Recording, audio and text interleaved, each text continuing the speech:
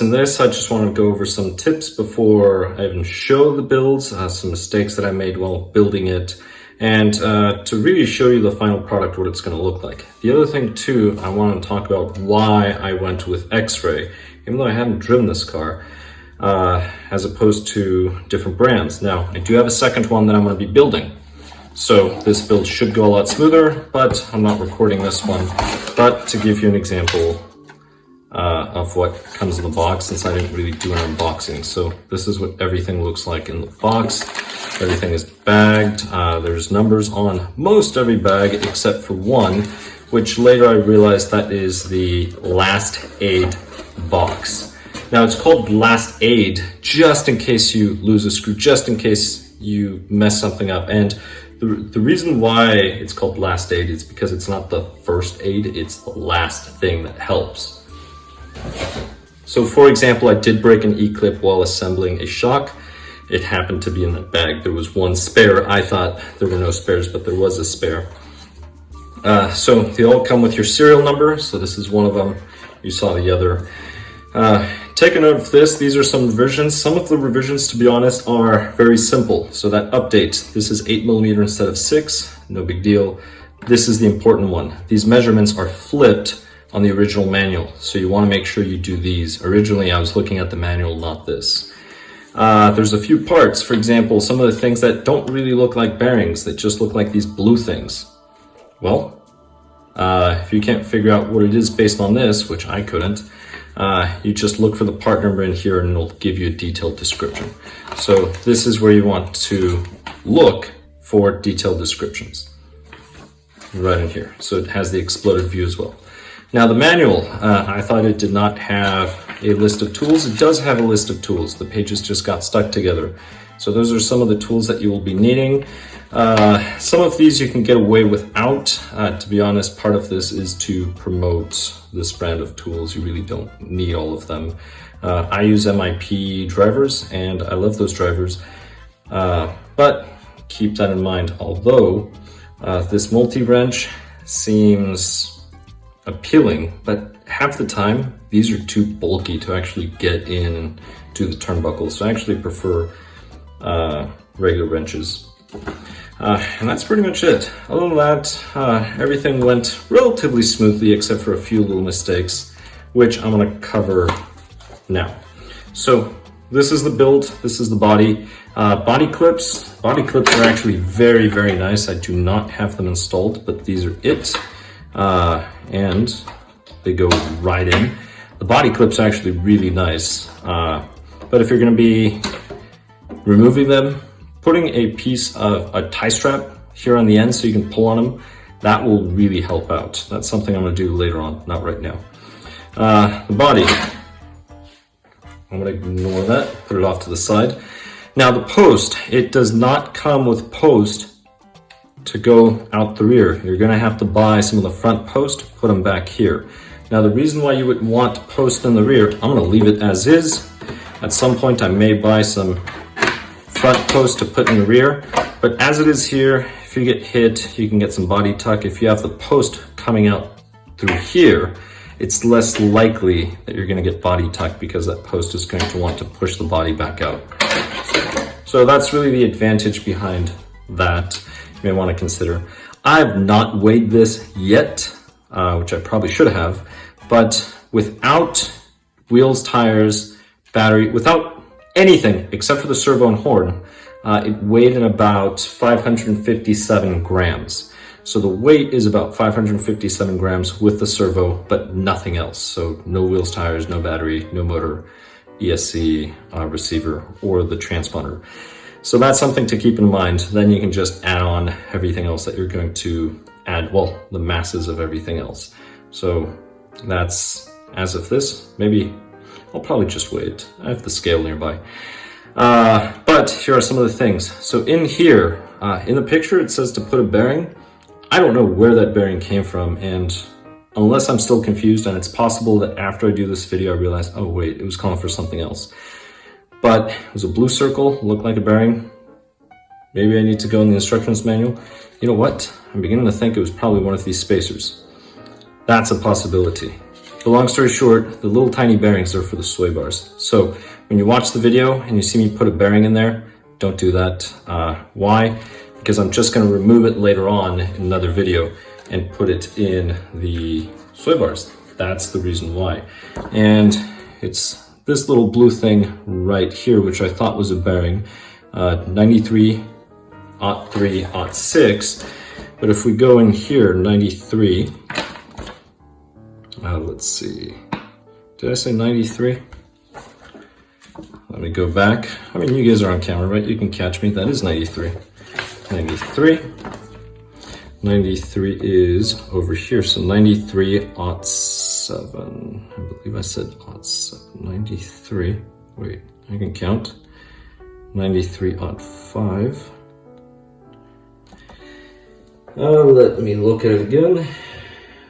That's 93/3. All right, 93/3. I don't know why I was thinking 03/6. Ball bearing, 3 6x2, steel sealed, oil. I don't know where that bearing is. There wasn't another bearing to use. So I just used the shim and just dropped it in there. So I'm not sure why there's a bearing. I couldn't find anything related to that. So it's just sitting like that. It's just a screw in there with a shim. This is probably to do with flex. But just keep that in mind. So I do end up removing that. The other thing too is don't forget to put the shims underneath here. And in the video, I do forget, I don't remember if it's in the rear, I forget to put them. So then I end up taking it apart and putting them back on. It doesn't take that long, but just keep that in mind when you're watching the videos. So really, those are really the only, say, big mistakes that I made. It was that, which I still can't figure out what is supposed to go there. And then just the shims in here. That way you don't take things apart and then put them back together. And that is really it. Other than that, everything is pretty straightforward. So now I'm going to talk about why I decided to go with Xray. And I'm doing two because this is 17.5, the other one's going to be VTA. Yes, this is probably overkill for VTA, but I just want to have two of the same platforms. I had a Yokomo BD10. Actually, I had two of them. Now, there is the BD11. They did change up the lower arms, but there isn't really that much difference between the BD10 and the BD11. So I didn't care for the BD11. And one of the things that I would break often would be the little C-hubs. So I wanted it to go away from those. The other thing too is the BD10 had just a link on top, and there was a lot of play versus this. This is just a much more solid car. Far more solid. Doesn't have all the play that the other one did. And to be honest, the BD11 isn't really that much different. So that's something for you to consider. If you like them, go for it. I mean, Yokomo, it has quality parts. I just didn't really like it. Now, I was originally looking at a Serpent. Now, the reason why I did not go with Serpent, even though Serpent is less expensive, is because parts availability. Just in my area, nobody really carries Serpent. So everything would have been online orders. Didn't really want to do that. Shop carries Xray parts and Mugen parts. Mugen actually has a lot better support than Xray. Xray has good support.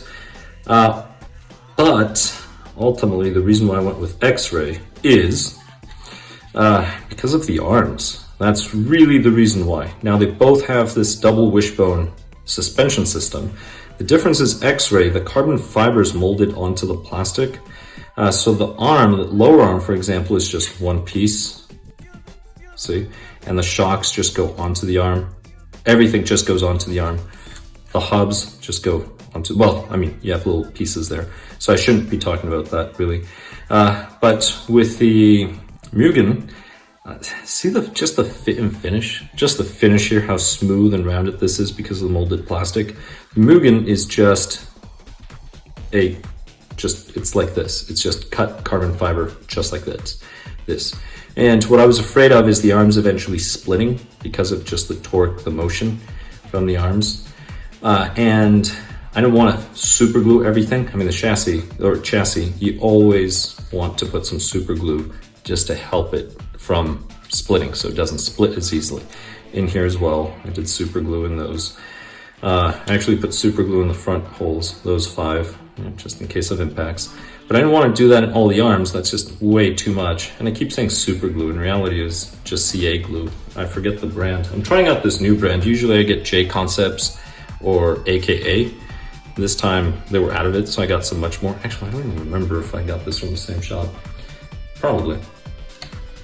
But the arms, it's just a much nicer finish, and to mount the shocks on the Mugen, you have to screw on these additional parts of aluminum, which means that hopefully I don't break anything, but if I were to crash and break something, that's another potential part that I could lose and then have to buy.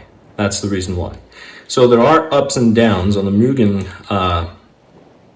There are less arm differences. So on this one, the lower arms, they're all different. So that is a downside to Xray. Now the top arms, these are the same, so they kind of cross, and these are the same. So really I just need a pair, and then I have a front and rear, and then I would just need the bottom arms. But hopefully I never break a rear arm. I've never broken a rear arm. If I've broken an arm, it's always been the front. But it's been a really long time since I've broken an arm. I can't really remember the last time I broke an arm, but I'm hoping I don't.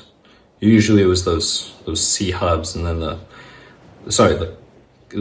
caster blocks, well, little C's, and then the hub. I destroy those constantly with the other car, because the C would break and then it would tear the other thing out. So we'll see, but I'm going to end up just buying a front end set of arms. But that's really ultimately why I ended up buying this one over the Mugen. It's just the arms, the finish on them. Let's see, the other thing too is the toe in the back. So I can adjust the height. In order to adjust the height, you just remove the screw and then you remove the spacers. So the spacers, you just need to carry a bunch of those spacers. Then you can replace them. 0.5, 1, 2, 3. And then you just set them there. Height moves. So you do it to the bottom, you do it to the top to move everything up or down. Now you do have droop screws in here too that you can adjust the droop. That's something I have to adjust on this car still. Versus, for example, the Yokomo, I had these little plates that would go in. If these screws accidentally get loose, as long as they don't fall out, your spacer will still be there. The Yokomo, if the screws came loose, those plates would just fly off because they would just slide in. So I managed to lose a few of those that way. You're supposed to check your car every single time, but once in a while something will happen. So that's something else to keep in mind. So that really sums it up. Oh, the other thing too is the toe for the rear. I do have to adjust it. This is way too much toe.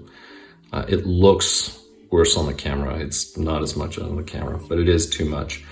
The other thing too is I wanted the links. That's the other reason why I was looking at the Serpent originally, and then these cars have it as well.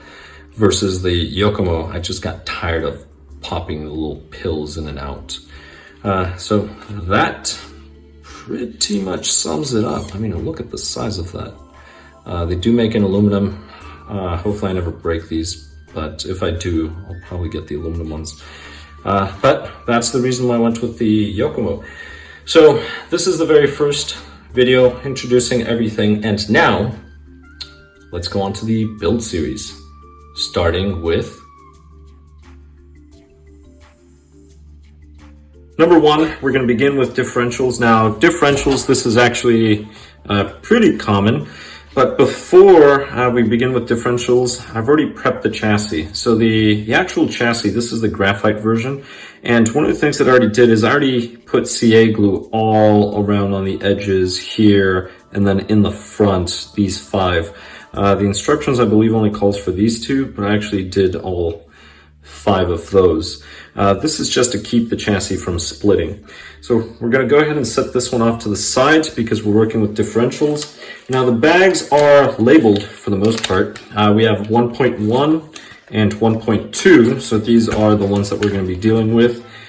This one looks like it's the front spool, and this one is the rear differential, which I find it interesting that this is the 0.2 because that's the one we built first, and this is the one we built second.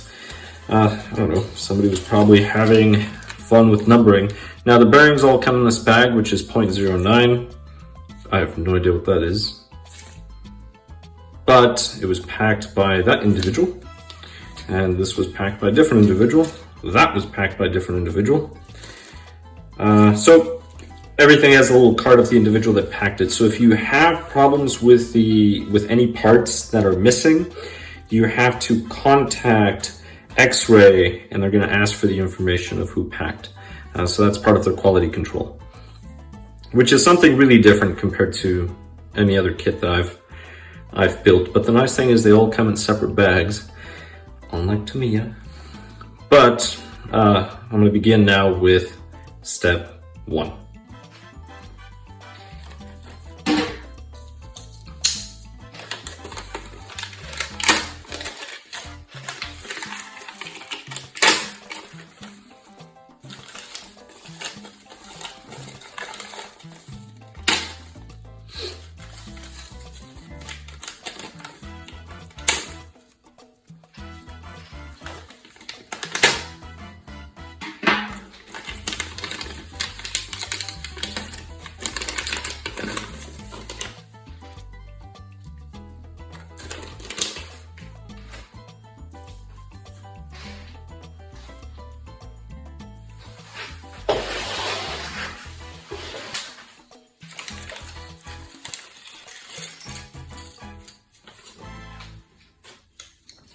Now some of these parts, these are all plastic.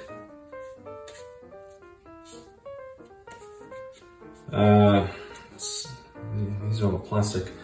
So I was actually debating between the Xray and the Mugen car. Now the Mugen, these are aluminum. They're actually very nice, or at least the model that I saw that was built.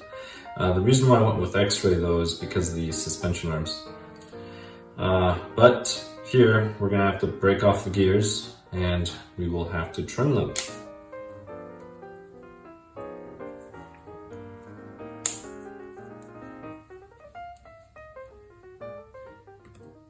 These actually, I'm not gonna have to trim them. These actually broke off quite nicely.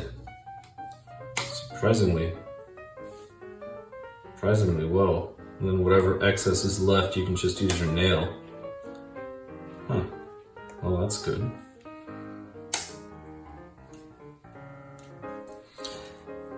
Let's see. So why plastic gears? That's a good question. Maybe they're less expensive, right? That makes the car more affordable. Yeah, right. This car, man, these things are over $700 compared to a generation ago, which were about $600.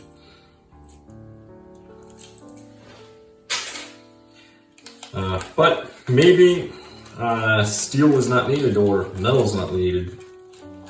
That's a possibility.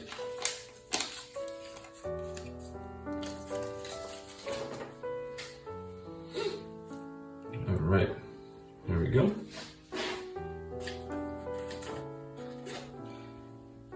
And let's see. All right, screws.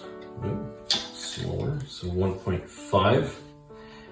Now one of the things about this manual, usually some other manuals will have pictures of the tools that you will need. I did not see this in this manual unless 2 pages got stuck together and I missed it, which is a possibility.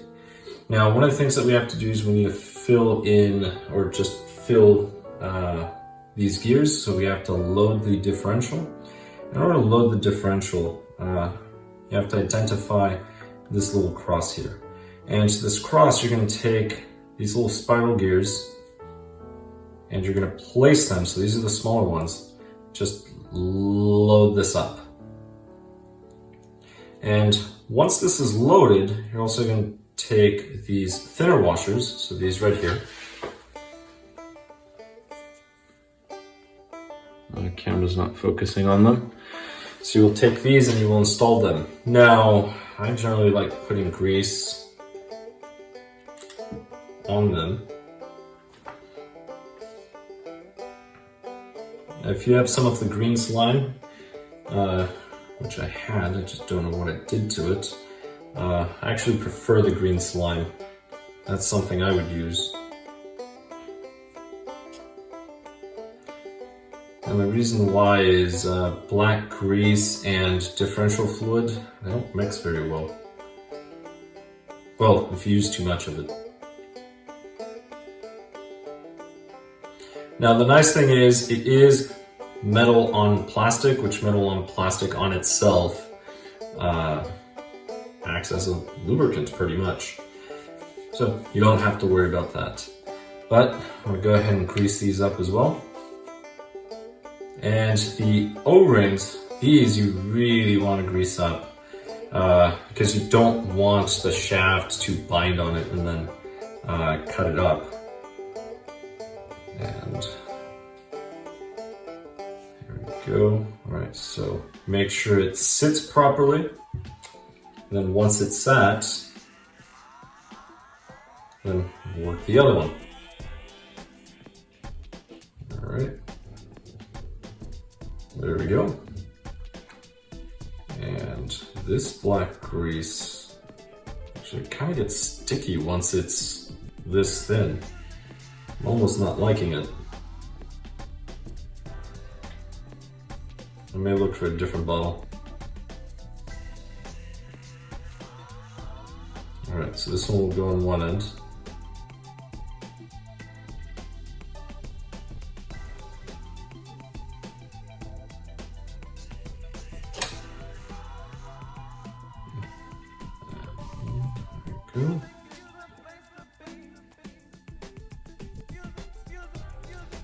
There we go.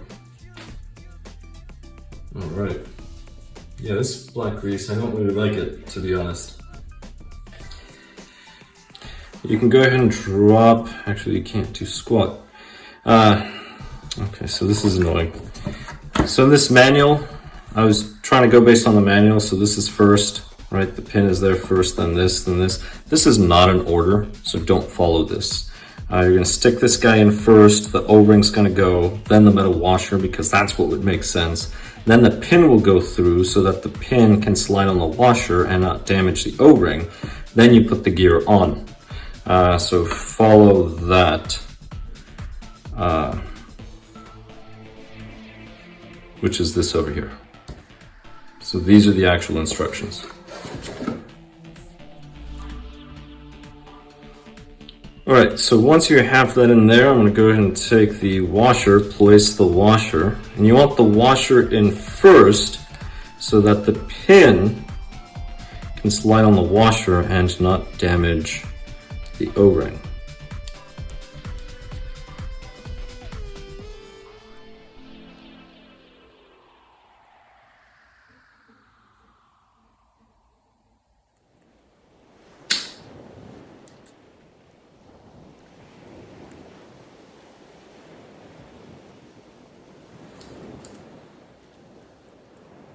Let's see.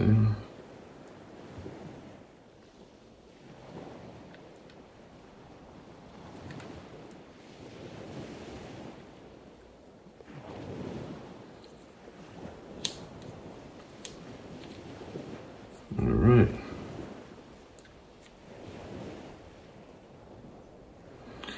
There we go.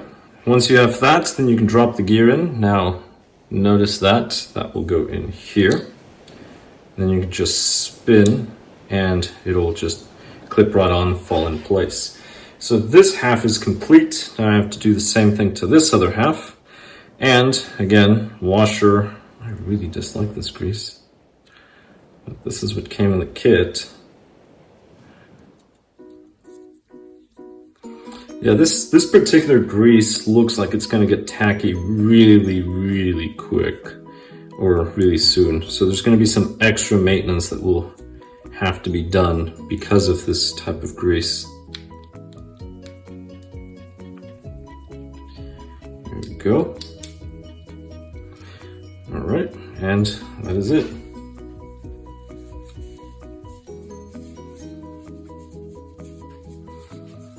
Perfect. All right. Now, at this point, I'm actually going to use some of this silicone oil instead.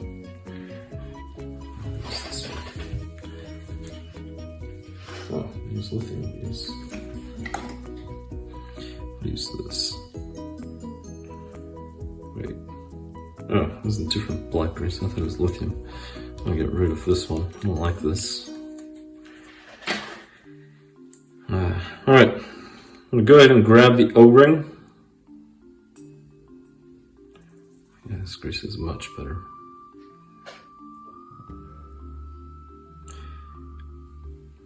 And I'm gonna go ahead and place the O-ring. So the O-ring goes right on this lip. And this is a point where you really want to be careful and make sure this is sat properly. And the reason why is if you accidentally pinch the O-ring, what's going to end up happening is it's not going to seal properly, so then you're going to develop a major leak. Now I can go ahead and take this and I can go ahead and load the differential. And these will all click in place, and that is it for the differential. So at this point we just need to use the differential fluid. Now for the differential fluid, out of the factory it calls for 5,000. So this is your 5,000. It comes with quite a bit actually.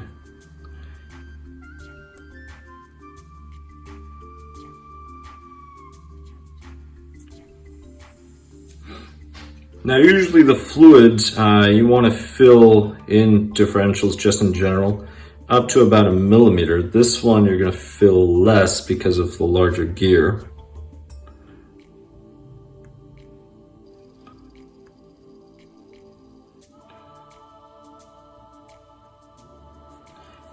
But that's about the level. Now there's also this other gasket. Now one of the things I did not do that I should have done was punch those holes.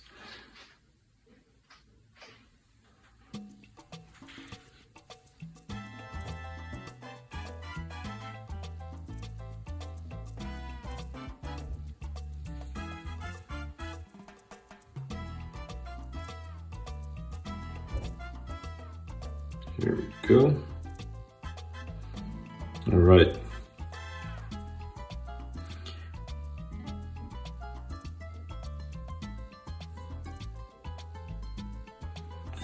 And I can go ahead and set the screws in.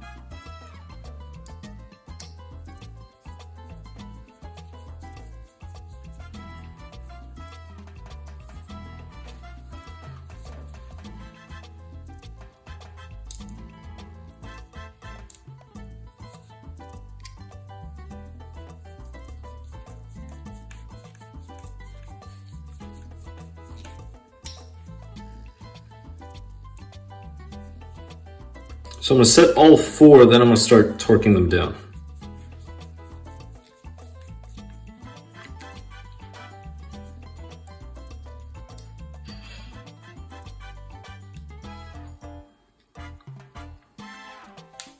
Now I really don't know why the use of plastic. I don't know if it's just lighter.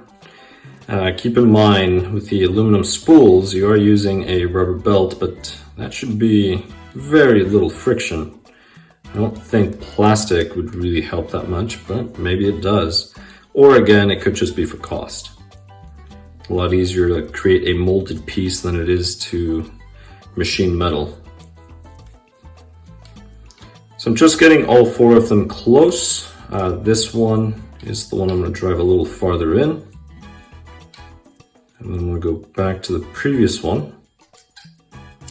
So I just went across. So I was here, went here, now I'm going here. Then I want to go across. So this one's going to go all the way in. Do not over tighten this. It's very important that you do not. So here, this went all the way in. Now I went back. That's all the way in. Now I'm going back here. This one's all the way in. And now the last one. Do not over tighten this, you can damage the entire thing and you're going to develop major leaks. This differential operates smoothly and freely. So I'm ready to go to the next one. So now it's the spool.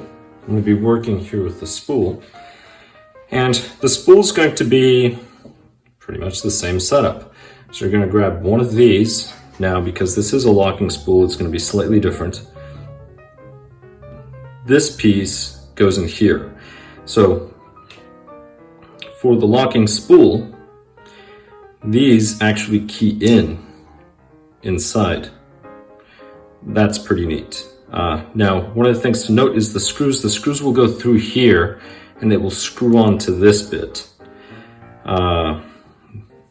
Then this is the ring that will go over here. The ring, I believe this just clips on, but we'll see. And that will go in there. Now, this has, see this little lip? I don't know if the camera's catching it. So this goes inside, this little recess in there. That recess is going to go up against this lip. And it just clips on. So make sure that everything clips on evenly. And now I can go ahead and put these through. These should be 2mm. And they are. Go ahead and drive this one through.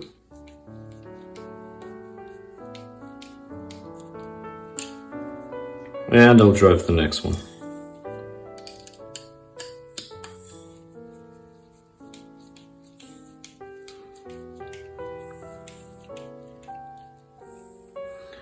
All right, and again, snug is all you need. Do not over tighten.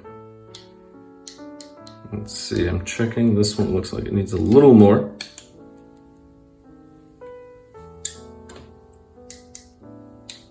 Maybe that's the way it works. There we go. All right, that's the spool.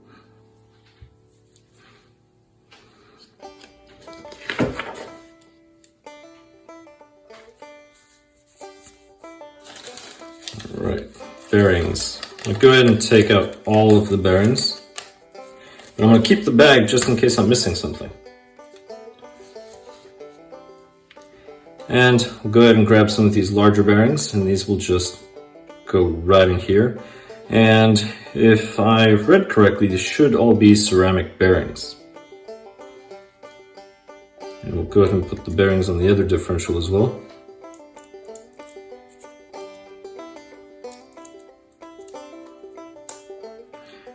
Right there. All right.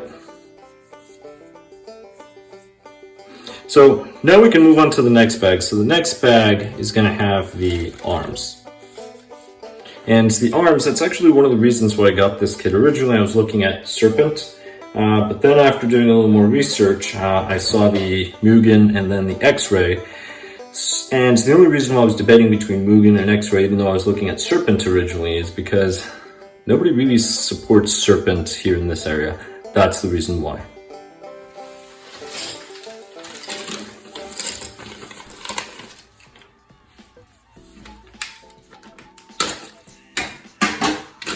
Alright, so I'm looking at bag 2. And again, everybody that packs it,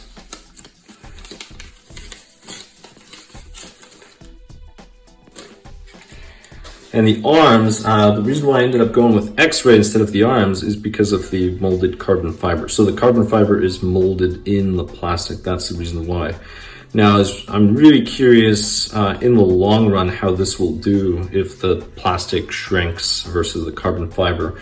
I really do not know, but that's the reason why I went with this instead of the Mugen. I just didn't want to super glue all the parts. Mugen just has the carbon fiber and then it has aluminum pieces that screw onto the carbon fiber to hold everything. I just didn't want to deal with all the extra pieces. That's the reason why. Now the arms are different. So these two, these go together and those go together, and they should be marked. So this one has an M.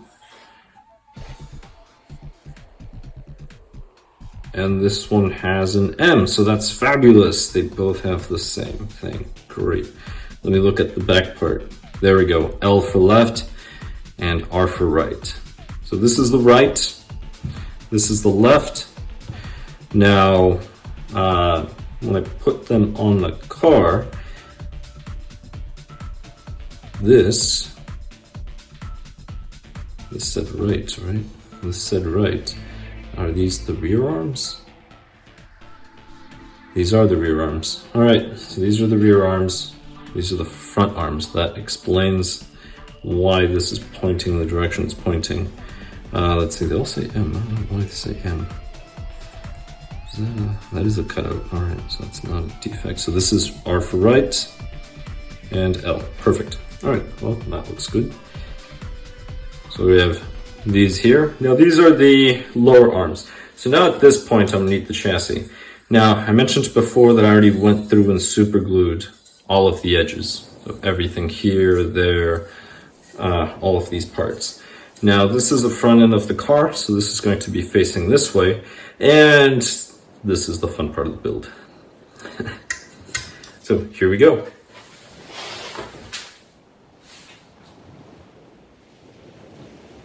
Right, so we're gonna need these little ball studs. Now, these ball studs are actually gonna go in here. That's what holds the arm, so it helps it pivot.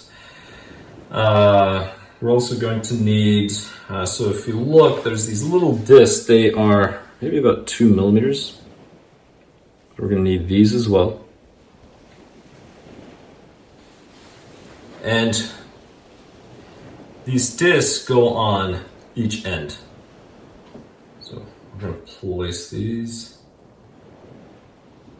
Right. So we'll deal just with that for now. And usually this page will give you all the parts that you need, and then the next page will actually have the instructions. Alright,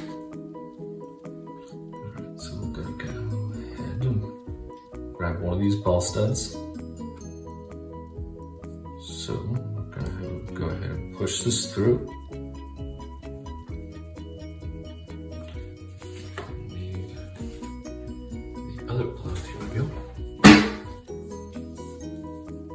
And when installing these, you want to install these as straight as possible.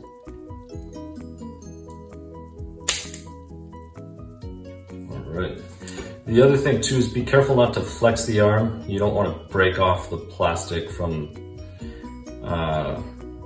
the carbon fiber because they are joined together.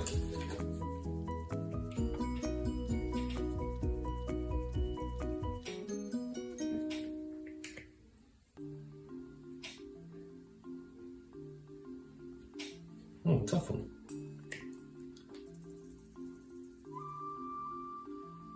Yeah, the rear ones are somewhat tough. There we go. I won't lie, that's a scary sound. It sounds like carbon fibers breaking. Alright, here's another ball stud, so let's go ahead and do this. So just make sure that you push these through the correct way, because taking them off, I would not want to take them off. So the carbon fiber goes up and this thing goes through the plastic up. So make sure that you do that.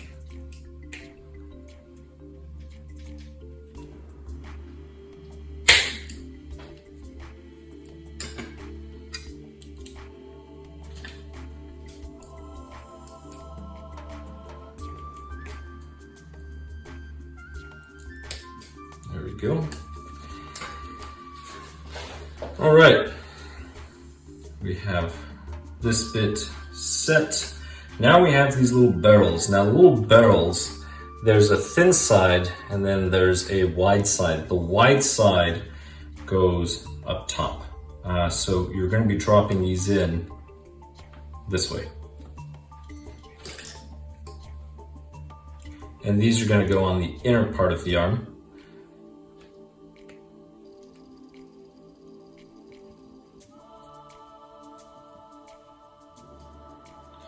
Now, they do sell pliers to install these to make it a lot easier to install. I just don't have them. So one of the things that I'm doing is, if you actually look at this, there's these two flat spots. So we have a flat spot here, flat spot here. So when I'm placing my pliers, I'm placing them on that flat spot. That way I can push through. So again, these little barrels, you drop from the top going down. So this would be the view from the plastic side.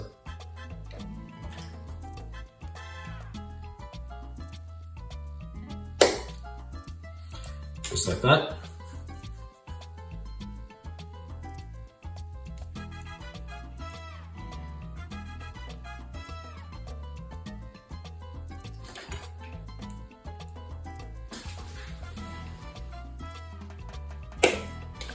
And just like that.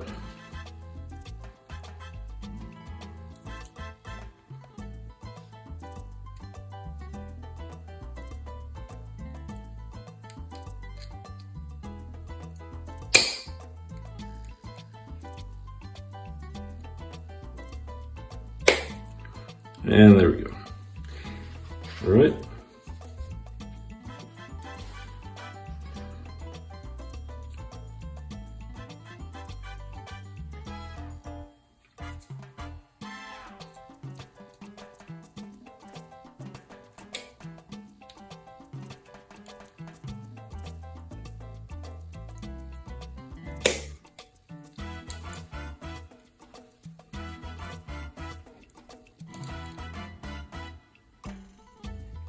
There we go.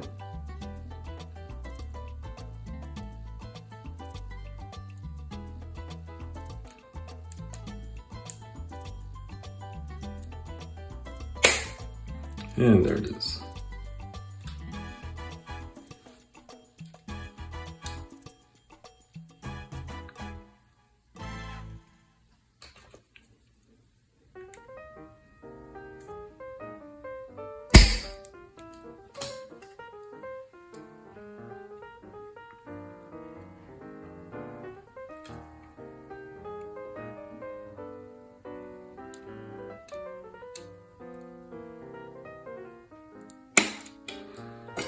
And here we go. So we have all 4 of them.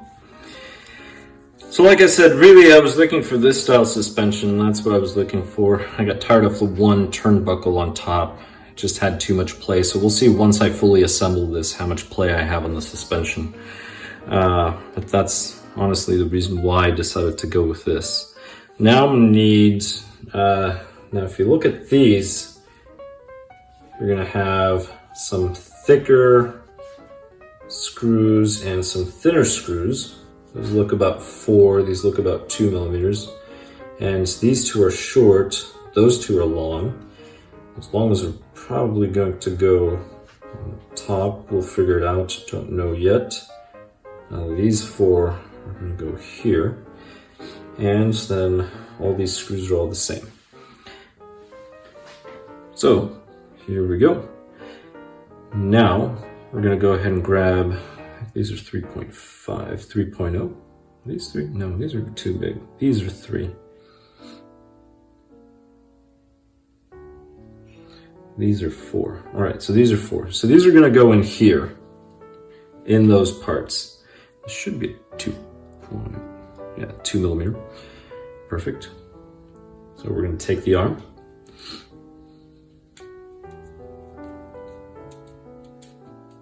And I'm trying to drive this as straight as possible. This actually goes in really smoothly. Really smoothly. All right, and you want it to be about 3 millimeters out. So I will be measuring to make sure I'm about 3 millimeters out.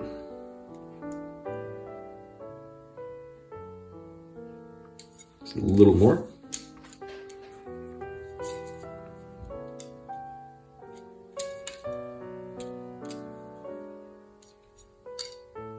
All right, so that's about right. And we're gonna have this other one right over here. Now, remember, there's a long one and a short one, so I'm gonna do those at the end. First, I'm gonna do these large ones, and then we'll worry about the other ones, which are the 3 millimeters.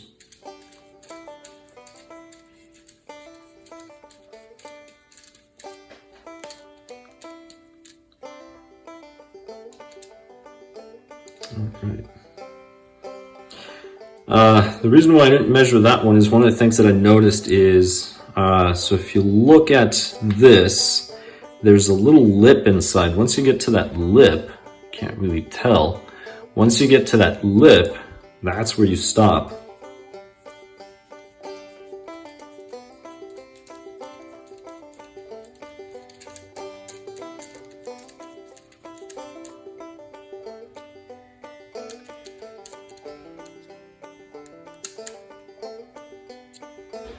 There we go.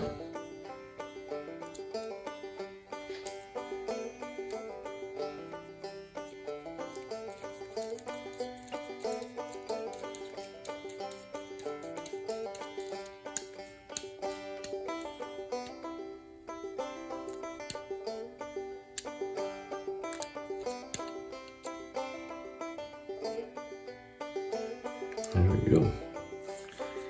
Oh, that was pretty smooth. That's been the smoothest part so far. All right, now we have these. This is a 3x10. That's a 3x8. So these are the longer ones. Those are the shorter ones.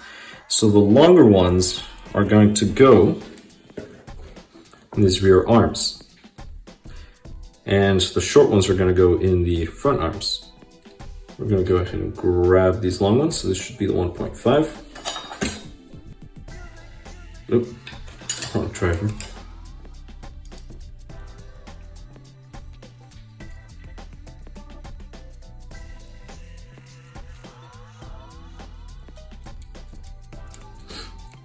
Now you want about 3 millimeters out as well.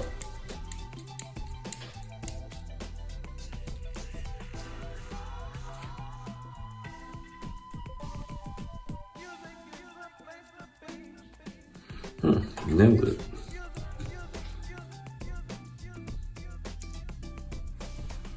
There we go. Next one.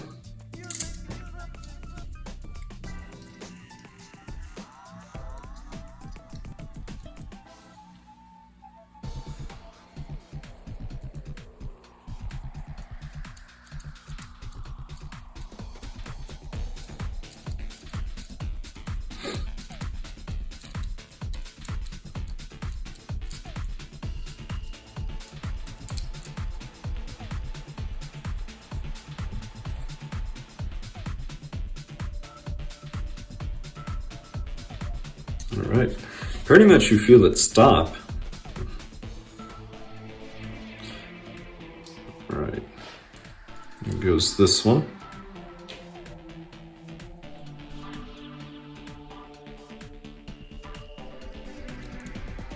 Actually, I just realized I made a mistake. This is the one that's 3 out. The other one should have been 5 out, so I have to pull the other ones out 2 millimeters.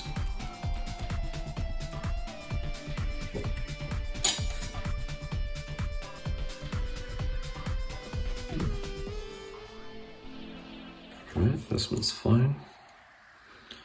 That one's complete.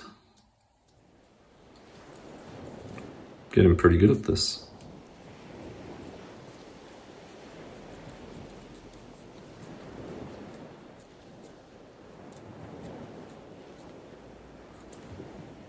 All right. Perfect. All right, so I just have to pull these out.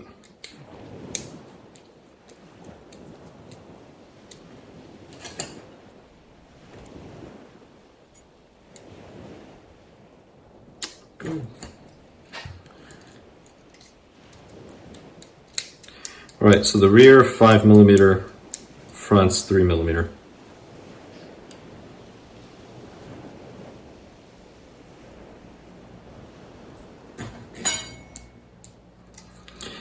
There it is. So now I can go ahead and mount these up to the chassis. Now, quick little note. There are some spacers that you can use, and that's going to adjust the height. We're not going to worry about those right now because in the instructions for the basic build, it doesn't have them. It just shows optional spacers. So that's something I'll deal with later to adjust height and a variety of other things. So at this point, I'm just going to do this. I am going to use some thread lock for these screws.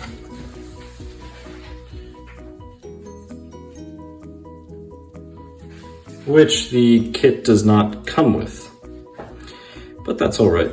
So these are the holes. We're going to go to these. Are those the holes? Let me just double check these. Actually, no, they're farther in. It's these holes right here. It's these holes that are farther in. So these two and those two. Good thing I double checked. All right, so the screw that just fell goes in here. So it'll go in that hole and apply the thread lock here. Actually, I should have dropped one of these in. And then once I do that, I can grab the arm. And just make sure that this faces forward.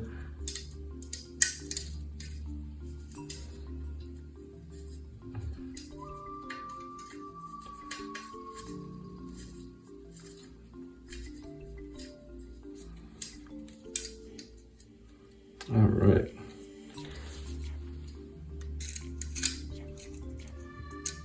That's a 3mm.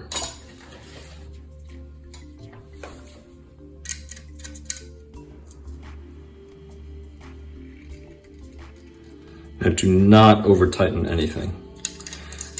Here we go. All right, so now I can grab one of the other screws.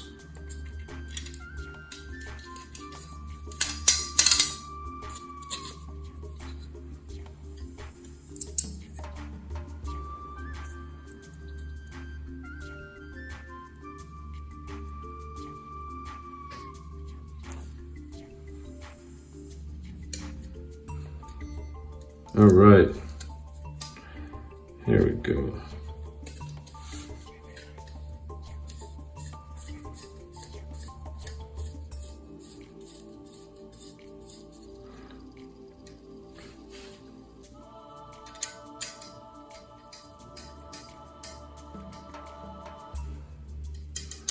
All right, this is actually something I like about the car, that it does have these little droop screws.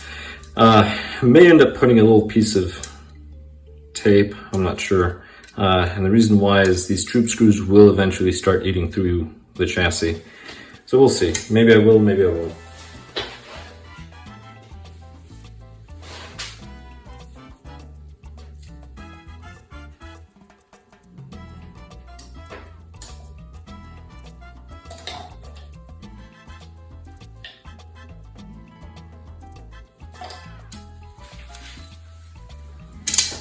That was a mistake. I don't know why I put the thread lock before putting the screw through. The reason why I like putting the screw through before the thread lock is the graphite will actually absorb some of the thread lock as you drive it through. That's the reason why.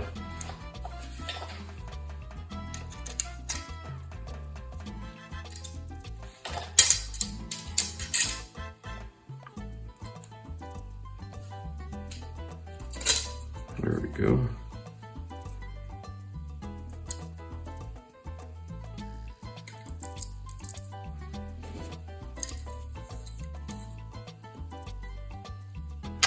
Oh, great. All right, put it in the wrong place. So let's fix the previous one. Once it didn't line up, I realized I did something wrong.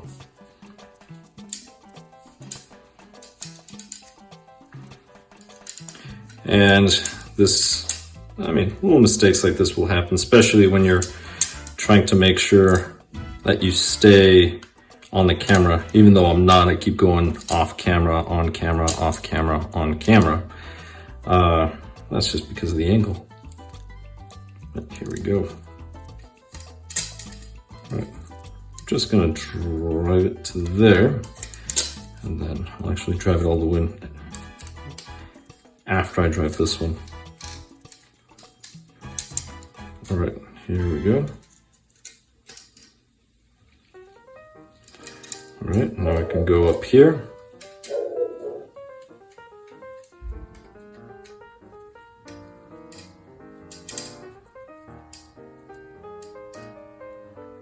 All right, and that's it. So those are the arms. So now we can do the rear arms. So the rear arms, exact same process. I'm going to grab a screw, these arms, oh, that's the wrong size. Grab a screw, I'm going to put it through the chassis, the holes, this one and this one. I mean, I can just grab that and see where they go. So let's see. Yes, it should be this one. Wait, hold on. Hold on to what? All right, let's see. Oh, it's this rear one. There we go. All right, so it's these two rear ones, and those just ahead of it. So again, 1, 2, and then 1, 2. Let's go ahead and put the screw through. I'll actually do this first.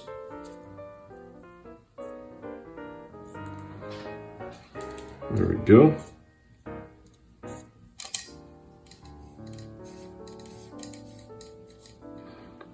I'll tighten them all at the end. Alright, so we'll do that. Put one of these on. Now I'll do the thread lock. Now, thread lock, I am using blue. Do not use red. Red is a mistake. That'll be on there almost permanently. It'll be a pain to get off. Sometimes you have to service these parts or replace them, unfortunately. Things can break.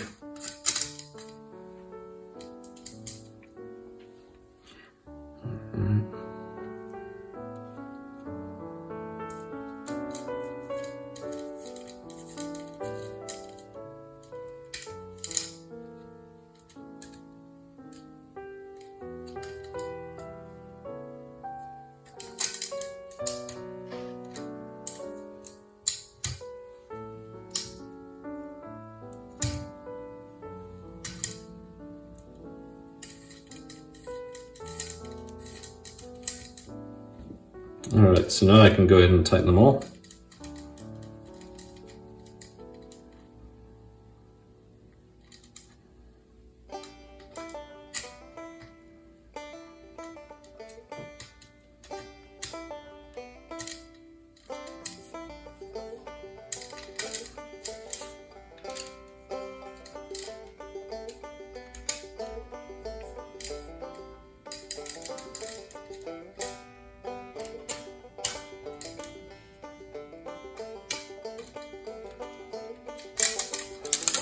And there we go.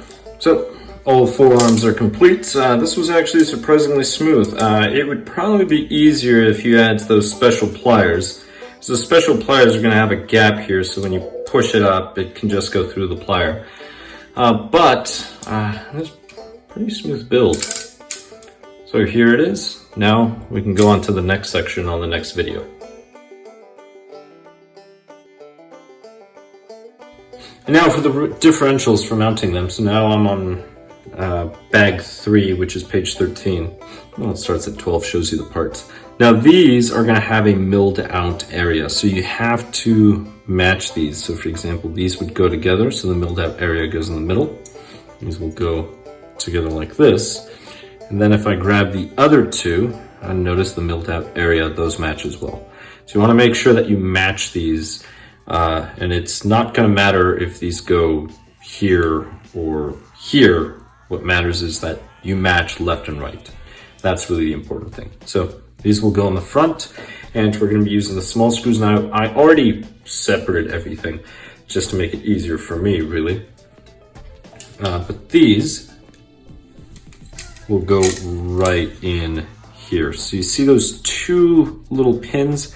Those are going to go into those tiny little pinholes. Right there.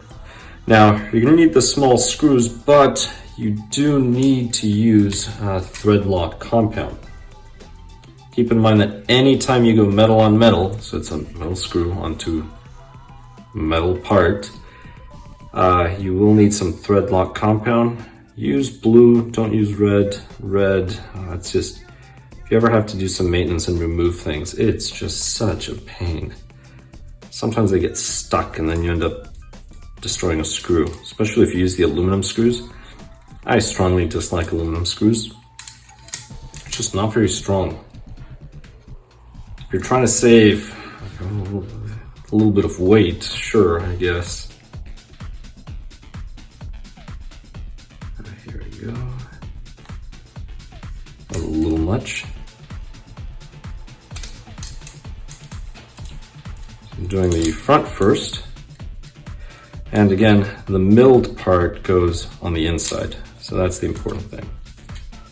And then I can just wipe off. All right, we'll grab the other one.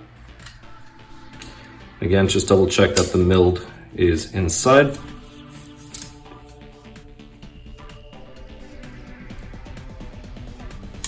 Didn't really think this one through. Do this. Alright, here we go. Just stick the screw in first.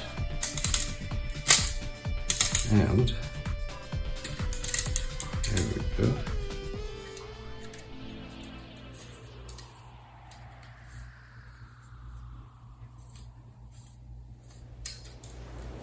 Alright.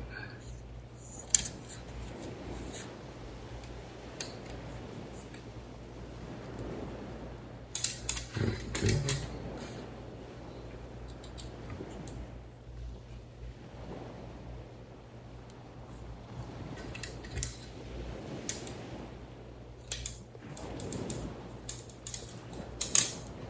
And again, snug is all you need. Do not over tighten these. So again, these are pointing toward the inside, and in the rear, they're going to be pointing toward the inside as well. So again, milled area, that goes in the center. You have those small little tiny holes where this key's in. I'm trying not to stick my head under, but here we go. So we'll just go right in here. And let's get the screw ready first. Oh, that's too much. Just put some on the next screw. All right, perfect. All right, so insert the screw.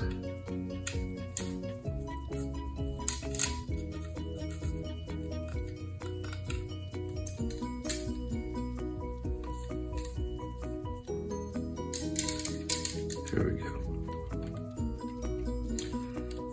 And I just need to get the other one ready, which already has the thread lock.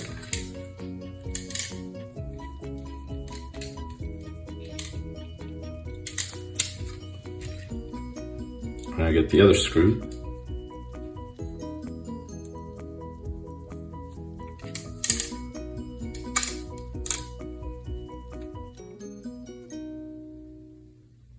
Let's see, here we go.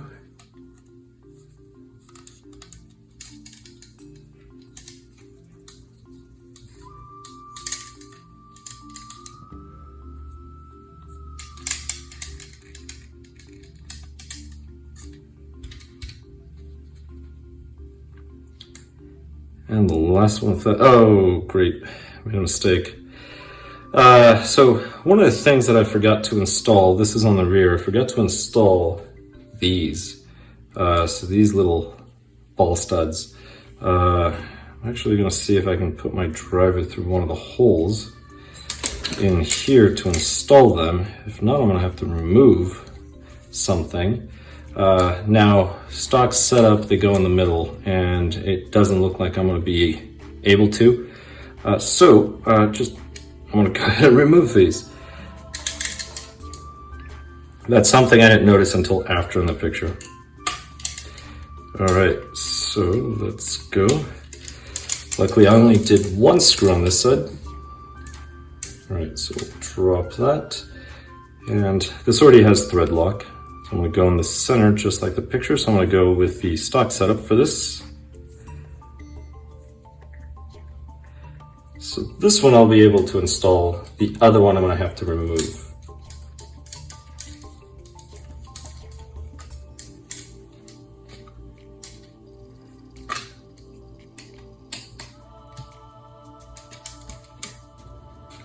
All right, now for the second screw. I just don't like using Allen wrenches. There's enough space for an Allen wrench. I just strongly dislike Allen wrenches for drivers. No, there's not enough space for an Allen wrench, not unless you cut it.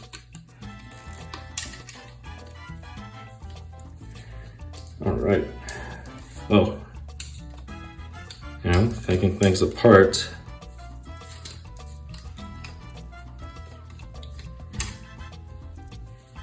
Here we go.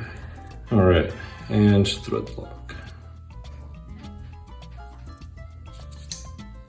All right, so this goes in from underneath. And again, snug is all you need. Do not torque on this all the way. You'll break it.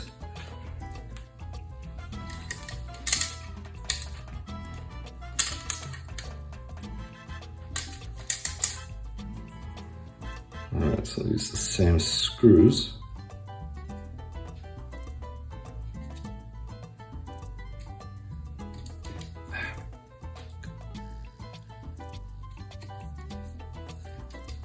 Alright, there we go. And now the next one.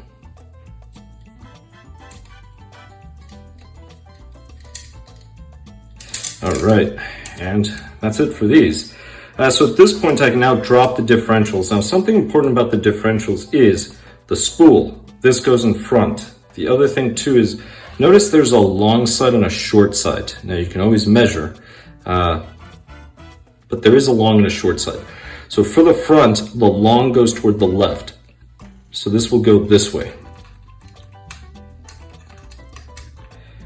Now on the rear, it's the opposite. So you have a long and a short. So the short is this side with the flat side, long is this side with the differential. So this is going to be reverse. Long, so this side is going to go to the right. And that will drop in there. Now they're not just going to drop in there, you're going to need these, and these are going to affect the height of the differential. So we're going to go ahead and put 2 of these in the front, 2 of them in the rear. Now, Xray does make some optional ones, so you can get some optional aluminum ones. I believe there's 2 colors, orange and black, like a gunmetal. So you can consider getting some of those. Now, these look like little hats. The little rim, that goes toward the bearing. So these are just gonna go right on the bearing. Those little notches, these are the things that are going to click and give you that little click sound so that you know they are correct. And when you place them, try to initially place them on the same spot. So this will change the height. So the higher this is, for example, let's just say it goes in there, right in here, right? You would just line them both up. Oh, let's go ahead and change this. And then you would just drop the differential in, and that is all. So then the top part would just brace the differential on, and this would be it. Now you can lower the right height, you can increase the right height. So this would be higher, this would be lower. Right now this is a medium setting, but I'm actually going to try to see what the stock setting is so I can use the stock setting. Let's see. I am not seeing it, maybe it's on the next one. And it is not. All right, well, no clue. So, I'll figure it out. Maybe I'll go mid-height for now. So one of the things that's going to happen is the following. It's going to depend on the height of the arms as well. So if this differential is really low and your arms, so let's just say your arms are like this, or your shafts, sorry, I keep saying arms. Let's just say your shafts are like this. As soon as it accelerates, it's going to want to push the arms down because these want to straighten out. Right, so push the arms down. If it's perfectly straight, it's neutral, well, until it accelerates. If the shafts are angled down this way, as soon as it accelerates, it's going to want to bring them up because it always wants to straighten them up. So for example, the rear, let's just say the rear, you start in this position, so really low. So that would be your rear end sort of sagging. Then as soon as you accelerate, it's going to want to push your rear end up. That's something to keep in mind. Now this is 4-wheel drive, so the front, you're going to have something similar as well. Now, don't forget to install the belt. So you're also going to need one of these belts. And again, long goes to the left, short goes to the right. So actually, let's see. Not sure what height to start with, to be honest. I'll probably start here. That's about midway. So I'm just going to place it in the far back one. I need to do the same thing for this other one. Alright, let's try it again.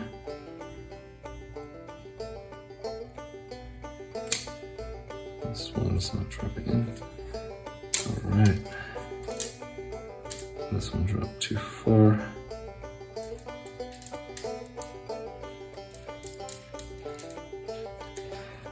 All right. There we go. All right, so they're both in the same spot. I'll worry about it later once I actually set the car down on a setup board. Then I'll actually worry about the height. But that's the front, and the rear, well, you do the same thing. So we'll go ahead and press these on, and they should slide in easily. That is it. Let's see. Grab the belt. And now, again, short. So this is a short flat side. That's gonna go to the left in the rear. So just think about it this way. It's the opposite front and right. Why? Because your belts are gonna be like this. That's the reason why. All right, so I'll pick this up and let's see how I wanna set this in. I think I'll do the same thing. I'll just set it toward the front. So that will go toward the front and this will go. So I'm just putting those little tabs facing forward on the top one. There we go, perfect. So I'll just leave it like this. That looks pretty neutral for now. And by neutral, I mean midway. And there we go. All right, now the belts are just going to sit there for now. We don't have the center portion. But now we're going to complete the bracing on top. So for the bracing, we should have, here we go, there's the fourth one. So 1, 2, 3, 4. So we have these 4. And for these, it looks like we're gonna need these little bits here. Now, they do have 2 dots. All of them have those 2 little, well, more like dimples. Camera's not picking them up. But they all look the same. Those are going to fall in these slots. So you can put them forward or back, it looks like. Now, this is the manual, so right here. So that's for the caster, depending on how you set this up.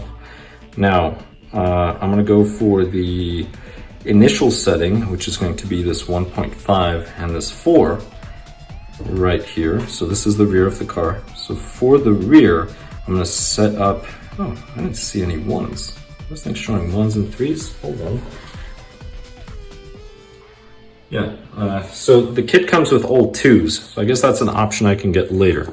That's probably why it says initial setup. So I will go with this 1.5 in the front 4. Really? That's quite a bit. I guess I'll go with the 4 for now. So I'm going with stock. All right. So these dots are going to be facing forward when I installed them in the rear. So we're going to grab 2 of these. Now when they drop in, these little ears, these are going to be pointing towards the center. So you need to match them up. So this is a pair. Notice that would not work. So this goes over here. And again, everything faces the center. So they're going to drop in just like this. I'll grab these. And let's see, so they're gonna face each other. So there's 2 little dots there. Those are gonna go inside, and then these are gonna go inside. So they're gonna be facing each other, just like this. So the 2 dots are on the inside, 2 dots are on the inside. That's the way these are going to work. Now, to hold them in, you're gonna need some screws. So screws are gonna be holding these in, and it should be the shorter screws. Let me just double check and make sure. I can't really see the length right here. So those screws are the ones that hold them in. All right, do I have a length? Let me figure out what the length is on these. And one way to do it is to just count them up. Well, I don't have enough of these short ones, so it's going to be the long ones. Has to be, that seems a little too long then. 1, 2, 3, 4. Yeah, I have 5 of the short ones. Yep, it's the long ones. Those things really stick out. All right. So again, you're going into metal, and because you're going into metal, you want to use some thread lock compound. So right now we're working with the rear. And they go from underneath. So these are going to be holding those little pills in. Again, do not over tighten. So that's one.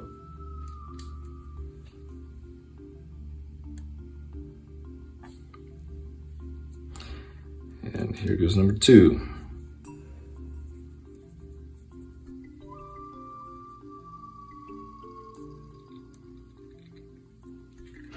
All right, so that's going to be the first one, and this would sit right here, right there. So I'm going to go ahead and just put those in. And again, metal on metal, thread lock.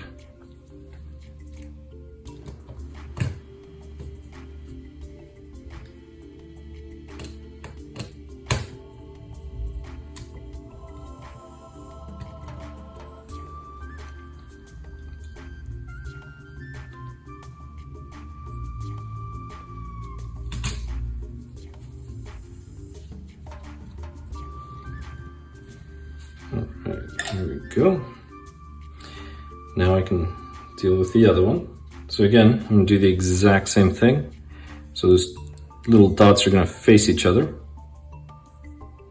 And there we go, just like that. Now I just need the screws with the thread lock.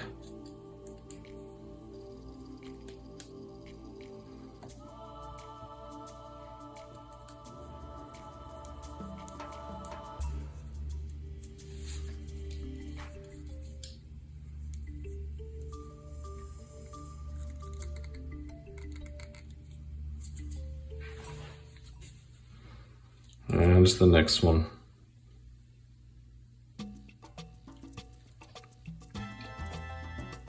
There we go.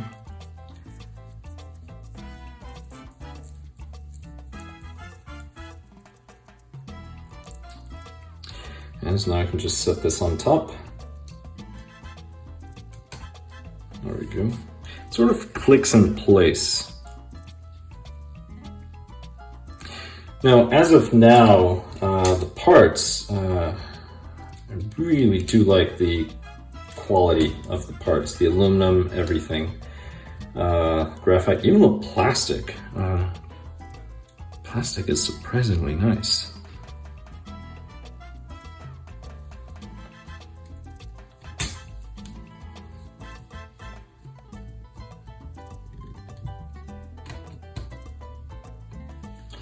There it is. All right, there's one. Now I can do the front, and it's going to be the same story. Now, just to save time, I'm actually going to pour a drop on all of these screws.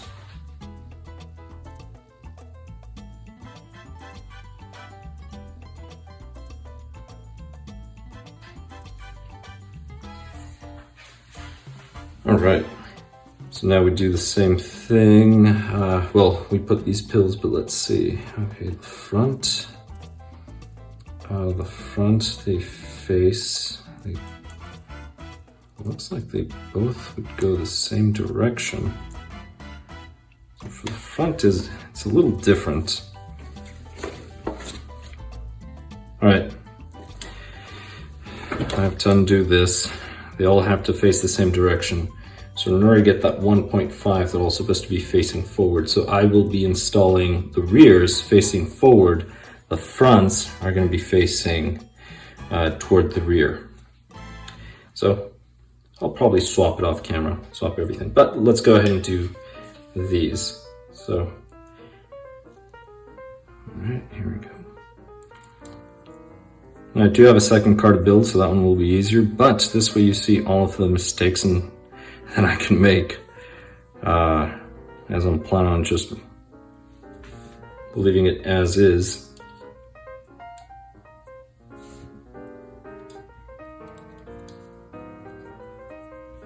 There we go. All right, so this will be perfect.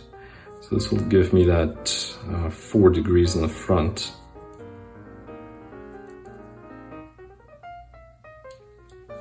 All right.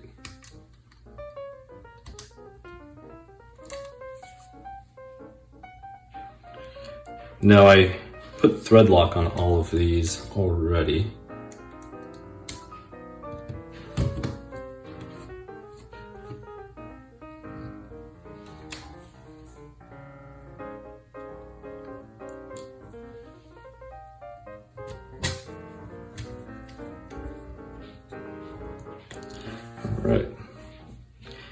So now I have to do the same thing for these, and again, they're all going to be facing toward the rear.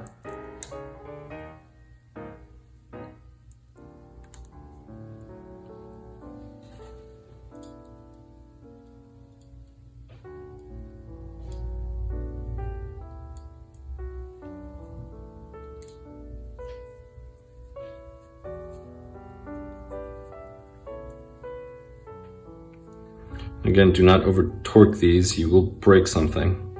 The word, well, I mean, breaking it is pretty bad, but something that's also very bad is you could just destroy the threads. And it does not come with any spares.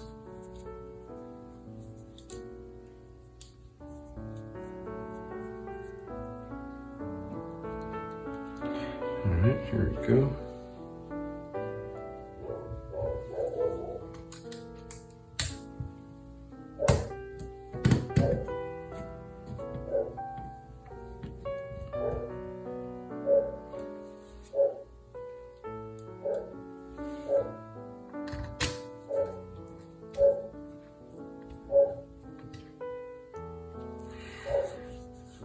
Alright.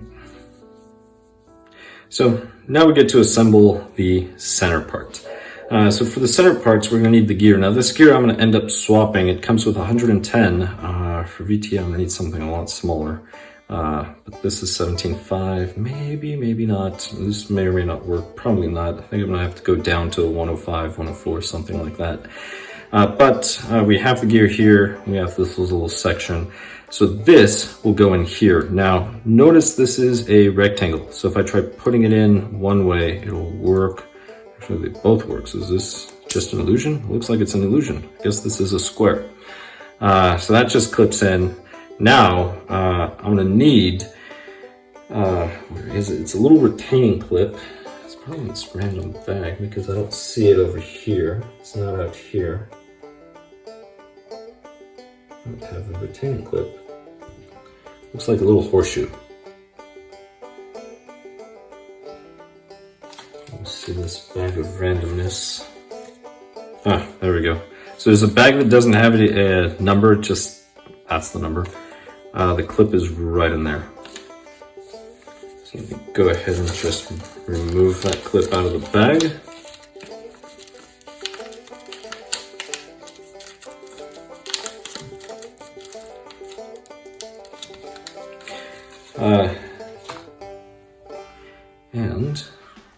Alright, so there's an O-ring. This isn't it. Oh, that's not it. That's not an O-ring. What is that? It does look like an O-ring.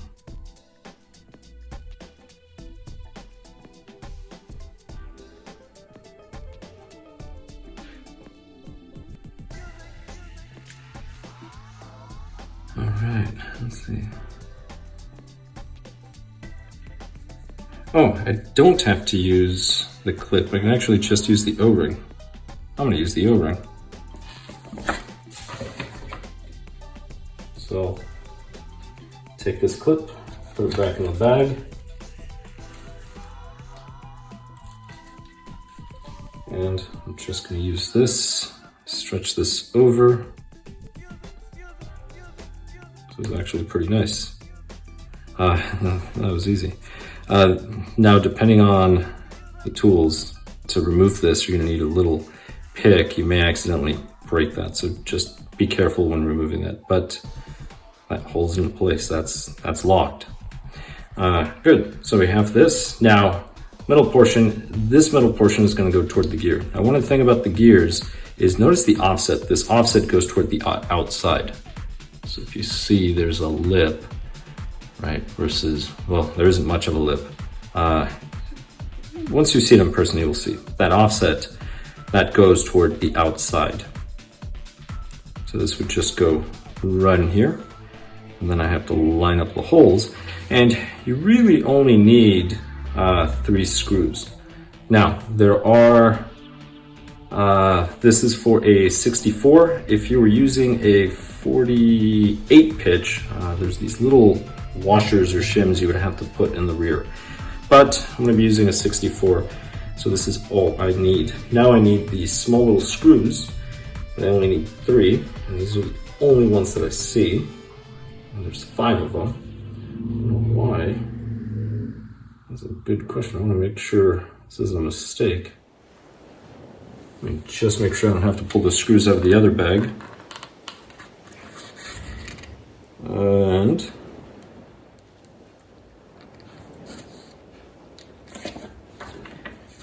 let's see. All right, those would be the long ones. Those are long. I believe I will be using those. It looks like I'm going to have some extra screws. 1, 2. No, I'm not going to have extras. That's 1, 2.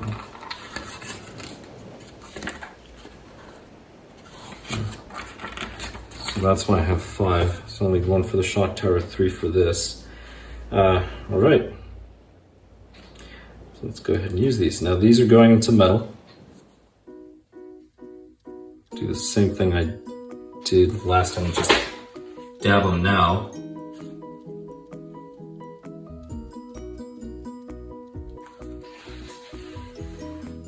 All right. So it'll be 3, and make sure to offset them. So you're gonna skip 1. So place 1 in 1 hole, skip a hole, don't start skipping, you may drop a screw.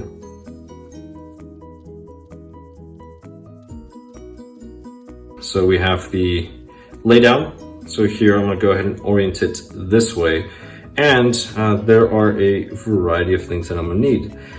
So I'm gonna need some of the bushings, and I'm gonna need one of these. So this, if you see, there's a little, looks like a little meniscus, a little concave little section, and I'm gonna need one of these long screws. So this is gonna go through here first. Then I'm gonna need a 4mm spacer. So that, this is a 4mm spacer, so that's gonna go in here. And now I'm gonna need a part that I do not see in this bag. I'm gonna go ahead and skip that section. I'm not sure if it's supposed to be blue or if it just looks blue because of this. Where on earth? Yeah, these were all the parts that were in this bag.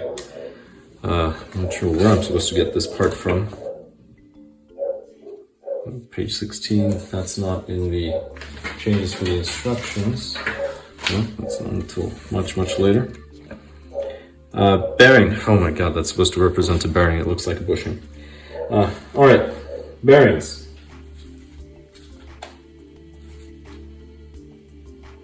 Let's see, which bearings do we have? That's a bearing. All right, so you're looking at these short little fat bearings. Those are the ones. They do not have a blue dust cover. So those are the bearings that you need. Now, according to the instructions, you are going to need oil. So make sure that you use some oil on these. I'm going to put some on. So I'll go ahead and do this over here.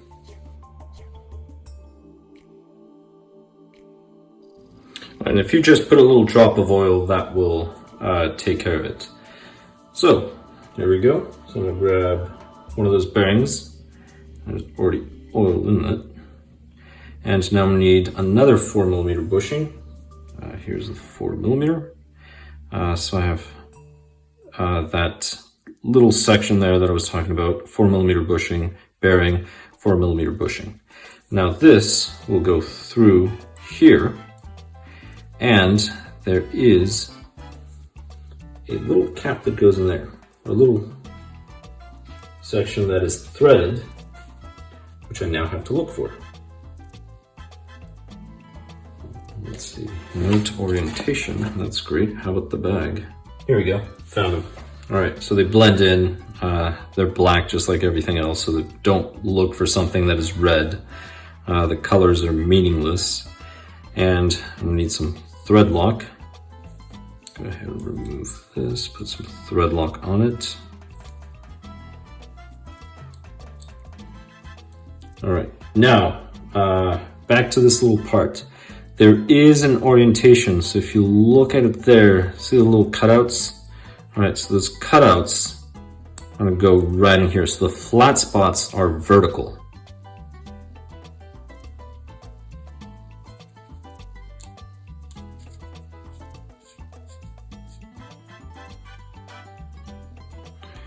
Now this is going to adjust the height, so you can adjust the height of the belt. Right now I'll tighten it lightly. And later I'll be adjusting that height. So this is the tensioner. Now we need to do the other one. Now for the other one, you're going to grab that little cup again. But this time the spacer, we're going to use that 7mm, which is that long one. Then we're going to throw the bearing on there. There's the bearing, make sure it's oiled. And now we're going to use the 1mm, which is the smallest out of the group. So you're going to have these look like 3mm spacers. You're going to have those left over. So use some thread lock compound. And again, we're going to use this. And we're going to go ahead and place this inside. Again, the orientation, those cuts on there, they're vertical. So they should mount vertically.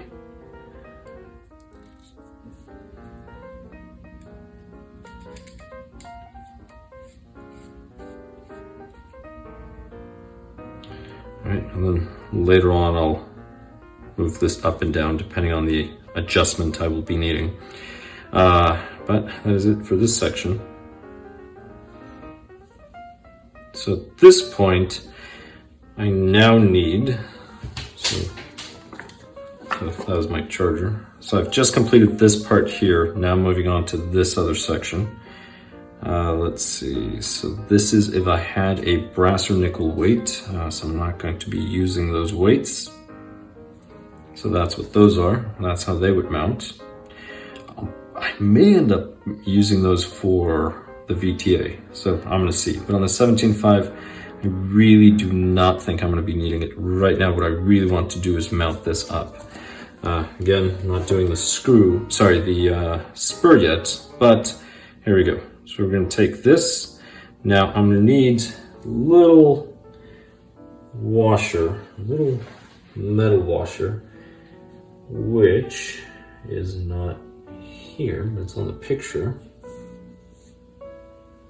Let's see, last aid. I don't see one in here.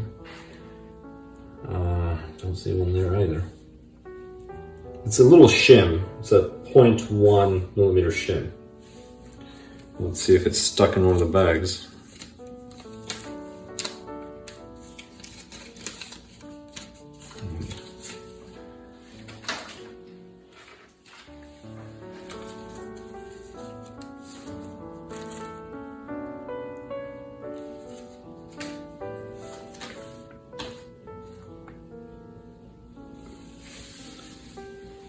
There it is. Couldn't see it. See, it's funny because I use this towel so that I can see all the screws because the mat is black, but then if I get a little tiny silver thing, I can't find it. So there it is. That just slides right in there. And then once this slides in, this will slide in. Now, again, there is an orientation to this. This aluminum part goes facing away from the mount. And I need the bearings. So let's go ahead and get the bearings. Alright, so there's one. And it's those bearings that needed the machining oil. So there's the other one. Alright. I'm gonna look at the manual and see if that was the previous step. I probably just missed it. Wait, when does it tell you to install the bearings? I mean, I've installed them. Oh, okay. I see the bearings right here. Oh, there we go. Right there, again. So if it's blue, it's a bearing. So it does tell you to install the bearing. I'm just criticizing the manual at this point. Alright, so this is here. Bearings are installed. This is smooth. So now I need a 5mm screw. That's what this is. So that's one of those 5mm that I was wondering where I would use them.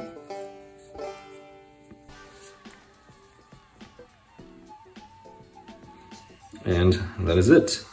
So now I can go ahead and mount this. Now, the amount of screws, so notice there's a total of 4 holes.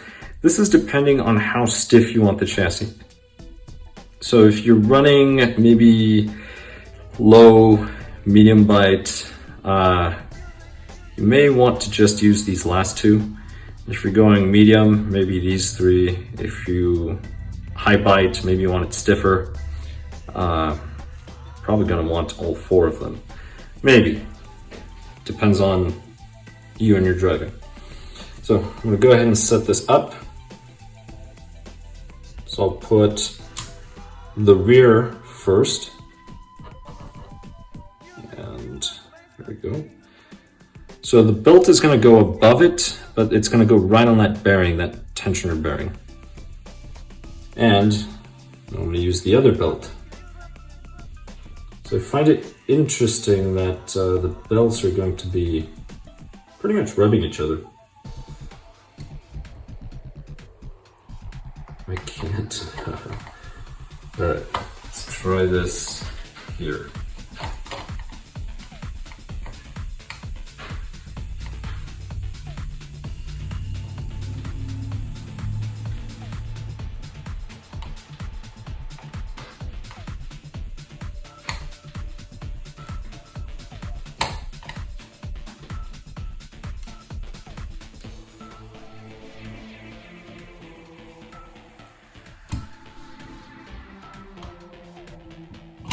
All right, there we go. There they are. Yep, I can already see I'm gonna have to loosen these a little, but that's all right. So the motor mount is in place. I'll actually go ahead and play with these. All right, so let's go ahead and just do the screws. All right.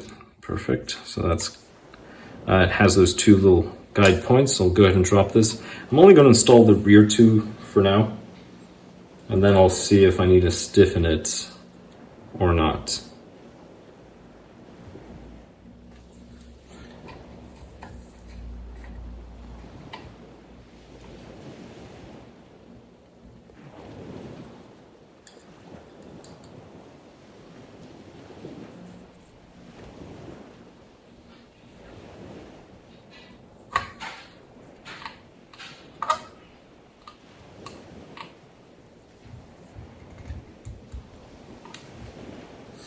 All right, do not over tighten again. I keep emphasizing that.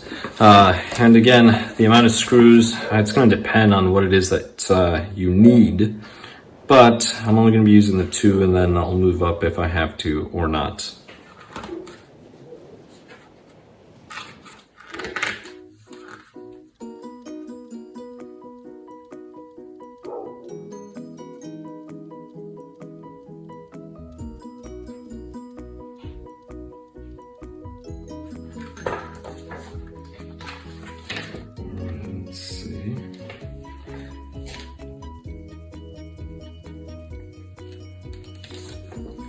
Alright, so now I'm looking at page 18.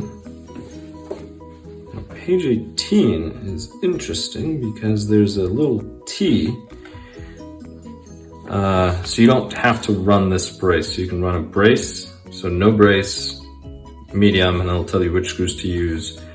So soft, medium, medium, and then stiff. If you want to run it stiff, then you would put all of those. But I'm going to skip this section because I believe that's an optional part. It is an optional part. So we are down here for the shock tower. So shock tower, I'm going to use those 5mm screws. 5mm length, that's what it looks like. I don't know why this manual just doesn't give you the measurements of the screws. That would have been so much easier. No clue. Well, I'm going to continue on. So we're looking at the rear of the car. That's the front. This is the rear. So if we take the rear, this right here says Xray. This is going to be mounted, let's see, based on the cuts. Well, Xray has to show, of course. That will go right in here. So I'm going to go ahead and drop one of these, which these already have thread lock.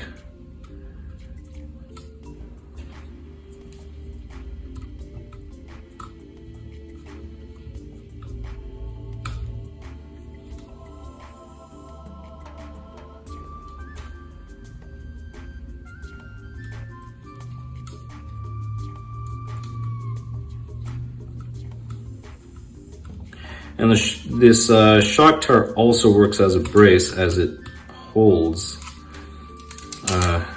these differential mounts. So that's that. All right, so we are set. So now at this point, we have this other brace down here. Now this brace, there is a direction to the brace. And if we look at the front of the car, so this is the front, this brace is gonna go down just in front of the arms. There is an angle that is cut. There we go. This should go forward. Think about it this way, the differential is round, so it should clear right through there. So this will go right in here. And if you were placing a belt, you would have to remove this brace. That's just a little note, something to think of. Let's see if I can hold it this way. Push it just to line it up. I think I can line up one. All right, now these, I did not put thread lock compound, so I'm gonna go ahead and do that real quick. Just gonna do it to the two that I'll be using for this little section.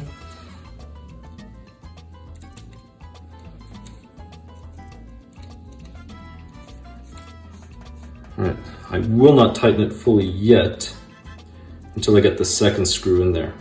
Just makes it easier to line up if I have to line up. Then the second screw I will tighten all the way. And now I can go back. And that's it. All right. So I have that section. Now I have another brace. This is a carbon fiber brace. Let's see, this one goes all the way at the end. We're not going to worry about that one yet.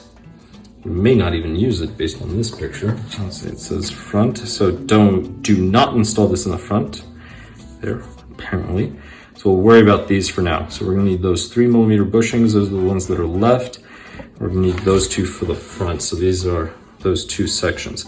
Now this faces the rear. So that means that I'm gonna face it this way. That's the front, this is the rear. And this section goes right here. You have those holes right behind the arm. That's where this is going to drop in. And I need 4 more screws, so I should have just, now I'm being stubborn. All right, let's go ahead and get 4 screws ready.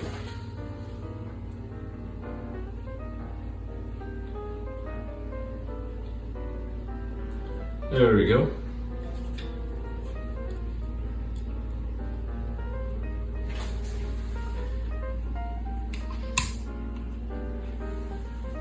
All right.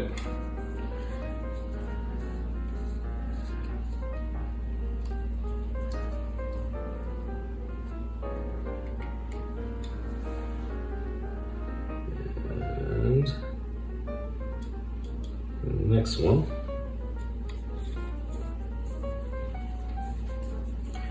Right in here.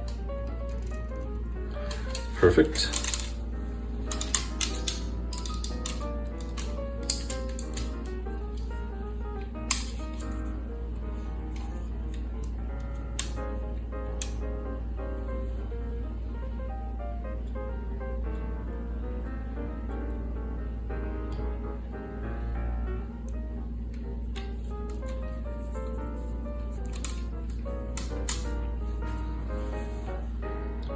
right.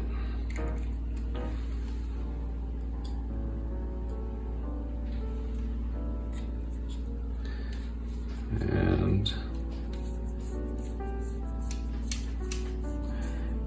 here we go. All right. Wipe the excess off for the thread lock. Everything looks smooth. All right. Just checking, making sure none of the screw heads are poking out. That shouldn't be. And now I can go ahead and put the spacer. I should have actually put the spacer there before, but you're gonna have these two screws over here. I'm gonna go ahead and just put the thread lock compound on them now. It'll make it easier.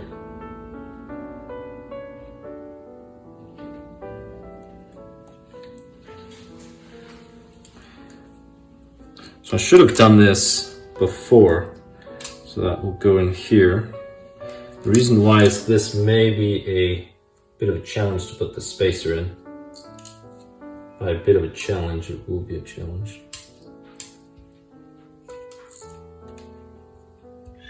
Let's see. Oh, interesting.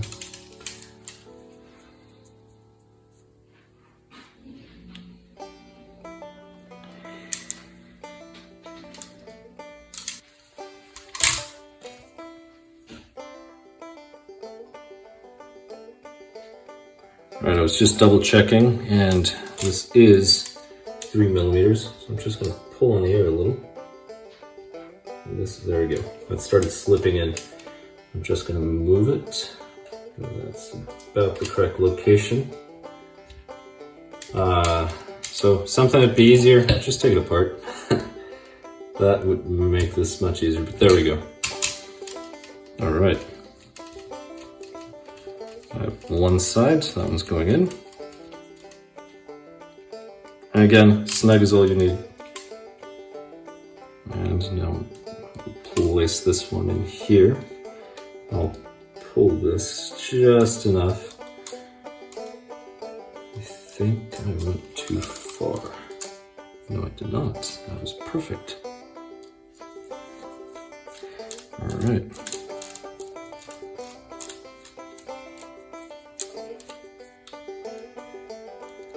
Alright. Oh, there's a scratch on it. Oh, there we go. It's just a piece of paper or something. Alright, good. And I'm just going to double check that is all I need. So it's telling me not to install that piece. Alright, perfect. So I went and covered everything. It's telling me not to install this part. Don't know why. Do not use... Oh, for initial setting, don't use it. So later on you can use it. All right, so we'll see. So we'll just not worry about it for now. But if you did want to use it, you could place this little section in here and then just brace it up. Right in here, perfect. Right in there. All right, and then 2 screws. It's going to be the 5 millimeters that you have left. All right, well, thank you very much for watching. I'll catch you in the next video. And the screw that you need for this one is actually that shorter one. So this is more of a 4 millimeter in length. And that's the one that goes in there. And the other 5, that's the one that you will save in case you want to install this front brace. All right, so the screws for the spur, it's actually these 3 little silver ones that I could not see. So these are the ones that you're going to be using to hold the spur on. I'm not going to install it because I'm going to need a different spur, but just keep those in mind. I'll leave these off to the side. All right, so looking at page 20 and 21, this is the steering assembly. So we're going to be looking at those pieces. Now, we have the turnbuckles. Turnbuckles are really something that I strongly dislike. I really do not like turnbuckles. And this uses a much smaller wrench that I have available. So I'm actually going to be using some pliers to hold these. But the pliers that I'm going to be using don't have any teeth. So it's just going to be flat. Or else I'm gonna have to look for a wrench that's this size. Now, on the Yokomo actually provided a wrench. Here, I don't see a wrench, so just going to be using these. That way I don't mark anything, but this would be good enough. Now, this is the shorter turnbuckle. One of the things to note is there's a larger area here without threads versus over here. This larger area without threads, this is going to be where the short end will screw on, and this should be left hand. So this will be left-handed. I'm going to go ahead and grab this on, and it's going to be this little short one right here.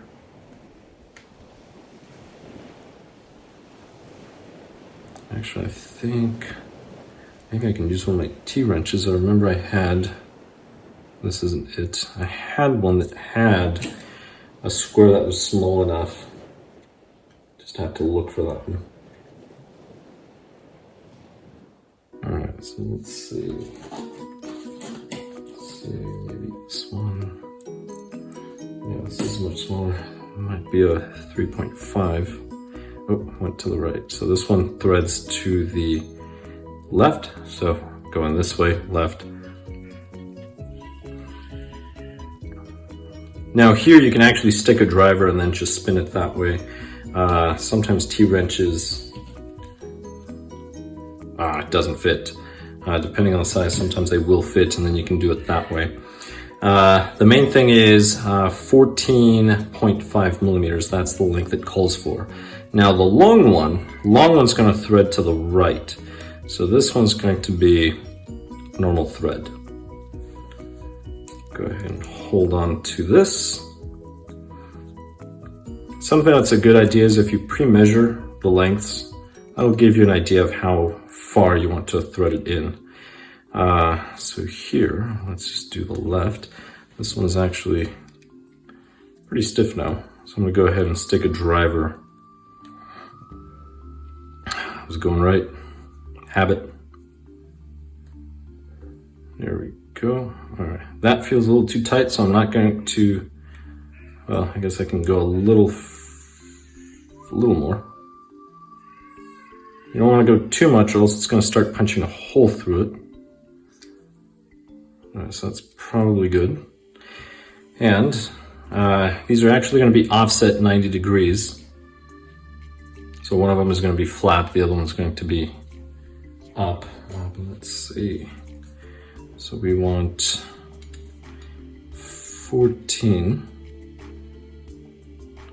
Hold on, that's millimeters. All right, so 14. Oh, I've got a long way to go. Really long way. Let's see, it's 14. All right, so that's almost 1.5 centimeters. So I've quite a way to go. All right. Hold this one. I'm going to turn this one in.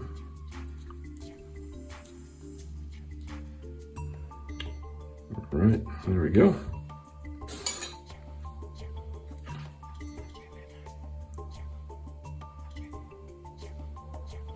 All right, so right now I'm at about 16.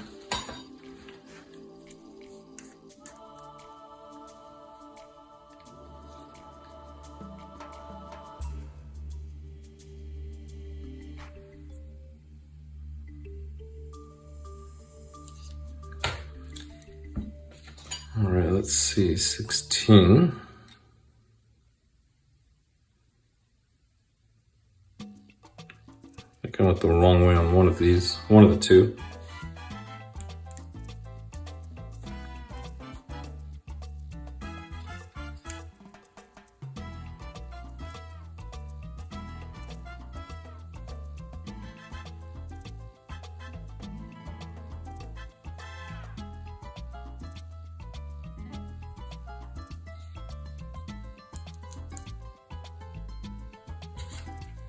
All right.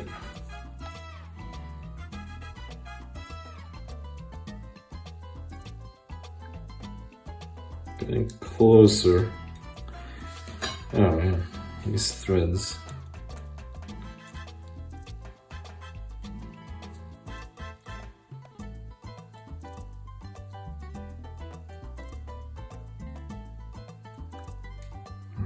90 degrees.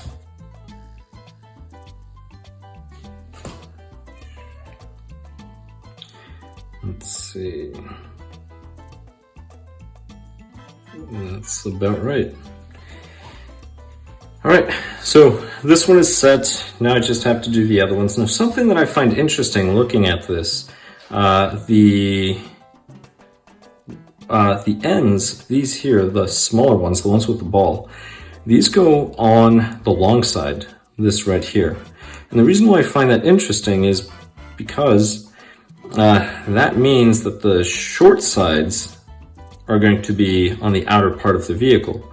Long story short, one of them you're going to have to turn forward, the other one you're going to have to turn back to achieve the same goal, either to shorten it or to lengthen it, which is somewhat odd. And the reason why I say that is, does this fit? Yeah, somewhat. Usually you want all of your turnbuckles to face the same direction. So I find it odd that this would be this way, but that's the way it says on the manual, so that's the way I'm going to build it.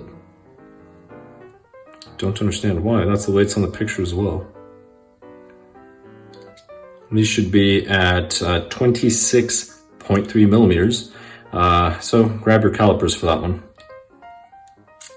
These look larger. Maybe I can use my wrench for this one.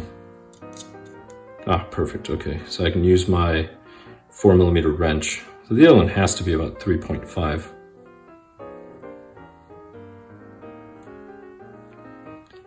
And all right, so there it feels tight, so I'm going to stop. So this one is left hand, and then this one is going to be right hand. Again, that's the reason why I find this to be so odd.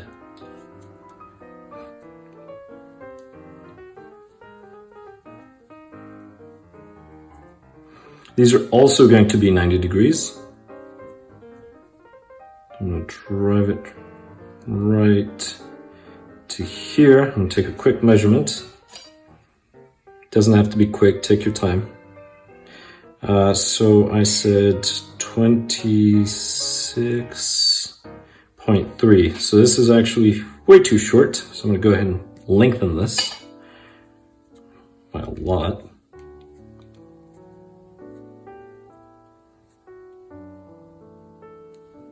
All right, let's see.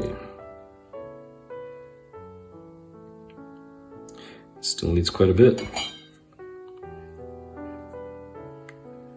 All right, so let's go ahead and do the other one. So this one's left hand, so I have to go right to loosen. Now, once you do the first one, the second one is easier, and the reason why is you have something that's about the same size that you can use as a reference. Let's see, so light up 10. That's about 26. I'm not going to worry about that 0.3. But here it is, so it's offset. This one is the same both sides, but this one is different. So this is the one that you have to pay attention to. So this one's going to clip on to the front like this. The other one's going to go this way. So they're going to look the same, essentially. So let's go ahead and get started with this. And we have this one right here. Let's go ahead and see. So this is right hand thread. I was just confirming. So right hand thread. Here we go. Let me go ahead and grab the little wrench, 4 millimeter. So I'll drive this one in. And I'll drive it about halfway, right about here. So now I'm going to grab this other one, and remember the small one is the left thread. So here we go. And just use this one right here. This makes it a lot easier. The 1.5 millimeter is really the one that you want to use. Well, this one works too. It just slid in. But let's see. Here we go.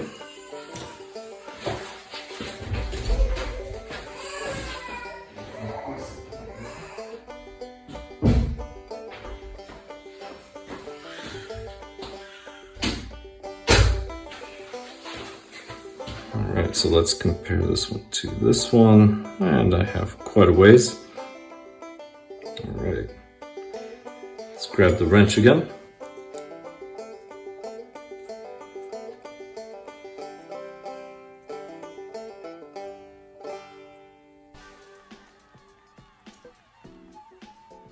And let's see.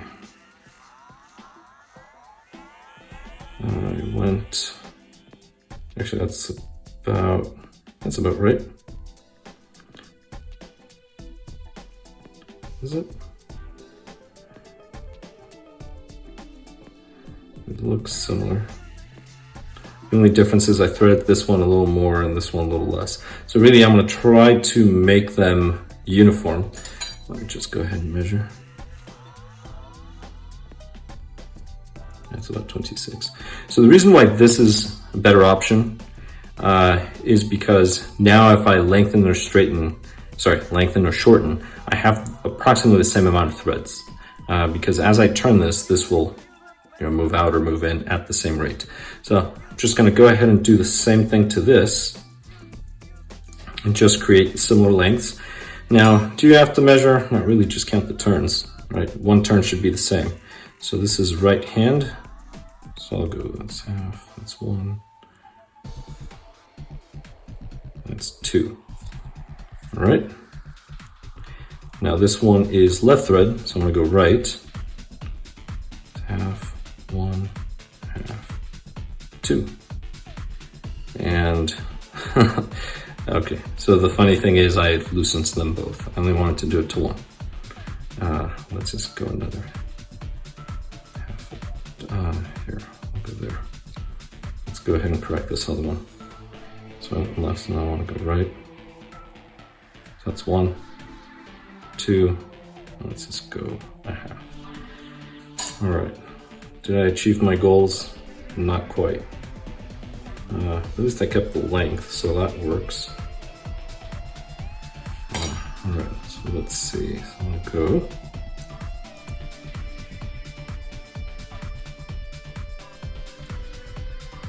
All right, so let's go, there we go. So I went turn, tighten. That means here I'm gonna have to loosen. So I have to go right, so let's do a turn. All right. So now they're about the same. I'm still going to check. And that's about right. So again, one of the things that I find odd is these will be installed this way, which means that these turnbuckles are now going to turn the opposite direction. Usually you want all turnbuckles to be facing the same direction. So if you go forward on one, it'll do either loosen or tighten, which means all of them will do the same thing. These will actually be opposite, so they will tighten or loosen in the opposite direction. Why? I don't know. There's probably a reason why. If anything, probably if they had done a black and a silver and then one of them was threaded the opposite direction, that would have been great. And then just change the lengths. But they did not. So let me just continue on. So now that I have the turnbuckles, I'm gonna go ahead and grab these horns. And these, if you notice the orientation, this part with the cutout, that's the top portion. So this is the top portion, or this part that extends, this is the bottom portion. So you're gonna grab the bearings and you're gonna go ahead and place them. Now make sure that you put oil, just machine oil, that's all you need. And for these, make sure that when you're sticking the bearings in, they're going in as straight as possible. Why? Because then they won't go in, you can damage them. So there we go. Right in here. And now this is one thing that I do like about the Xray, that these particular components are aluminum. Others will use fiber nylon blend. These are just more durable. That's the only reason why. Sometimes you take impact on the front wheels. So that's the reason why that impact has to go somewhere. It's going to go into your steering system. All right, so the bearings are mounted. Now, of course, I can't really build something without forgetting something because I'm too worried about making sure it's in the camera, I forgot the bushing that goes in the middle. There's a bushing, so this is the guy that I forgot. So I'm gonna go ahead and show you right in here, which I have to pull those bearings out, and I'll show you how to pull them out, and then I'll install it. So this is a shim, it's a 3x7, and then it says 3 by 7.5 by 2. So let's go ahead and grab that one. And the nice thing about the manual is if you go to the front, okay, so here are the tools you will need.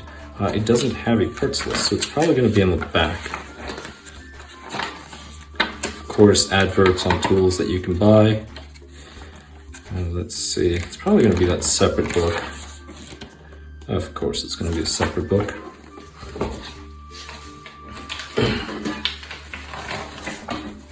All right, let's see, is it this? And that is part, all right, so 30, let's look for a 30 first.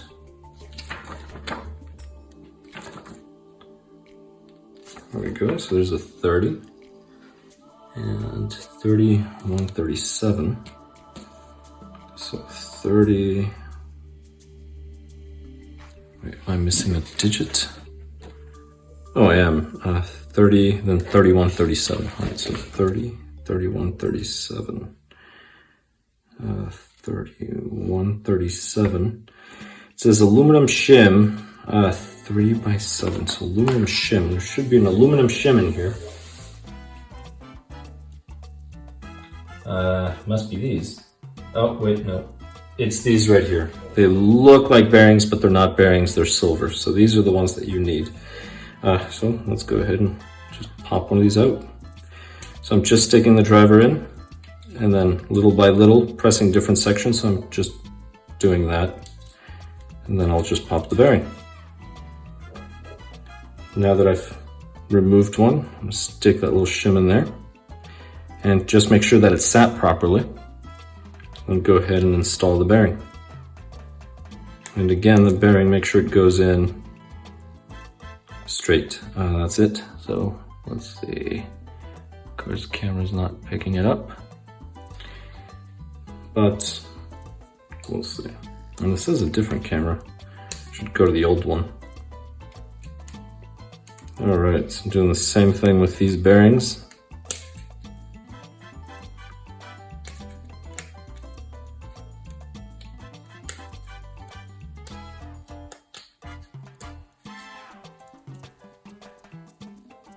And here we go.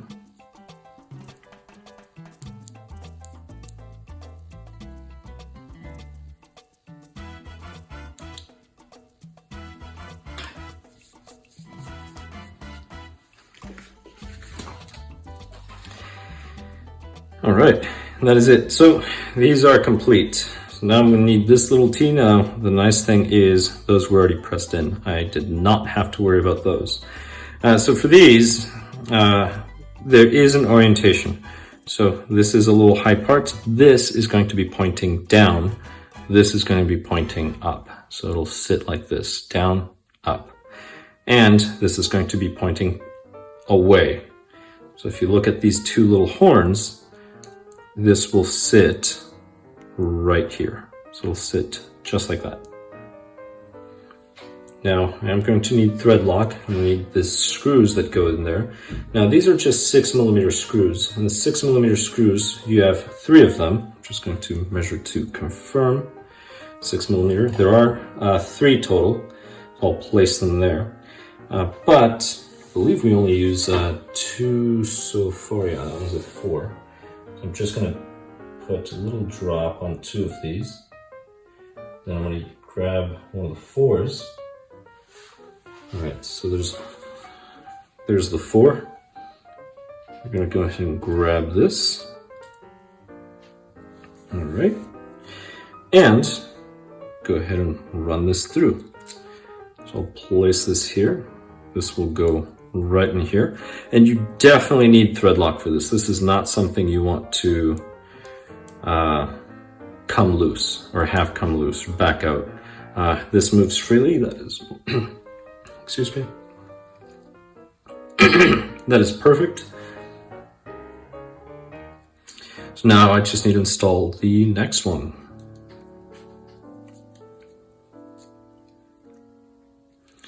And that moves freely as well. So you really want to check, make sure nothing binds right in here. All right, now, all right, so it should be this.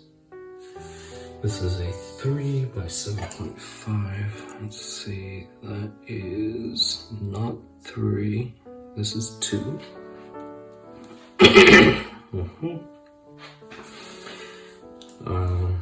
Wait, hold on.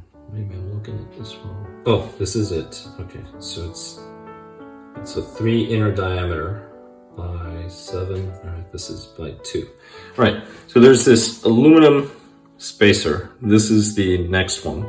We're gonna need that 4mm screw. Now I've already put some thread lock compound on it. Just need to pick it up. And I'll drive this through. And this is gonna go right in here. So from the bottom, right in here. So this looks just like this. So right through the bottom, just like that. Now we can put the ball studs that go here in the front. Now the ball studs that go in the front, we're actually just using the 4.2mm. So you get a really long one, that's not it, and then you get these other 3. Remember, these 3 are all the same, so we're going to grab these 2. Do these already have thread lock? No, it just weren't cleaned very well.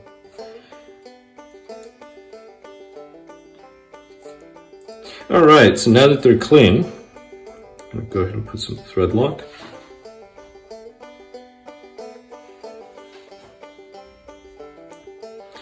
And I'm going to go ahead and drive them. Now you can install a spacer later on for tuning, but I'm not going to go ahead and install them. These are these 2 spacers right here. So those are going to be spare parts for now. They will change the steering characteristics, but that's what they are for. So we now have the 2 ball studs. Now that we have the 2 ball studs, we can go ahead and install these. So these will just clip on.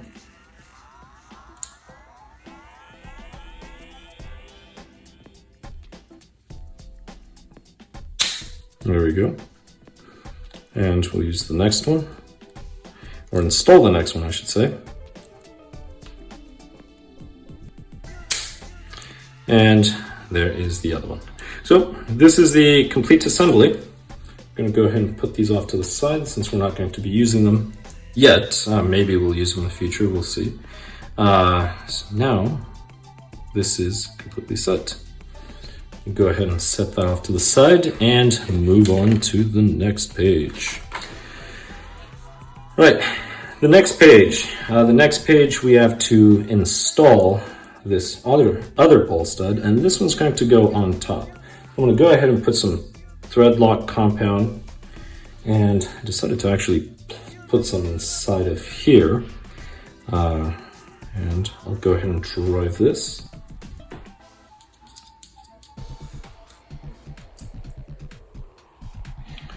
And there it is. So you can actually adjust the height. I guess you would adjust the height by loosening this, bringing it down. I'm not sure why this design.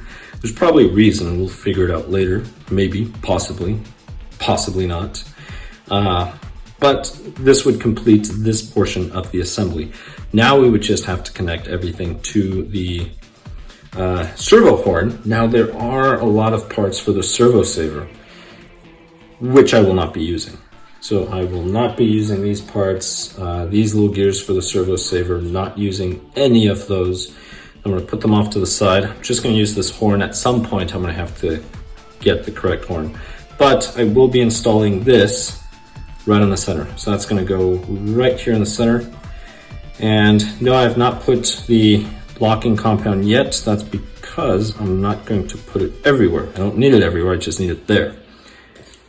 And then I'm going to drive this thing in all the way. So this is a servo that's going to be going into this system. This is a really long ball stud, but it works. Doesn't hit, so it works. That is it. I'm going to wipe the excess off. There's quite a bit of excess of thread lock. But here we go. All right. And that was the length that I had measured based on this. So we have this, and now that we have this, I could go ahead and just clip this on. I don't want to. We'll wait until later. Well, yes, I could. Well, go ahead and install this one. So the short end is going to go here. This is where the short end goes. We'll go ahead and, it doesn't matter which direction, so we'll go ahead and snap this on. I may use the pliers for this one.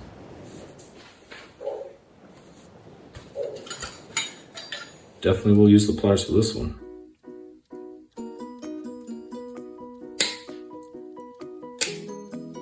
Oops. Alright. So that bearing, yeah, one of the bearings fell as I was installing this. Alright, let's go ahead and redo this. Alright. Here's the bearing. Right, perfect. So just be careful when you're installing this arm. You don't want to lose a bearing. But now we have them. So at this point, we're going to be using these. So these will go underneath. So they install from the bottom up. Right, just imagine, right, everything, you always start bottom up. That's what I was told. Which makes me wonder why I can never finish cleaning my windows. Maybe it doesn't apply to Windows. I'm kidding, obviously it doesn't apply to Windows.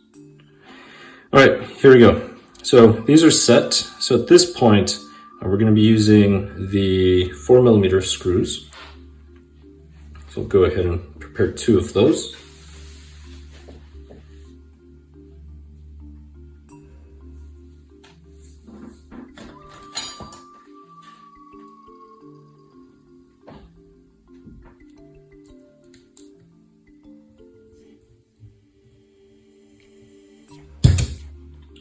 And I'm not tightening them fully yet.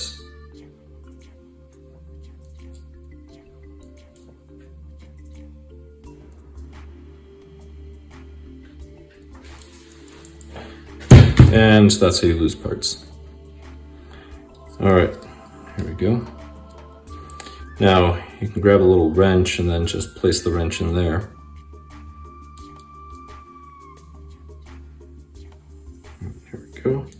Is this a 4mm? It is. All right, fill 4mm. All right, that's it. Snug is all you need. Do not over tighten this.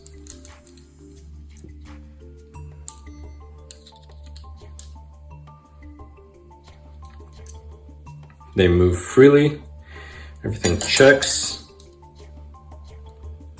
To be honest, the steering is one of the things that I really like about this car so far. And this is it. So now I get to mount it and install it onto the chassis. So that faces forward. These will go here and they will install right on these holes right here. So if you look at these, it's these holes right there. That's where we will be installing them. Now, I didn't prep the screws, so let's go ahead and do that. You have 2 small countersunk screws. Those are the ones you would be using. Now to line it up, here we go.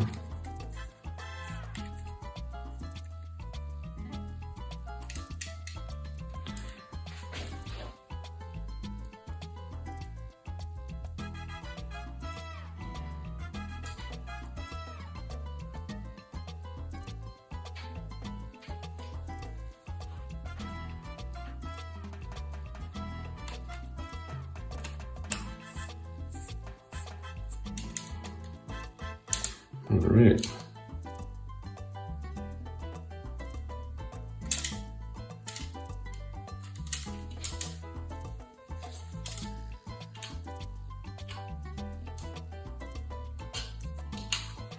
Now do not over tighten this, you don't want to break the graphite, or if you have the aluminum one, don't want to damage or warp it. But here we go, so I'm going to go ahead and turn this just a bit. So I have the flat part going perpendicular to the chassis. Just makes it easier to place the wrench. All right, that's it. Steering is attached, nothing binds.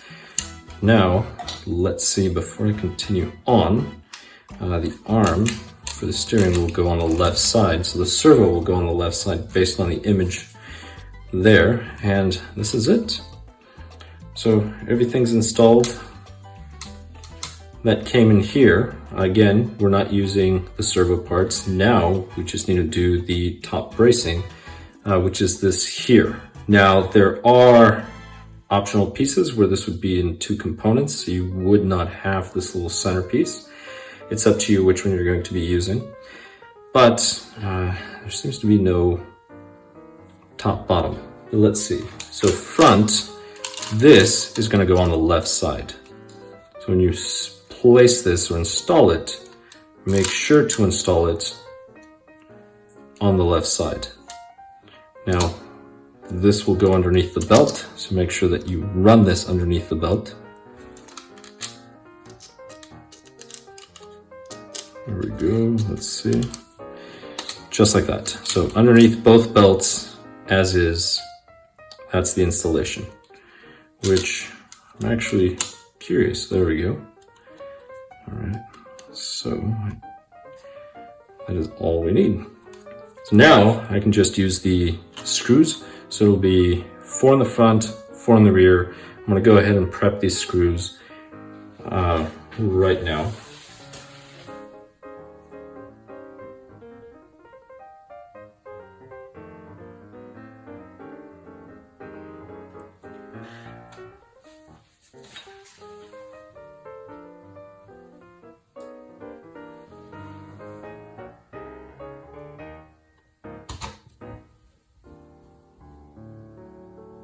I'm not going to tighten them all the way first. I'm going to go ahead and place all of the screws.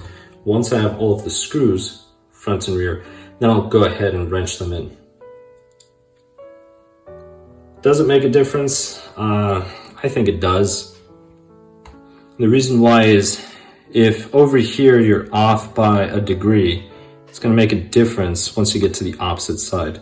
So I'd rather just have everything loose so I can wiggle that whichever direction I need.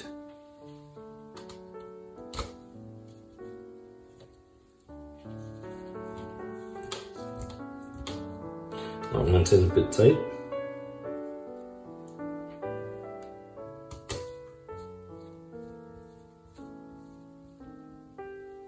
And I'm skipping the middle hole. There is no middle hole.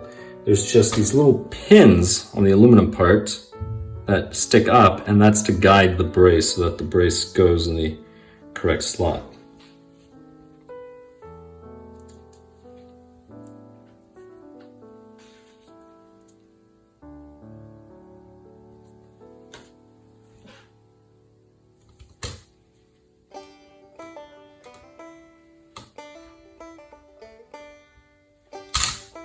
All right, so now I will drive them in.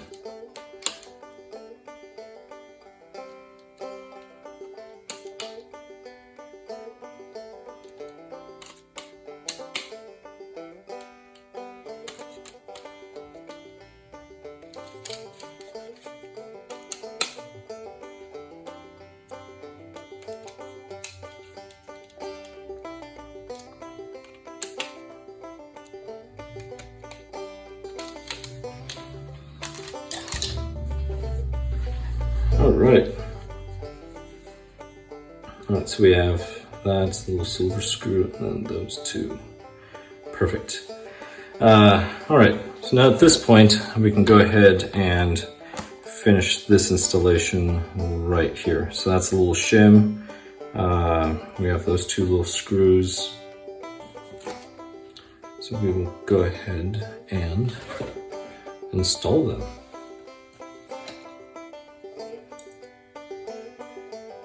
Oh, this is too short. Here let's see. This was too long. Is this the correct one? Hold on.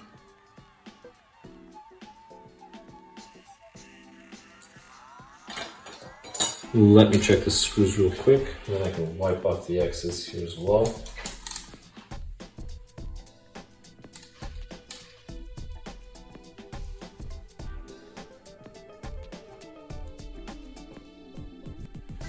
So this one, this is 6mm, this is a 5.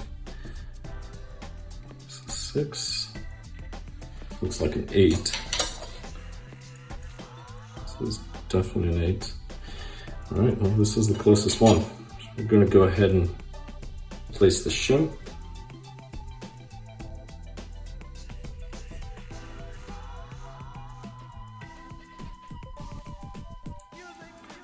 Oh, that's how you lose parts. Alright, so the shim is here. There should also be a spacer, small little spacer. I wonder if it's these plastic ones. Let's take a look. Well, it seems like they would fit.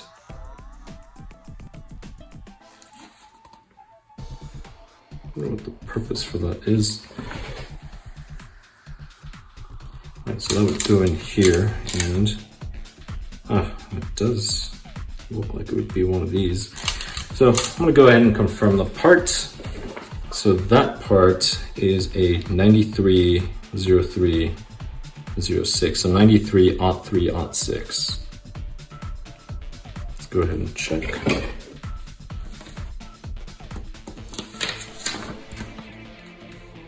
There we go, so 93-03-06. Ball bearing. So that should be a ball bearing, 3/6 by 2.5. So 3/6 by 2.5. That sounds about 3/6, 2.5. So ball bearing is one of these little small ones. Really curious as to why. Considering this is horizontal. Oh, to push the belt, that way they don't rub. That makes sense.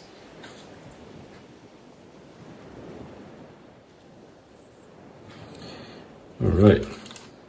So this ball bearing, this one is going to add tension to your belt. Actually, no, it's not. It's not going to do anything.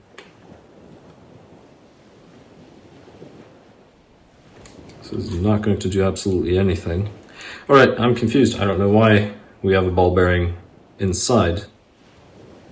Oh, just made a mistake. The shim went the other way. Shim went below. So here, quick correction. The shim goes below the bearing, not on top of the bearing. I'll go ahead and remove this.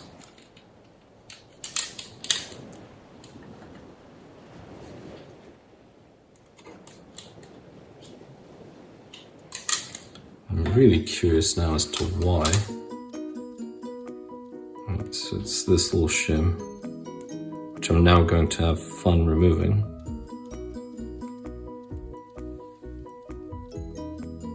I mean, I know why the shim goes below the bearing. I think. Just so the bearing doesn't rub on that plate. It goes like this. My question is, why a ball bearing there?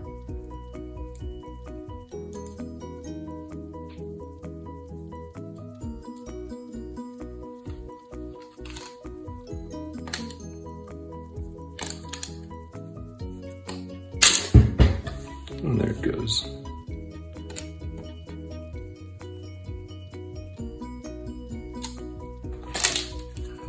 Not sure. Is this moving? I don't know why it has to be a bearing instead of just a spacer. But that's the way it's built. Alright, so at this point, now we have these little screws, and these are these. So they have thread and then a little cap. It's almost like a built-in spacer. And again, camera's not picking it up.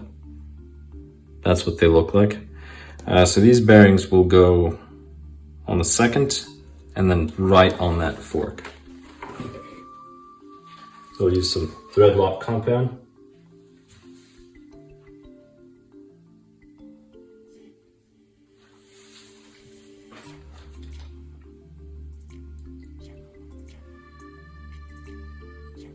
Right, so again, in the front, it's right here at the fork.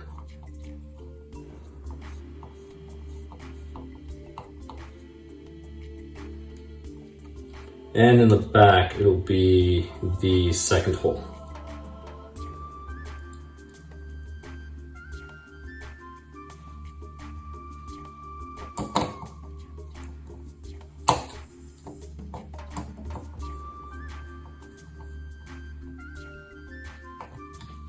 That is it. And really the only thing that they're doing is they're just controlling the shift, the left and right shift, for when this flexes. So it's just flexing characteristics.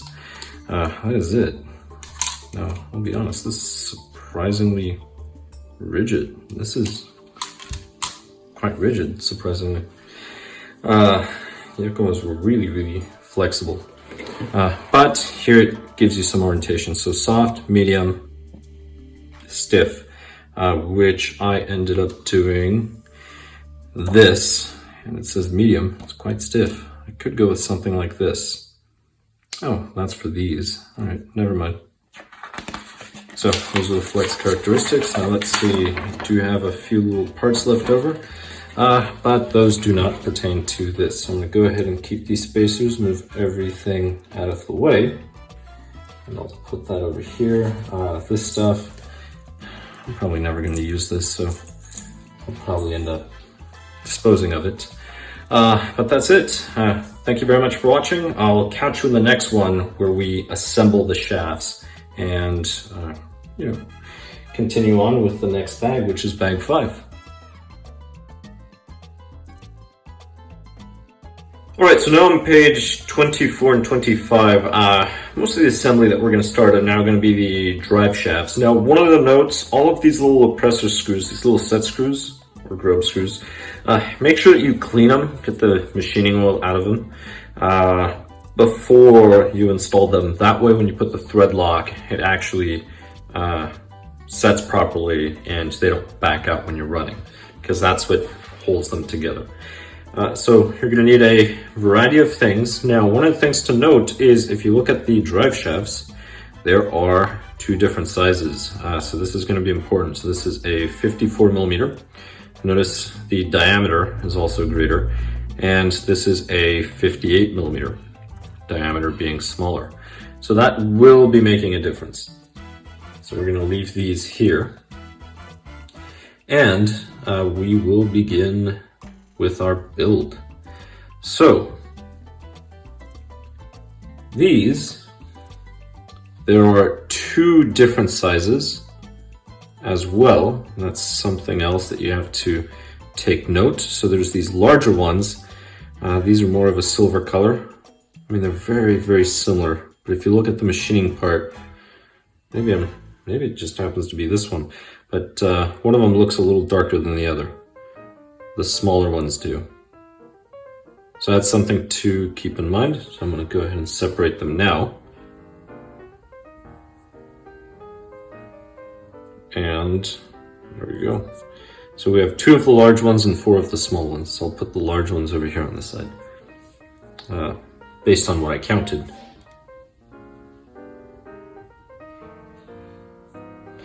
All right, so here we go. Now we need the little drums. That's for the sway bar. Here we go. So go ahead and put these here. So those are small ones. These are large. I'm going to take these, place them here. Here we go. All right. So we're going to have to take these off. So you're going to need these for every shaft. So these, they look like little C's.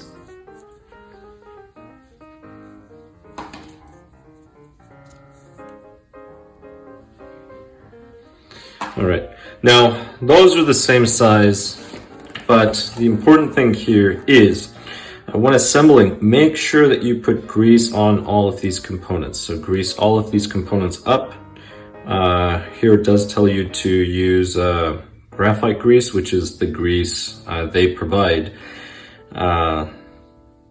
It's really up to you. You can use a different type of grease. Graphite grease is what they supplied. I'll just use what they supplied, even though it seems to be a little tackier, especially when it thins out.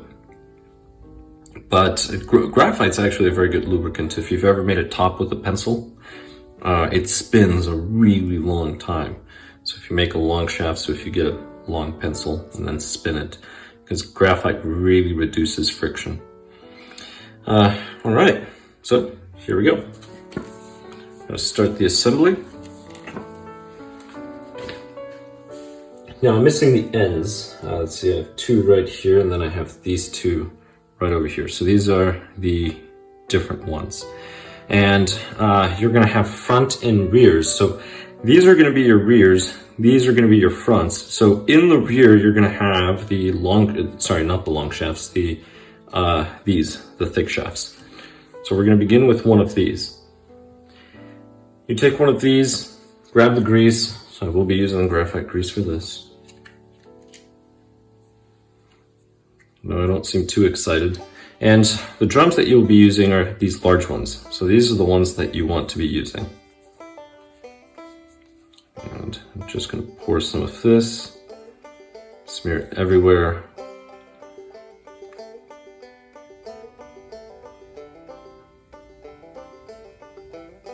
All right. And I'm gonna go ahead and place this one in here. And now I'll place this one in here. All right, there we go. So the hole's exposed. Once you do this, you get a shop towel and wipe some of that grease off. All right. Now, one of the issues here, potential issues, is that I got a bunch of grease on that drum. And I do need to set a set screw in there. So let me go ahead and take care of this real quick. All right, so that's one. All right. And it should be a 1.5 millimeter driver. Now the question that I have is it the long set screw or the short set screw? Because there are two sizes. This says 3 by 2.5. It's going to be the short one. So it'll be this little short one.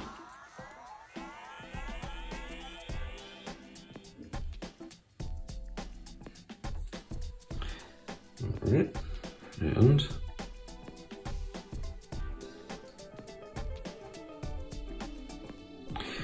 all right. So I've gone ahead and placed it. Now I'm not going to drive it all the way in. It just sat there, and the reason why is now I have to grab one of these pins.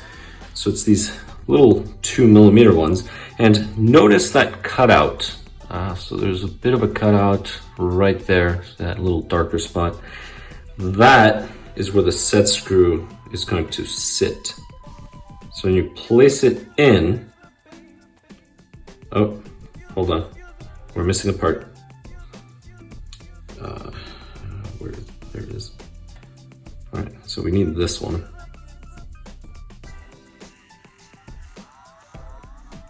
All right, so this will go in here.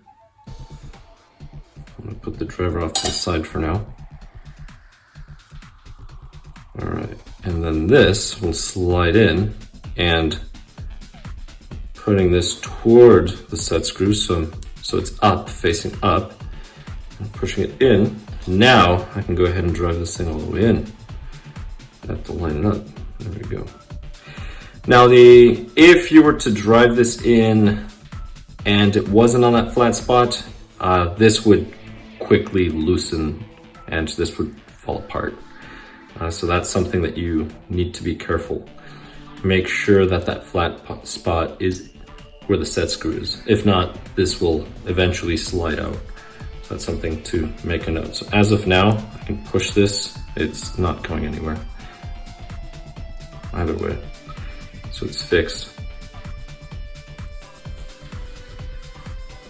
All right, so now I'm going to get another set screw.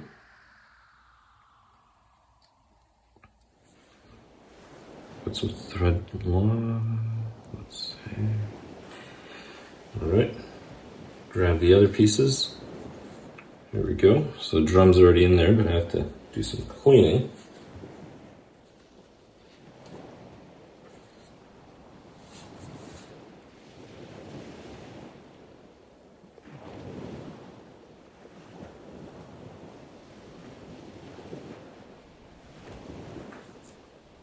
All right, so we do the same thing.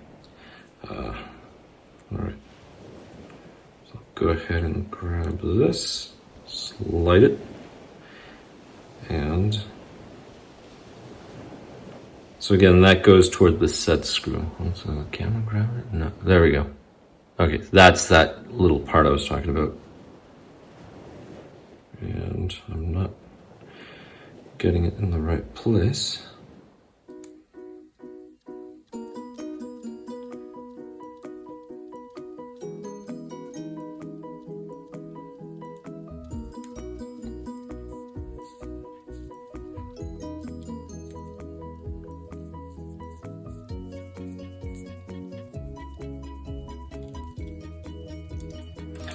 And that's it, so both of them are built.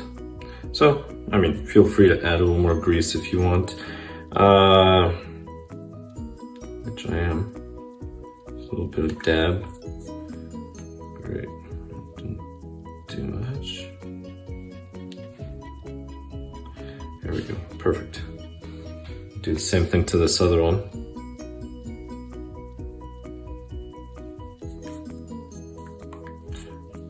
I think more grease is pushing back up in instead of actually out.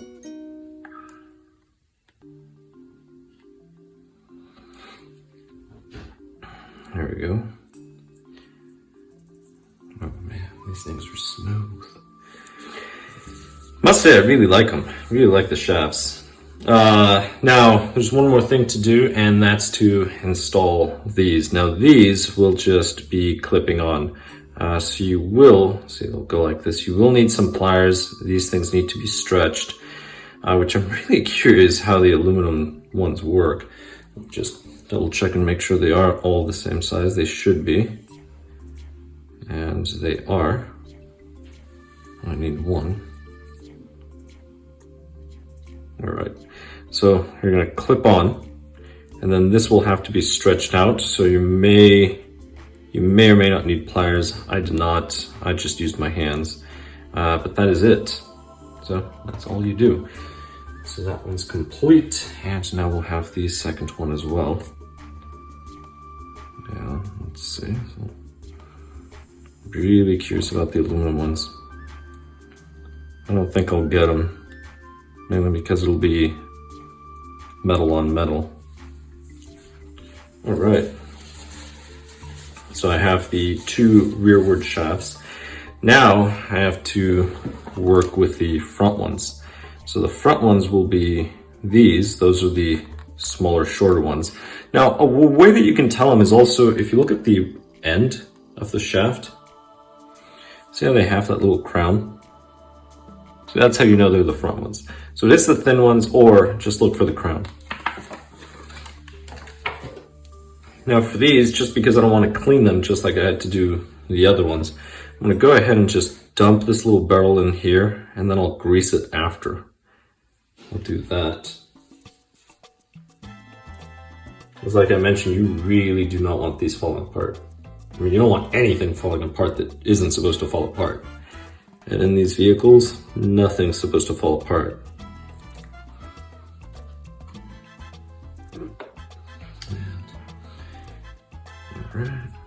Alright, let's see, oops. Let's see, loose parts. Here we go. Alright, so we will go ahead and place this in here. Now, we're gonna need this barrel right here. Notice that little cutout? It has that cutout on both sides. But the important thing is to line up these little holes right here. So these little holes will go right there, and that's where that pin's going to slide. Actually, now I have a feeling those big ones were the ones that were supposed to go in there. Let me check. Oh, yeah, absolutely. I put the wrong ones.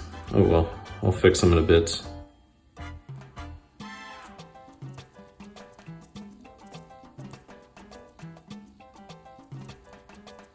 Wait, hold on. Alright, So this pin, set screw, I actually put on this other side. So I'm lining it up. There we go.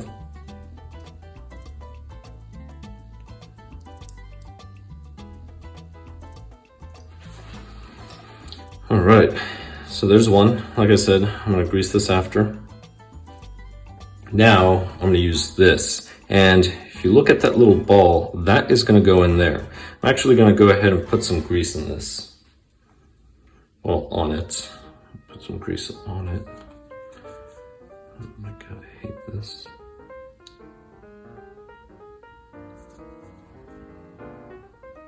That's way too much. All right.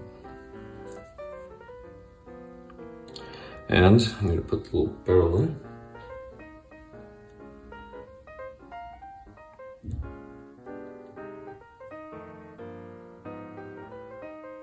All right. I'm going to set that down because I need that little set screw.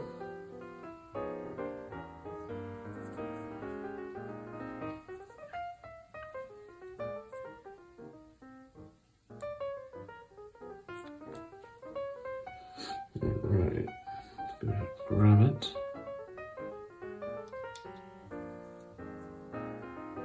Perfect. Alright, so now go ahead and slide this in. And the main thing is, remember where the set screw is, it's on this side. So that means that when I drive the pin in, I need to face that toward it.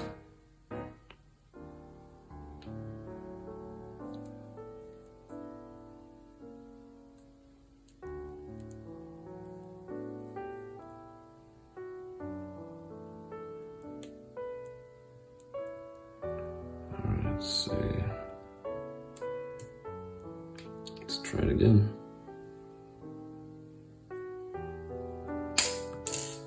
Good job.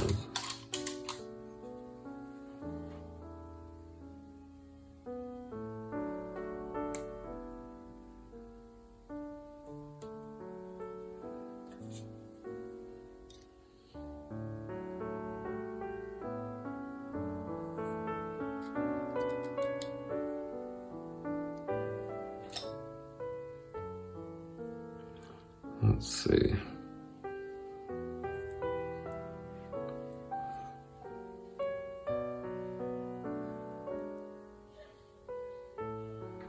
This one doesn't want to go in.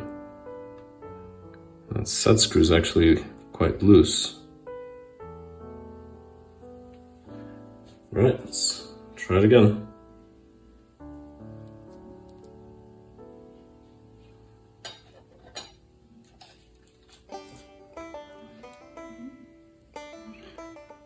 Alright, so there we go. And this has to go. There we go. No, that's there. Perfect. All right, so that is lined up.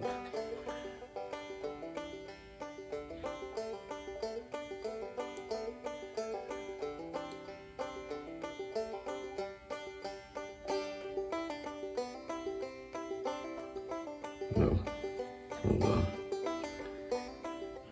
That did not sit properly.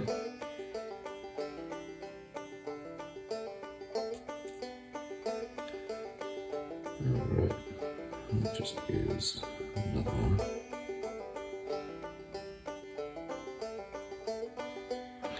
Alright, so then, alright, there we go.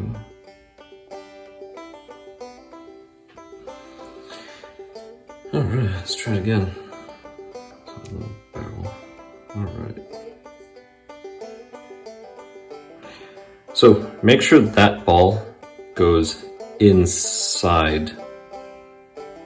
There we go. Right in there. And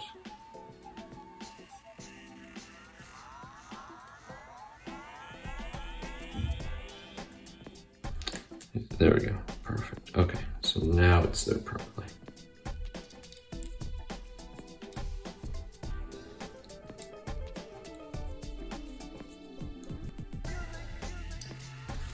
All right, here we go. So that is it. That's this one. So the front ones are a little more complicated than the rear, but they still work. So now just need to make sure I lube everything up. So, lubing things at the end.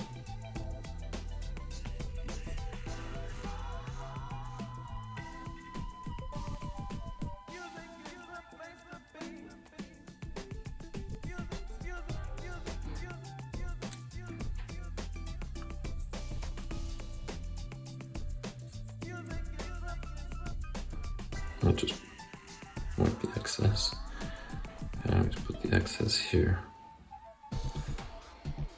All right. And now I get to do the second one. Now really quick, these are the 10 millimeters. So it's just a millimeter difference between them. So I will be swapping these out because I need those two for over here. So not a big deal. It's really easy.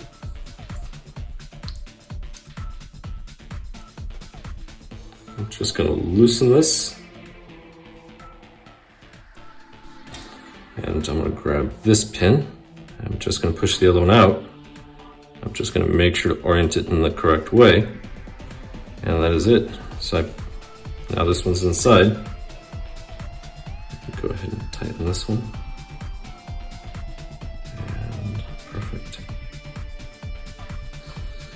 If you install the incorrect one and leave it, what's going to end up happening is you're going to get wear, excess wear on that little section. So you don't want that. So if you make a mistake like this and then you realize it after, no big deal, just swap them out. So again, I'm leaving my mistakes in the video, and I'm doing this on purpose, just so you can see the build process. So I am building a second one of these, but that one I'm going to do off camera. Second vehicle is always easier than the first. This one's not too bad though.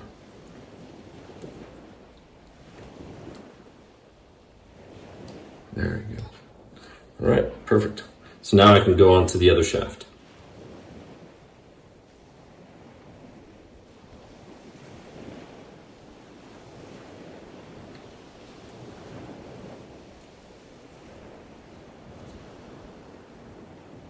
Alright, oops.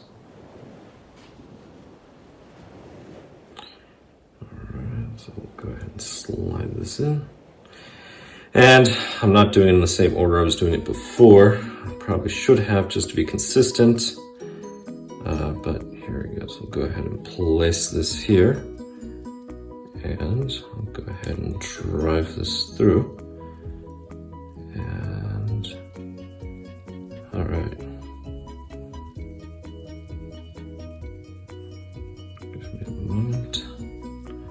Just need to line this up.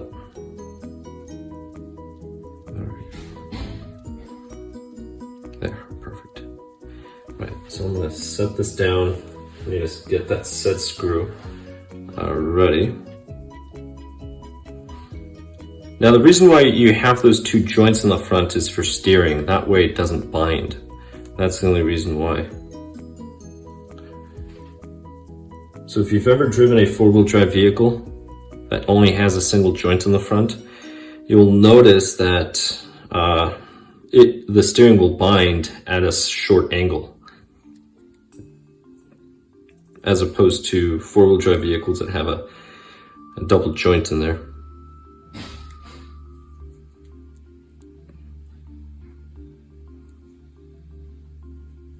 There we go.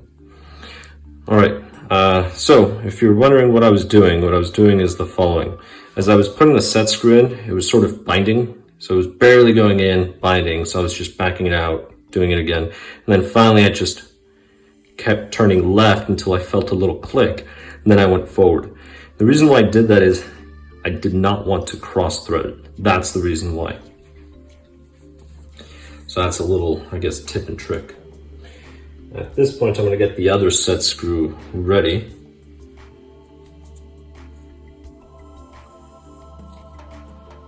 All right, so that one is ready. I'm going to go ahead and grab this.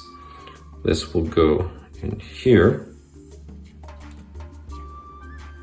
And now, go in here.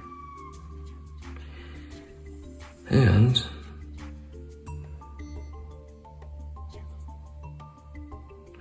so just a quick note, see this little cutout? That's what it's for. So just aim it in that direction.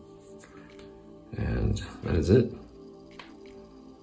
So now I can go ahead and grab the set screw, place this thing in there, and call it good.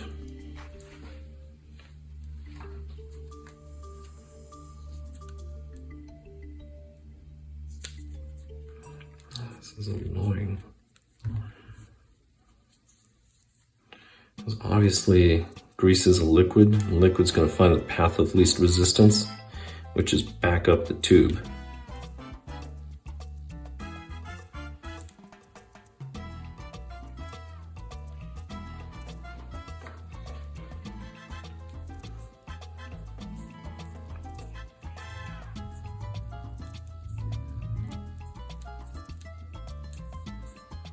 Man, these are so smooth.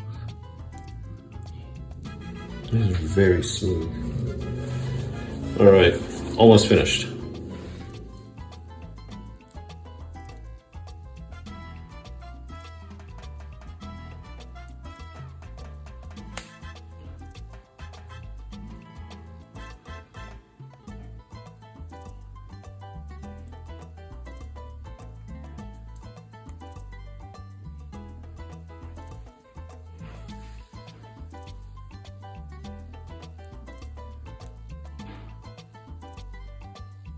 Let's see. There we go. Right in there. Yeah, that is perfect. All right. So that's complete. I can now move on to the next page. Now, I'm kind of curious about one thing. I have some extra set screws.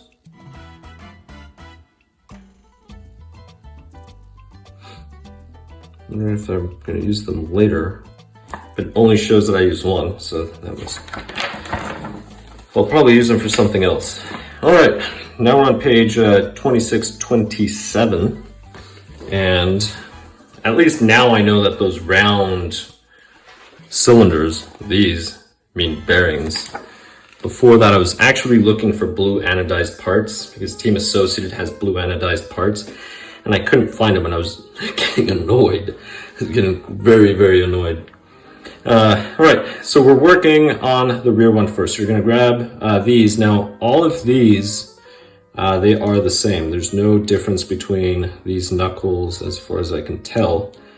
And there's no markings on them for front, rear, or anything. Now, I believe there is an aluminum option for these. I don't know if they're really needed, but I guess we'll figure it out once I break something. Hopefully I don't break anything. But here, so we're gonna need the bearings for these. So just drop a bearing in the rear. And there goes the bearing. Let me just make sure that is in correctly, all the way. That seems to be in.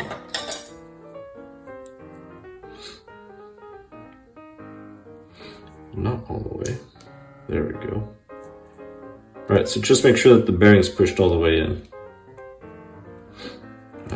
There it is. Now, there should be, you should have 4 of these shims. Those will go right in there. And, here we go. All right. Now, really quick, the bearing's not all the way in, so I need to go ahead and press it. There we go. And the reason why I could tell is the shim wasn't sitting properly. All right, so let's go ahead and line the shim up. There, all right. All right, that shim is on there, perfect. Let's go ahead and drop this other one.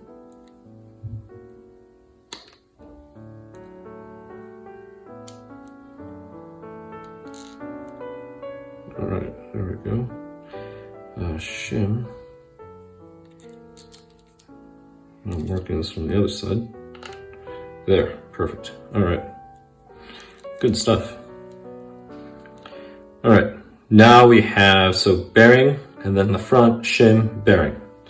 Now that we have this, we're gonna go ahead and install our hex. Now, these are different than some other hexes. So if you've built a Yokomo associated Losi, it generally has a hex, and there's this grub screw, or this longer screw, that screws onto the side and clamps on. That's so they don't fall off. These don't have, and the reason why is because the drive's on the inside. So with the other ones, you actually put a pin through the shaft, and the pin that goes through the shaft is what holds the hex onto the shaft. So here, I'm not sure if the camera's going to pick this up, but see the hex back here? No, it's not showing. Here, it's a hex. So you have a hex right here on the back. That's where this key's on. And that's what locks it. So you have an entire hex rather than having a pin, which is actually a really nice design. So this will go inside. And that's it. Now this is the annoying part though. Because of that design, which, don't get me wrong, I like, now I have to use a C-clip, and I strongly dislike C-clips. So that is, I guess, the one negative thing about this kit. I have to use C-clips. Here we go. Now the shaft does have a flat side. That flat side is facing the top, which is this cutout. So there's a flat side, and we grab the other shaft. So if you look at the shaft, it's probably not going to show on the camera.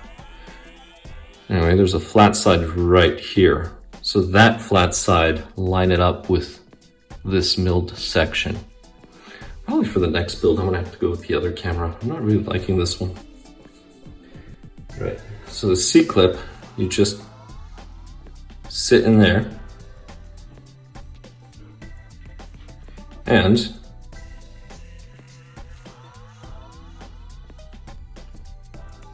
let's see, there we go, and then you just use your pliers and then just push it through. I'm going to use these large ones. Just be careful that it doesn't go off flying out into space.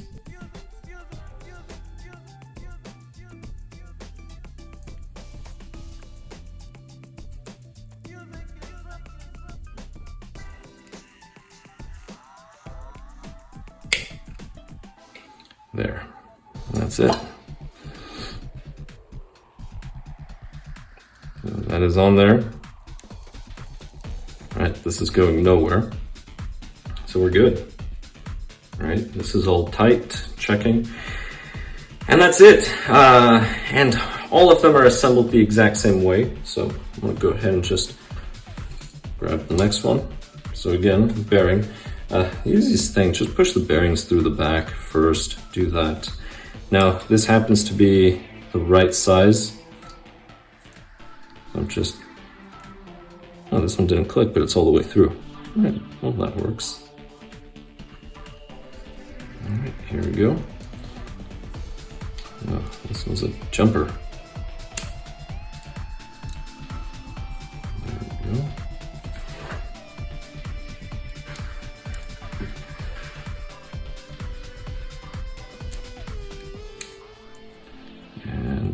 There we go. All right, here we go. We'll drop that one in. And actually, now that I have that in there, I might as well put the bearing to hold that shim in. Perfect. Right in there.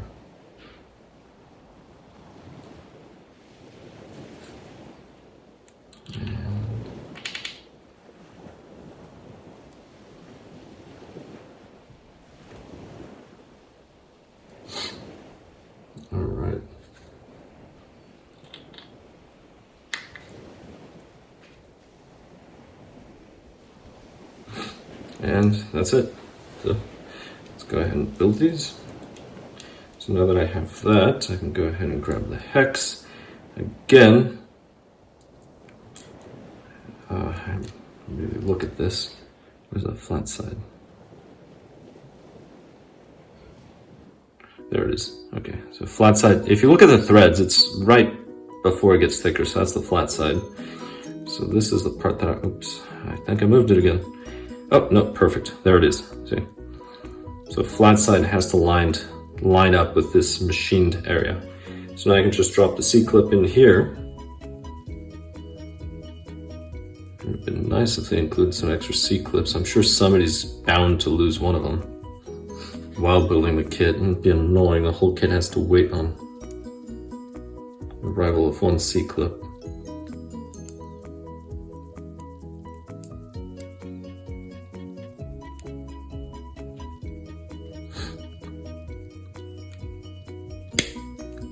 There we go. All right, that's in there. All right, this one's ready to go.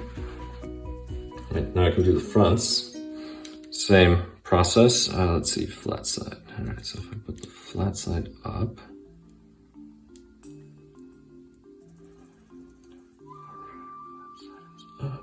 grab the hex, do the same thing. Perfect. Now it's exposed.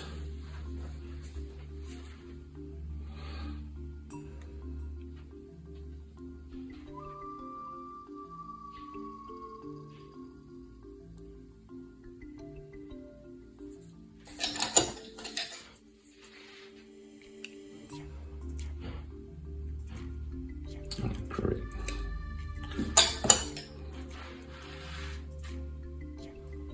Let's try these.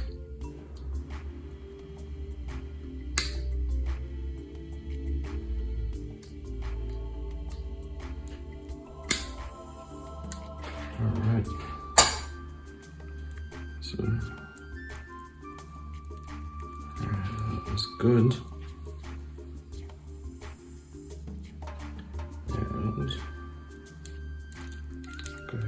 Place this one. Oh, let's see, flat side. There's a flat side.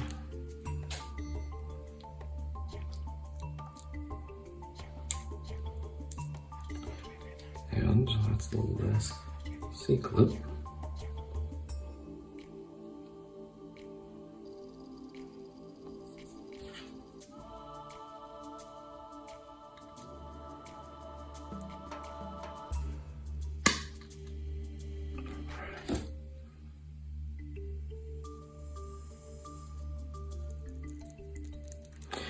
And that's it. So we have all four built.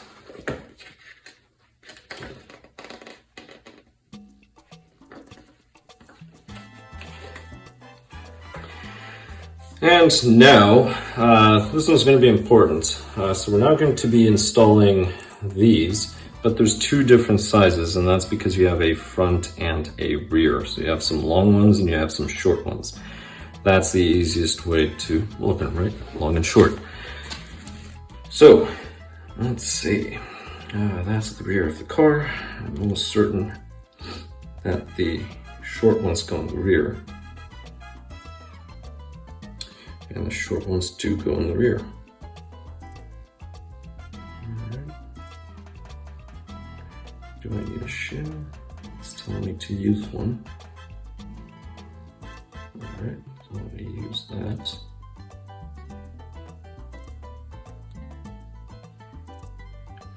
All right, but I'm not going to use it right now. All right, so the front ones are these thin ones. These are going to use the long ones. The long ones are these. And orientation, so if we look at this has a flat side, that's not going to work. So it's this part over here. It looks like an oval. So this will simply sit right up top, right in here. It's just going to be pressed on. And then we're just going to use a screw, and the screw is going to hold it, and the screw is going to be a screw on the outer side. Now, if you look at the image, it's going to look like this. So there's a wider and a narrower That's the way they're describing. So this is wide, this is narrow. So the wide one, which is the short, that goes in the rear. The thin one, this is for steering. So this will go here. Now we want them to be opposite for steering. Let's go ahead and do this. So that one aims that way, this one will aim this way. There we go, just like that. And I've not used the screw yet, but the screw is going to be, let's see, a 4mm. So it's a 3mm by 4mm in length.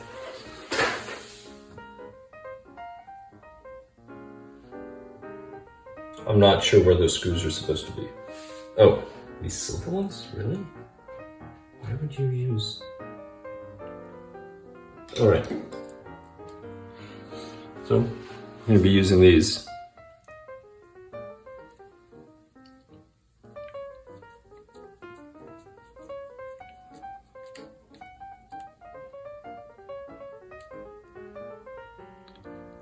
Let's see.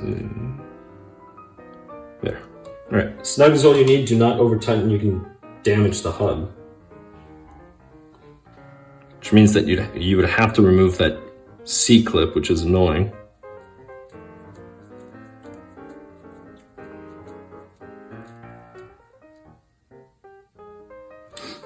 All right, we have that. Now we do the rear. The rear is going to be the same thing, just using these.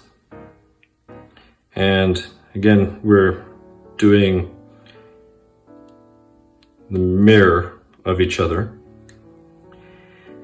So they're going to be inward, but if this one's like this, then the other one's going to go the other way. So it has to go this way.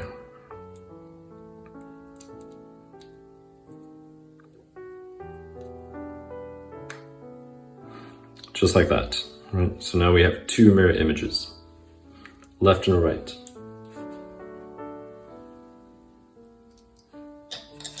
And it's a 2mm driver.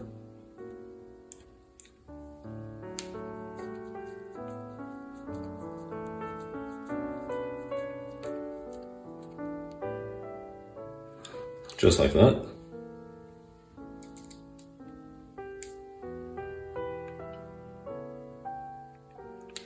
And it should be the front one. Here we go.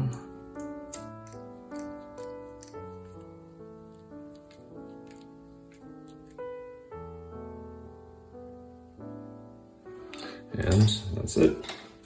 All right, now they're completely assembled.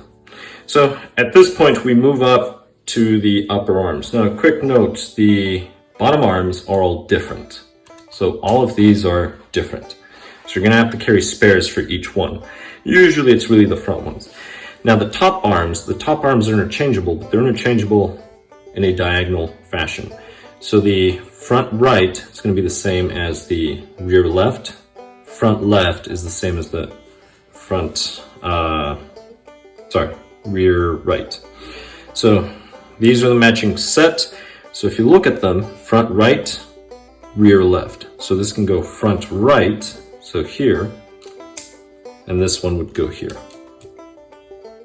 Just like that.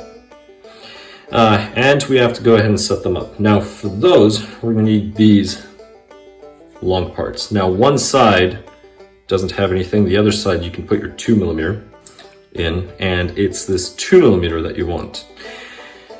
Now, there are 4 of these links. 2 of them have that hole. 2 of them do not.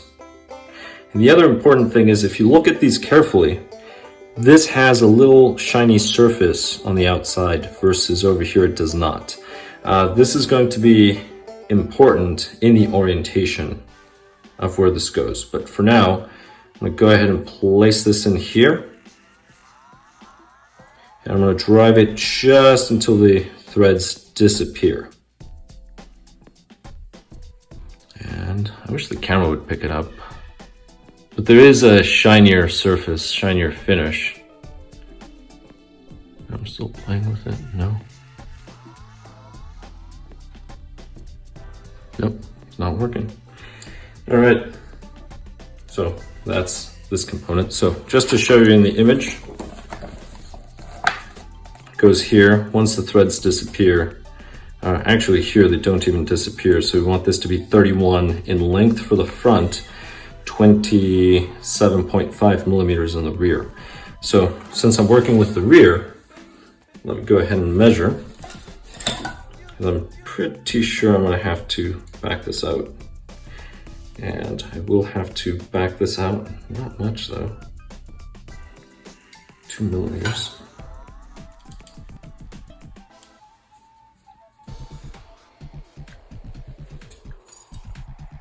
Let's see.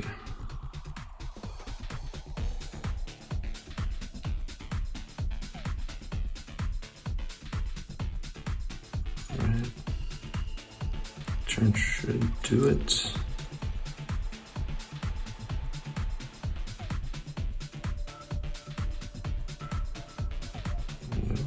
More.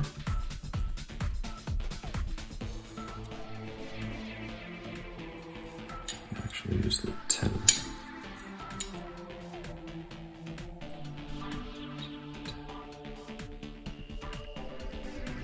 It's too far out, but half a turn will do the trick probably, hopefully.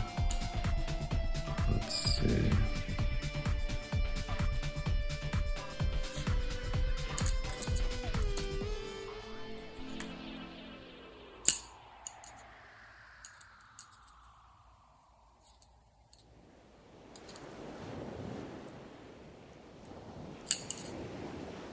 There we go. All right, so let's see.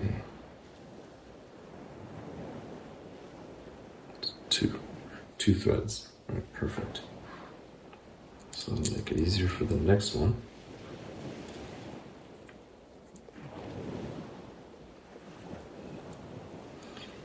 Let's see.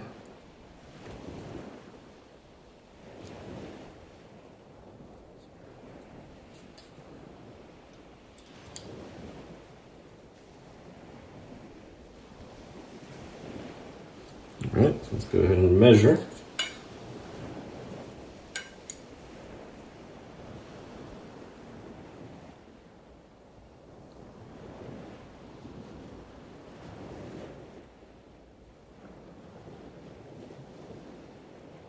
All right, let's go pull out.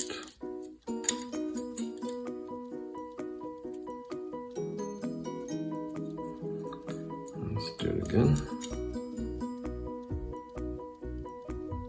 All right.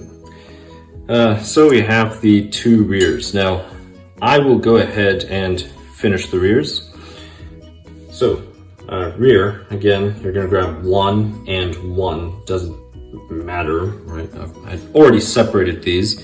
So we have a RR, RL. So rear right, rear left. This will go in here.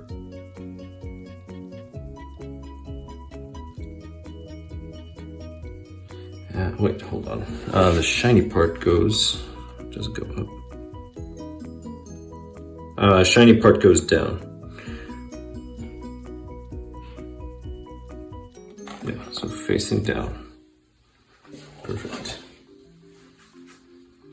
So that means that's the shiny side. This goes down. And I use my 2mm driver. So I must say this is a different way of building. So this goes here, and now you drive this. So you're now turning right. It's going to finish throwing this in. So the screw's going to finish going this way, but it's also going to be pulling it back. Let's see, what's the length though? It doesn't give me a length. 26.2 from, all right, that's from the edge here to the face. So 26.2.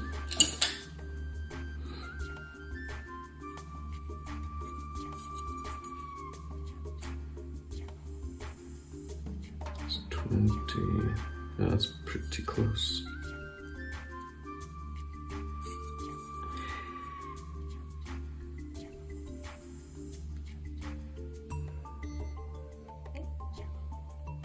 I should really try to find my calipers. Actually, I know where they are. A pile of junk because I'm fixing my garage at this point. Had to put a ceiling on it. It's interesting just adding a ceiling to the garage, how it controls the temperature inside. But here we go. So that's one. Go ahead and set that one down. I'm gonna grab the other one. Let's see, shiny side. That's the shiny side, so this goes down. So we'll go in just like that. We'll do it again.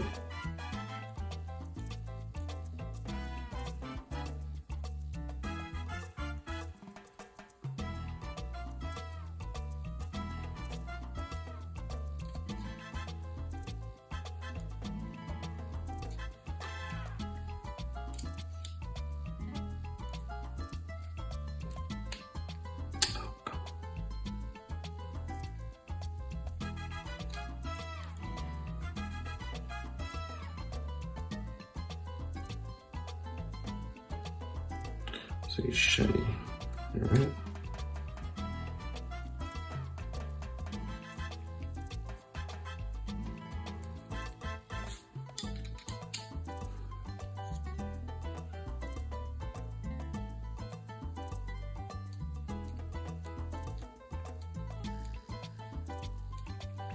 It's just a matter of getting it in. Once it's in there, it goes in smoothly. Let's go. These are going 10. Huh. Almost nailed it. Almost. There. All right, and that's it. So I have my two arms, and then the front is going to be the same thing. The difference is these have a hole. So look at the hole, same thing. But again, look for the shiny part. It's this one right here. And these, when you initially set them, instead of, was it 29.5, you're gonna set these to 24.6. Sorry, it was 20, oh wait, no. 31. 31, I was looking at the wrong part. So these will be 31. Let's see, what is 31? Wait, 31? You've got to be kidding me. That's almost out all the way. Let's see. Wait, no, that's correct. That's correct. Let's place it there. At 31, I need to back this. 31. All right, and now for the next one.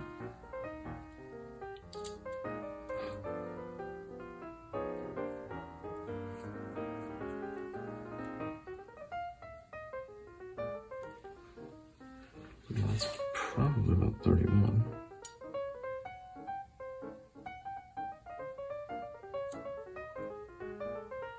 Ooh, 32, missed it. No, wait. 31.5, close. 31. All right, 31. And we're going to do the same thing with the arm. So grab the other set. And the shiny part, so that's the shiny part, that's going to go down.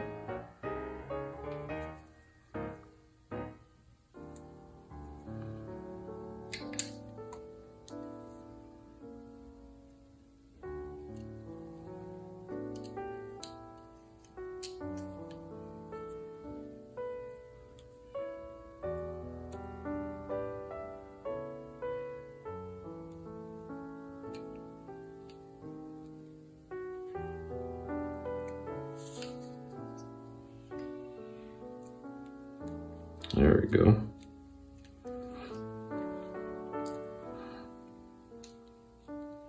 All right, now this should be 24.6. Let's go ahead and look at this.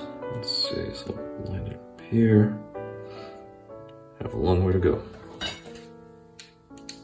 Wait, I'll just double check that measurement. Yep, have a long way to go.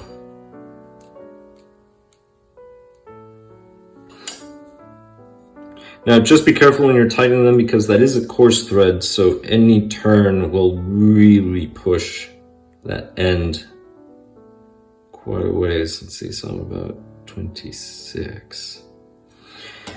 About 1.5, so let's see, so I'll do half a turn.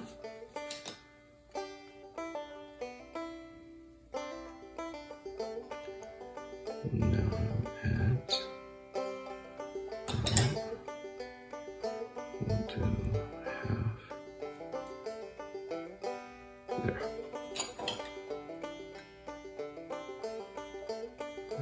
Let's see, that looks to be not quite there. You have to go almost all the way. It does say 24.6. All right, let's see. So there, it's lined up. Yeah, that's about it. All right, pretty much go all the way in on these. Let's see, shiny side. There we go.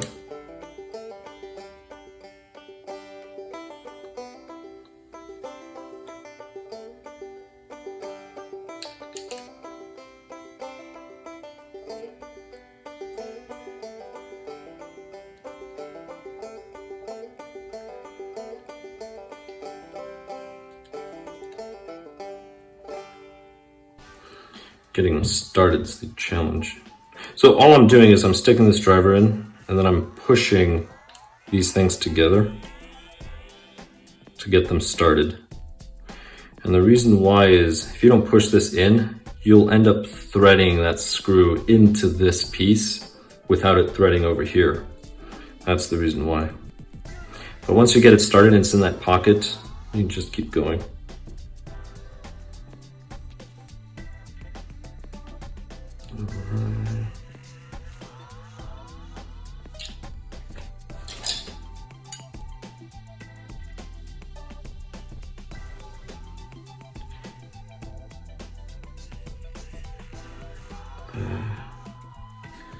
Almost.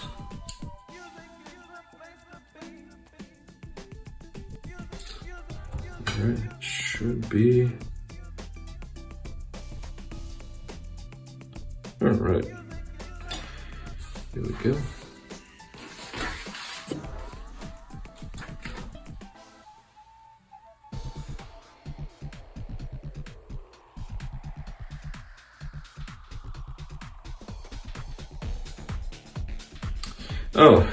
Oh great, this is fun. I just noticed the update, so they're the opposite. On the actual manual, they have the measurements on backwards. So see how they have rear 26.2, front 24.6. The rear is supposed to be 24.6 and the front is supposed to be 26.2. So we have to go ahead and correct that. I actually just peeked over to my right and I noticed that. So that makes sense. Good thing they had that updated manual.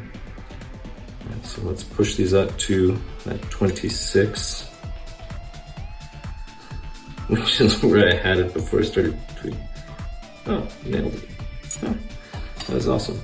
I wish I had counted the turns.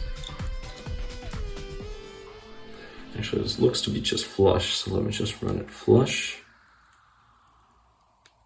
Alright, so again, the rears and the rights, it's the opposite of what the original manual says. Let's see. This one went a little too far. So I have to take one millimeter out.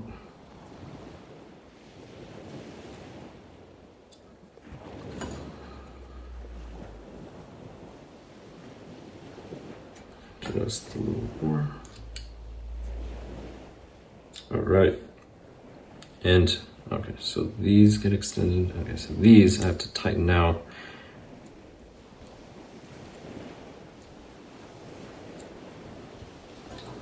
to 24.6.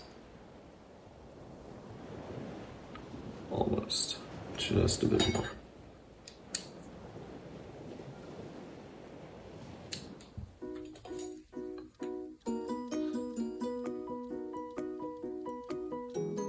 All right, there we go.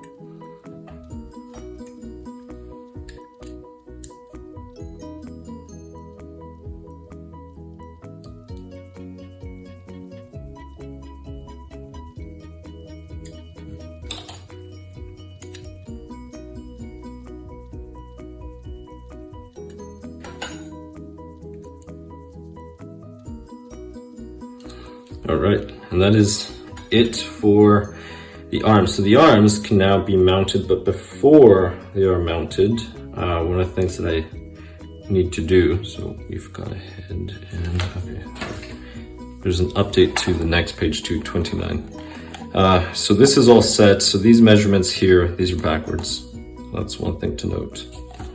So now in 29, there's also an update. Let's see what the update is. 29, step 3. So it's step 3. All right, so the update, 8mm thread. Was that difference? I don't see that here. Step 3, this is step 3. All right, here it says 6mm, it's actually 8mm. So that is the update. And step 4, this should be 8mm as well. So that's the difference. Instead of 6, it should be 8mm. So yeah, not a big deal. Not a big deal. All right, here we go. So now this is the front of the car. So I'm going to go ahead and leave the orientation as is. And now we can install the rear components. I'll actually flip it this way. The rear arms. So remember, the rear arms are not these. It's these, the thick ones with these little short bits. Now these are going to end up toward the bottom, pointing forward. And the way to install is this will screw on to the back right there. So that rear one. But we do need a 0.5mm shim, which are these really thin ones. Go ahead and put one of these.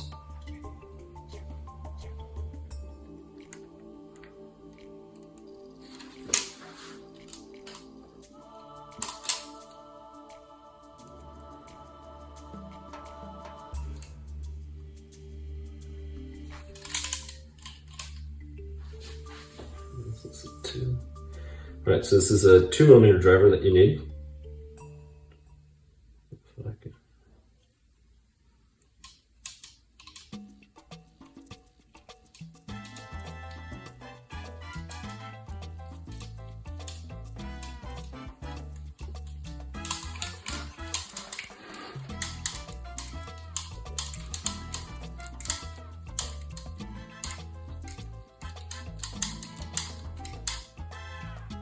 That's it. Snug is all you need. Do not over tighten. And that's one of them. So now we're going to do the other one.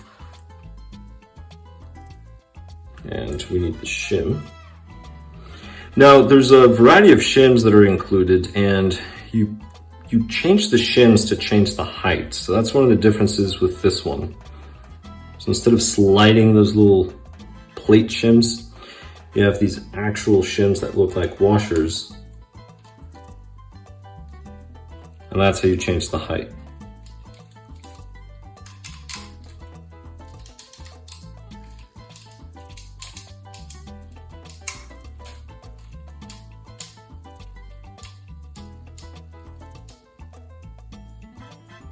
Now the other ones, you would just loosen and slide them in. The only problem is once you were running, if one of those screws backed out accidentally, you would probably lose the shim. So that was the downside. Now, downside right here that I'm facing is getting this thing in. Next thing you know, I'm going to have to undo what I just did. Let's see. Certainly looks like it.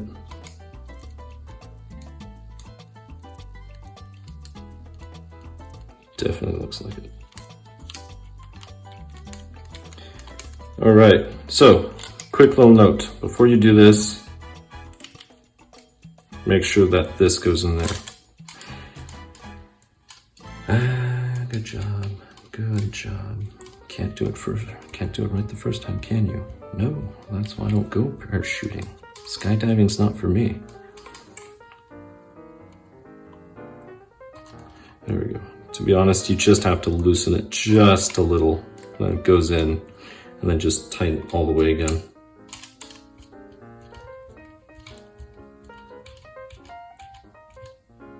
Now something else, quick note, if you pre-thread these, it's just a 3mm screw. It'll make it a lot easier to install.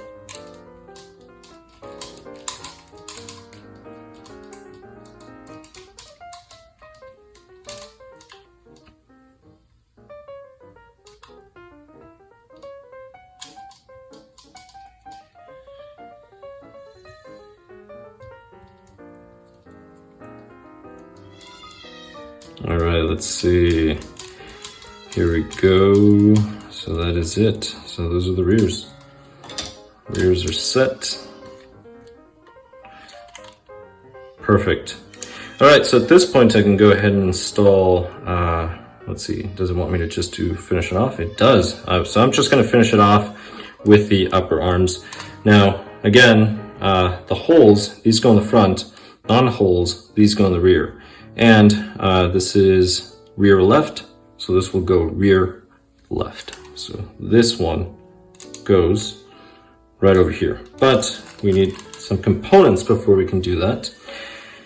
At least we should need some components before doing that. And those are those little balls. There they are. Man, I wasn't seeing these. All right, perfect. So let's just get some thread lock. And I'm gonna go ahead and put this on here. So we'll do these.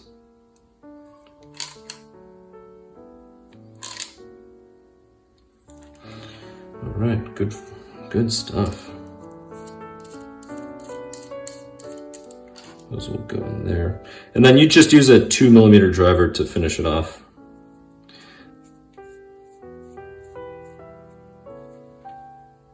All right, here's the next one.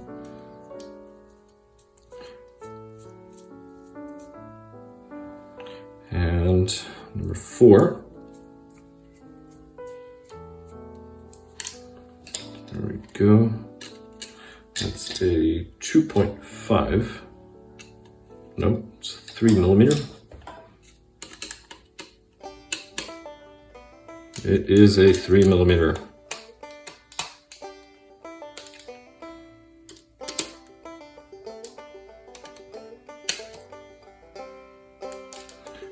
Alright, so now the arms can go on. Now again, if you forget, right, this is front left, so this is going to go on this side.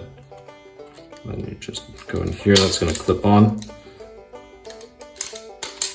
That did not clip on.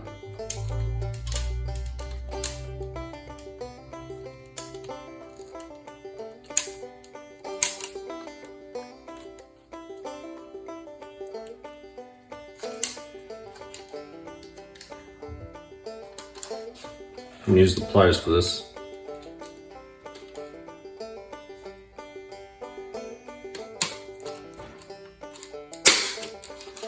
There we go.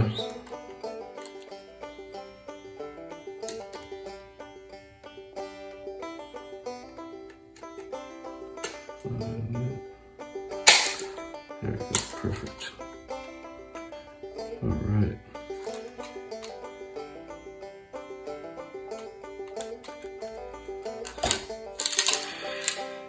I'm gonna check to see if I made a mistake. So let me just double check something real quick. I think I made a mistake on the rear.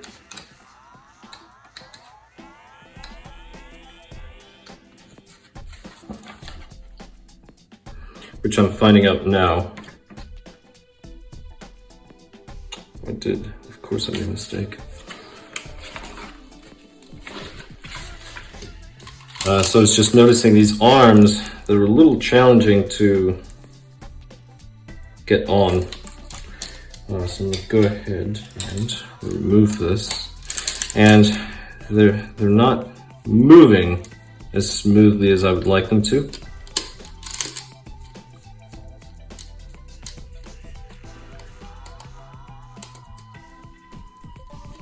So the question is, which one do I have to modify? So it has to do with those little tiny pills in there. So I'm going to go ahead and look at that really quick, and then I'll let you know what I'm about to do. So let's see.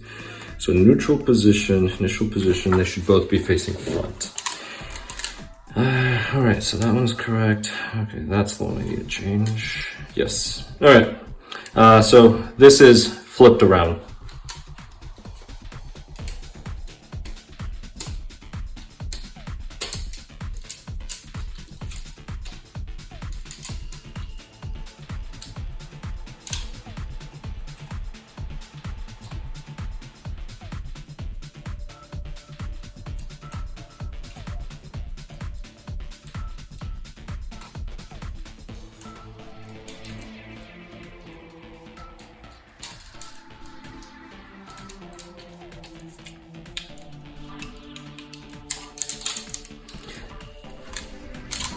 Alright, so this is the annoying part. You have to remove the entire thing in order to flip those little pills.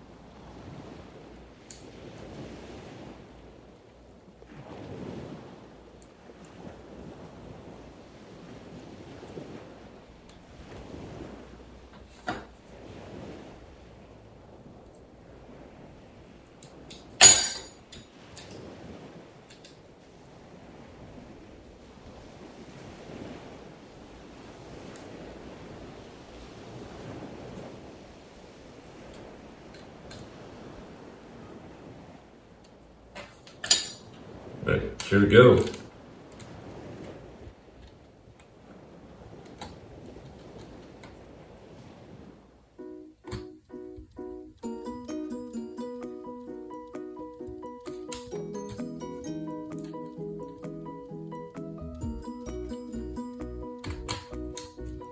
I have to do the other one as well.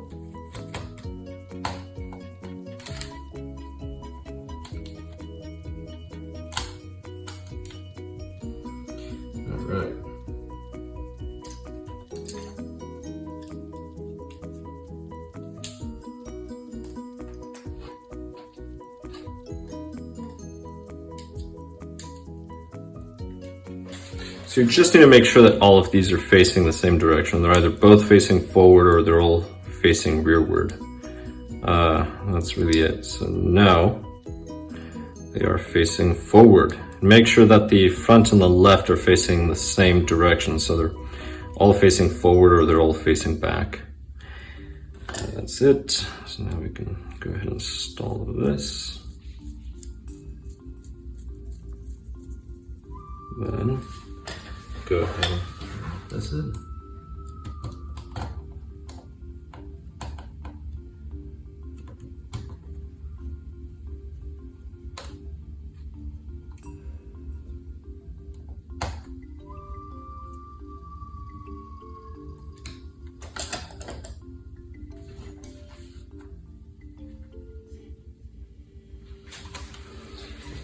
So now I can go ahead and grab the other arm and go ahead and install it. So let's see, actually, I'll go ahead and do this.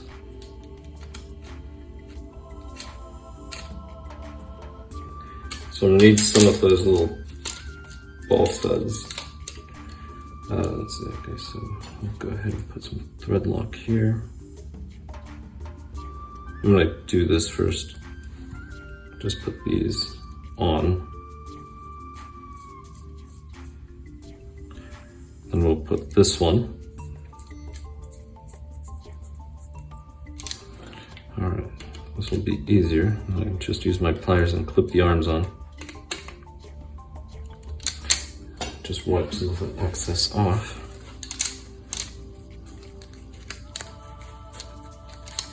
All right, let's see. All right, so we need to do the arms. Let's see, so again, if you forget, let's see, this is rear left. So this one will go here, rear left. I'm just gonna use the pliers. There we go.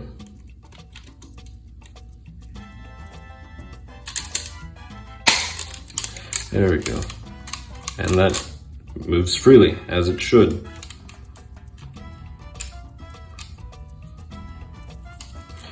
And there's one.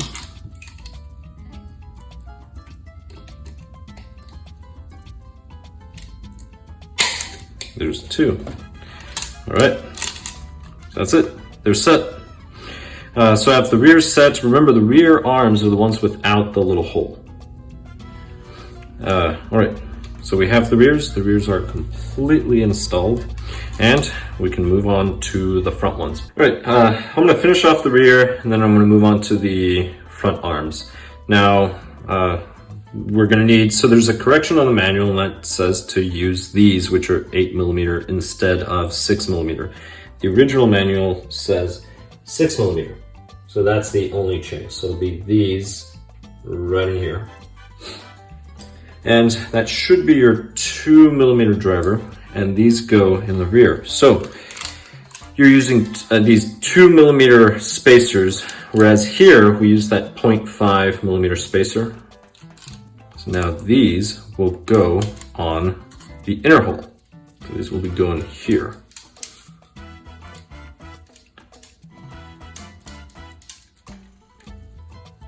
There we go.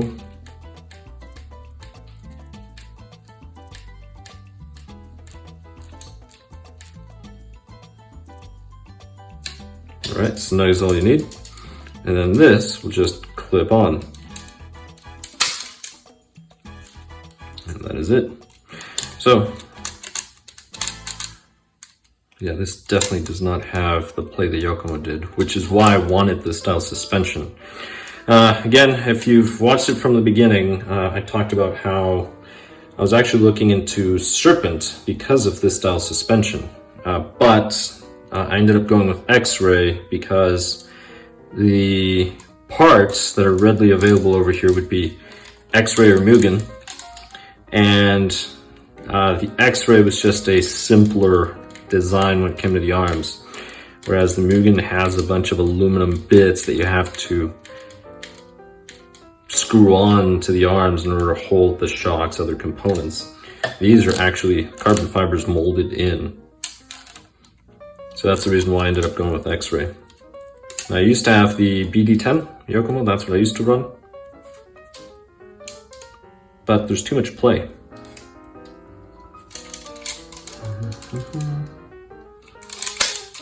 There we go. Yeah, these are, this is much nicer. Much nicer. Which is interesting because the BD11 came out, it's pretty much the same setup. It still uses that one link on top, but it allows for too much movement and play on the suspension. So that's the reason why I replaced it.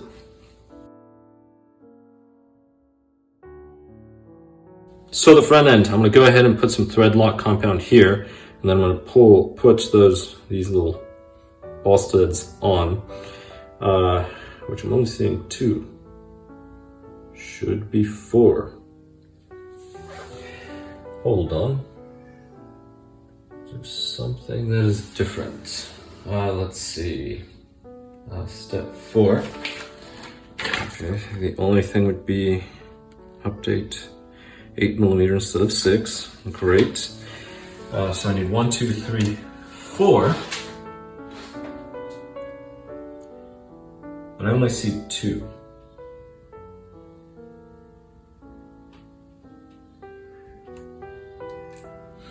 So now I have a problem. Oh my god, I completely forgot that I installed the 2 here just to see if it was easier to install them on the arm or place them on here. So let me just make sure I have the correct one. So this is front right, so front right, that means that I need the ball studs on this other side. All right, and that's why you don't do builds at 4 a.m. It's not 4 a.m. All right, so again, this is front right, so this one will go right here. So go ahead and place this right on top. I'll just get started, and there we go. So I'll drive this one all the way in.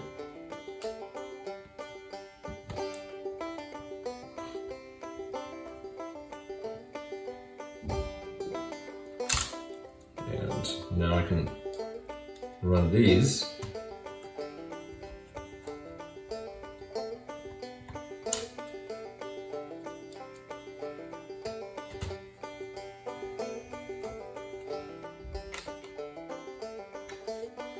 Alright, there we go. Wipe off some of that excess. Alright, and to be honest, I think it's easier to do this instead of installing them on the arms prior. Yeah, this is much easier. Alright, I have to do the hub, so this is something that I did out of order. Now, a quick little note, I did not put the spacers in there, so you use a 1/2 and then you use a millimeter. So it's these 2 spacers, those are the ones that you need. We'll go ahead and set them off to the side. That's an easy fix, no big deal. Alright, so this is a 0.5, 0.5. And those are the ones that go on the inner parts. So we'll go ahead and do those really quick. Just because I like assembling things, taking them apart again and assembling them.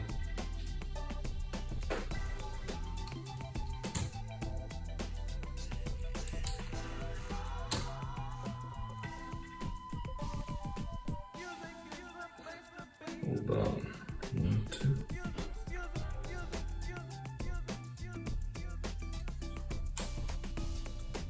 Alright, so these go together. I'll just make sure I grab the correct ones.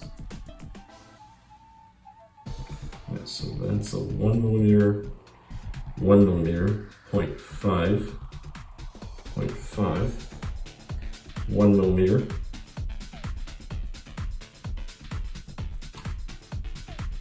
1 millimeter, 0.5. Good. I accidentally grabbed a 2 millimeter that was in there. You notice the size difference. I was just checking everything. Now this will throw off the car like you wouldn't believe, or at least it should throw off the car like you wouldn't believe if you put the wrong spacers. Meaning, let's just say these 3 are the same and this one's not. It'll really mess up the way the car handles.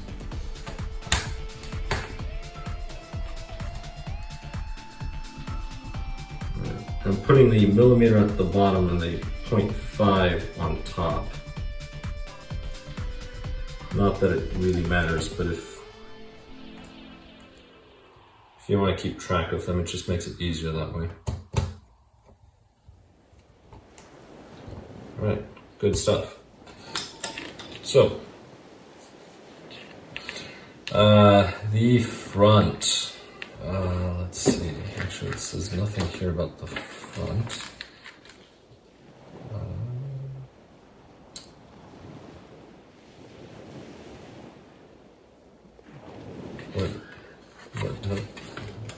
This is the front. Alright, 0.5, that's good.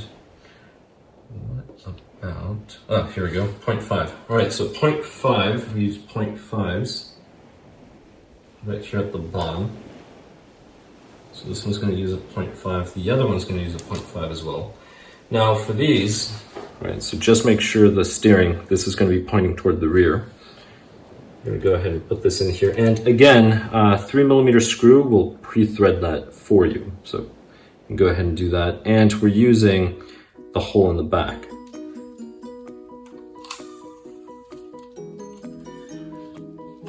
So here, let's see.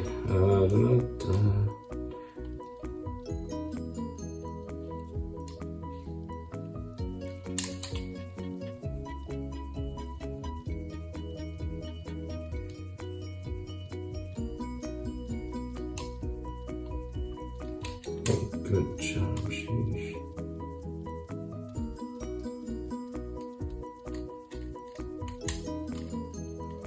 All right, here we go. Now this should be a 2mm driver. And again, this goes in the rear. So it's the rear hole. And if you pre-thread it, it's going to make your life so much easier, so much easier. So here, let's see. Right there. And I'm just making sure that this is tight. Yep, that is perfect. Now I'm actually just going to do one side and then I'll do the other side. I find it easier than leaving this one just hanging. So the other thing that we're going to need is we're going to need that ball stud. Now remember, it's 8mm, not 6mm, so we're going to be using these. So don't try to grab these little things. Well, actually, maybe those were the ones. Let me measure them. No, these are way too small. Unless they measure from top to bottom, which I would be surprised. So it'll be these, right? 8mm. That's 8mm right there.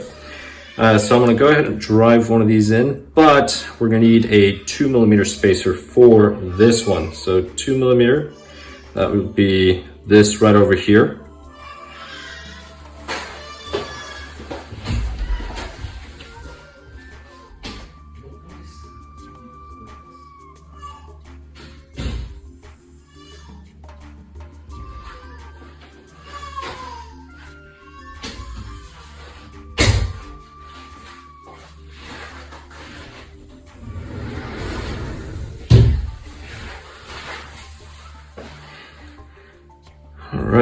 Alright, so that's a 2mm, and you know, I always recommend that you go ahead and measure just to confirm. So that's 2mm, perfect.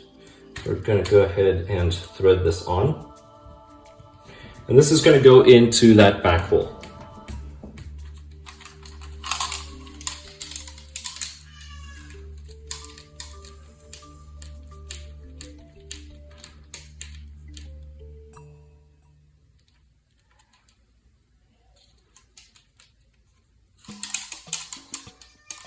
All right, here we go.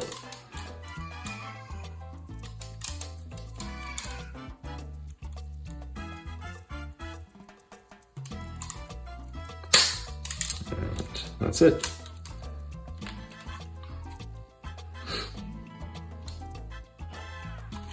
So now I'm going to grab that 0.5. I'm going to do the same thing to the other side. So again, this has to point toward the back. Now, one of the differences between the front and the rear when it comes to these is the orientation. Let's see. I have a feeling I made a mistake. I did make a mistake. I did, absolutely. This goes over here. Good catch. Good catch there. So this is supposed to go on the bottom. So let's go ahead and fix that. At least it's not that big of a deal since everything's threaded. That's one way to look at it. There's always a bright side.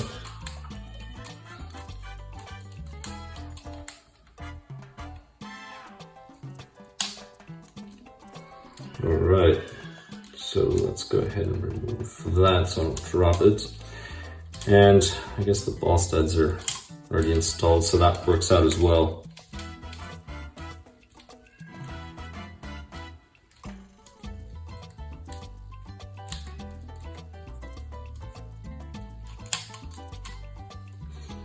All right. So let's go ahead and line this up.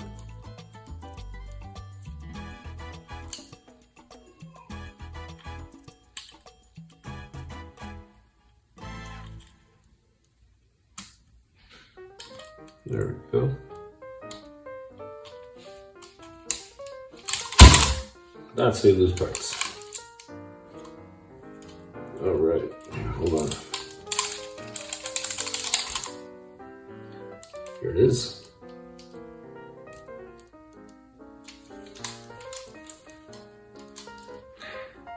All right. Perfect. Got it.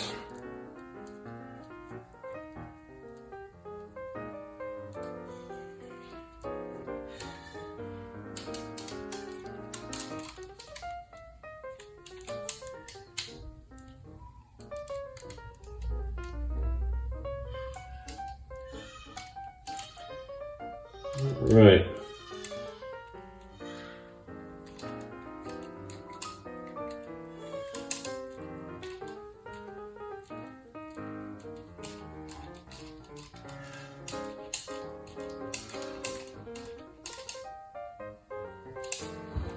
There we go.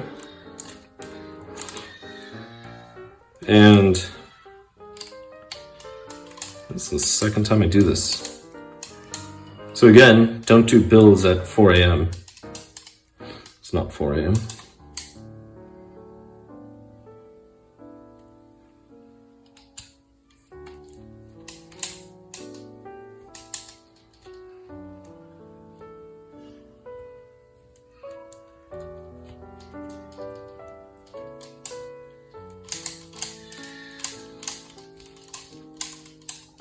There we go.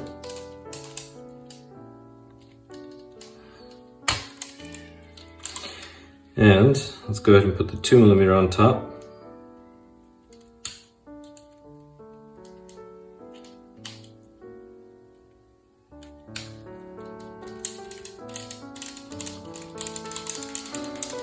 All right, so 2mm on top, and then it is the rear hole.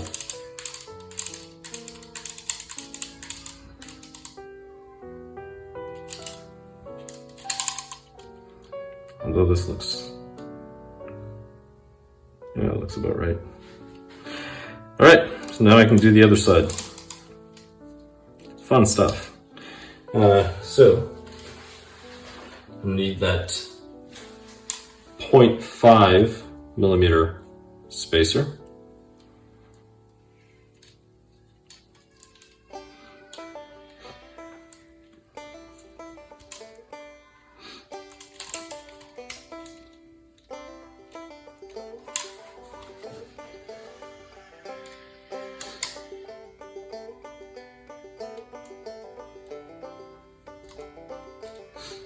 And here we go. And then on top, it'll be, let's see, make the ball stud with that 2mm. You know, again, I'll note again, you do not need, do not use thread locking compound because you're going metal onto non-metal. You only use thread lock if you're going metal to metal.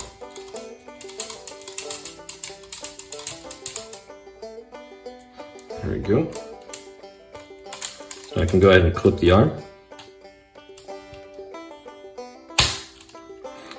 And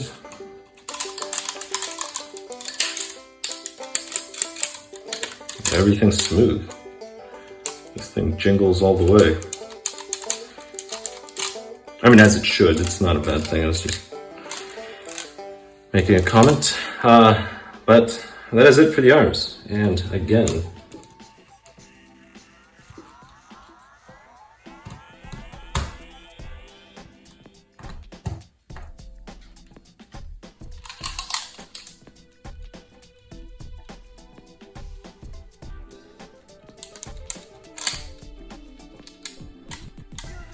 yeah, it's just a lot better overall.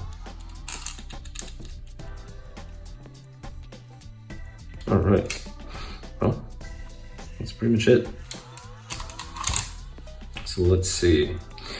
The next part, I'm going to go on the next page. Next page, turnbuckles. Turnbuckles are probably the funnest thing to do. Not. They really are not fun at all. All right, so let's go ahead and get the turnbuckle parts. So we have two turnbuckles. The front, we don't need turnbuckles for the front, they're already there. So it's just the rears, it's just the rear turnbuckles that we're gonna do. Now, these do have a mark. There is a left thread and a right thread on all turnbuckles. So the side with the mark, that's gonna be the left thread, which is usually the way it is. And by the mark, there's a mark right here. Again, this camera's not picking it up. So that little mark, this is left thread, that's right thread. So you want to line these up in the same direction. That's generally the way it goes. So that mark, I'm gonna set it to the left side. I'm gonna do that on purpose. Now, we have a lot of these little things. The ones that you're gonna be using are these longer ones. So I'm gonna go ahead and take these and take these. And you're gonna build them both the same. Overall, they should be 15.8, so just under 16 millimeters in length.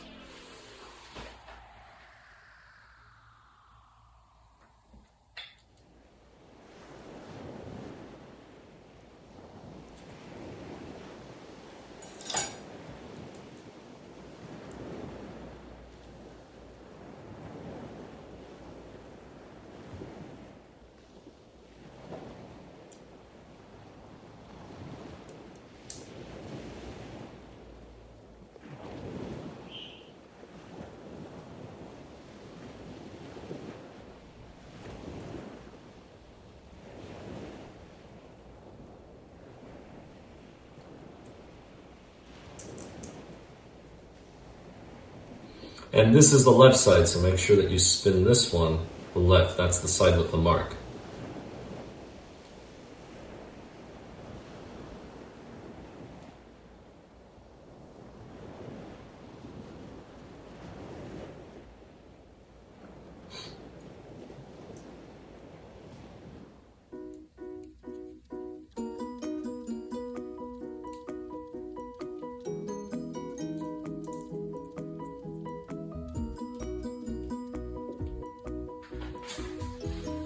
There we go.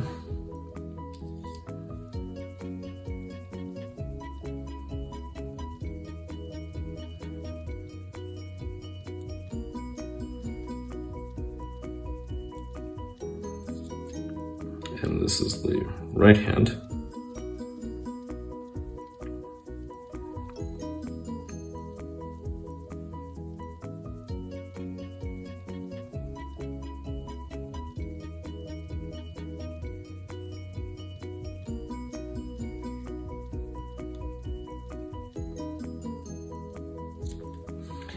All right, so let's see, looking at 15.8, wait a minute, 15.8 millimeters, there's no way this can be 15.8 millimeters, is there a correction? Let's see, there has to be a correction. Let's see, page 30, all right, there is a correction for page 30. It has nothing to do with that though. Not the turnbuckle, it's just telling me that it's an 8mm stud instead of a 6mm. Oh wait, nope, here's one. 15.8, how's it an update? That's exactly what it says there. They're supposed to be shorter turnbuckles?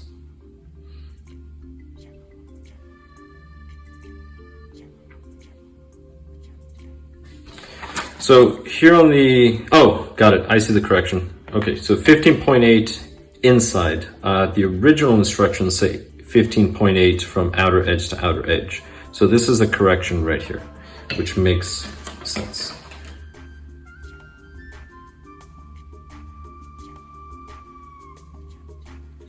All right, so I still have to drive them in about 3mm. let's see, right hand thread. Let's go 1, 2. Now left hand thread. Let's go 1, 2. Wait, I loosened it because that's the left hand. So let's go 1, 2, back to where I was. 1, 2. There we go. Perfect. And let's see. That's about right. Oh, nailed it. All right. I'm going to do it to this one. So this is the left hand.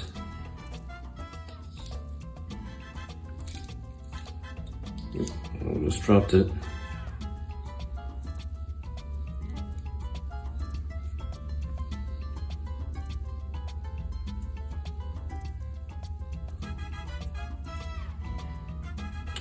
All right, perfect. Now we go right.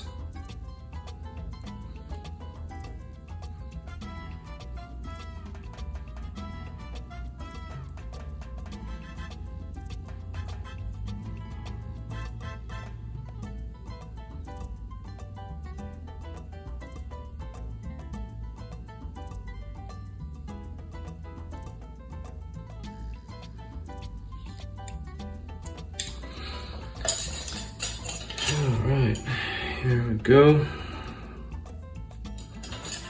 One more time. Let's see. Not quite. This one is significantly longer still. I'm going to shorten this one.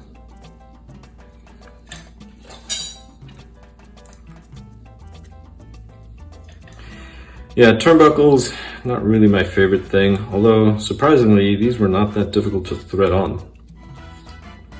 Some others are a real pain. All right, let's see.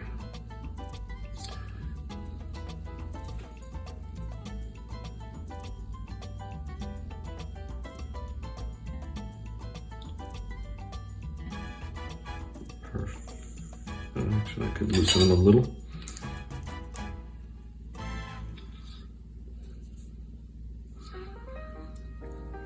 Let's see.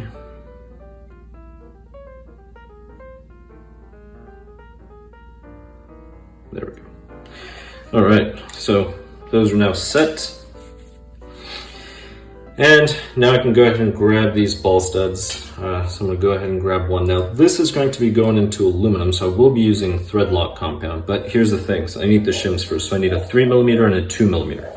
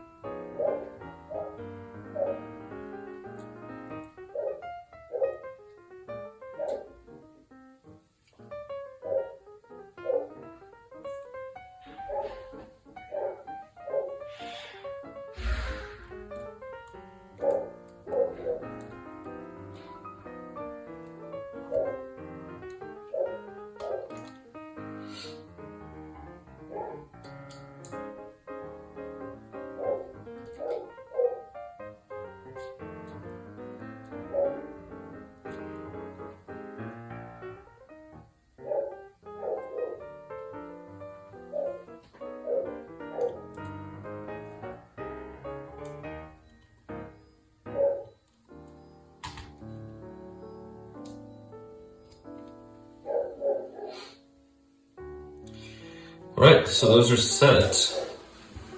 Now I can actually put the turnbuckles in there, but before I put the turnbuckles in there, so that you have, see those little ball studs in there? That's where they're gonna link up to.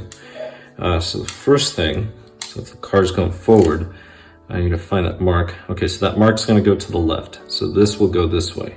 That will clip on here. And that's really what I want to do first.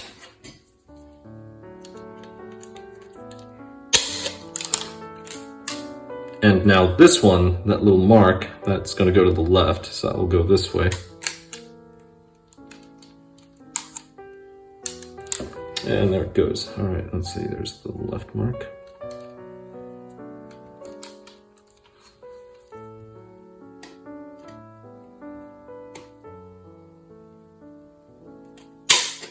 Perfect.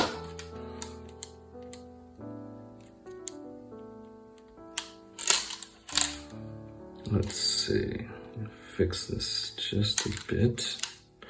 There we go. And now I can go ahead and clip on here. Now this is actually too short. That's way too much toe in. I'll fix that later. Once I get the tires on everything.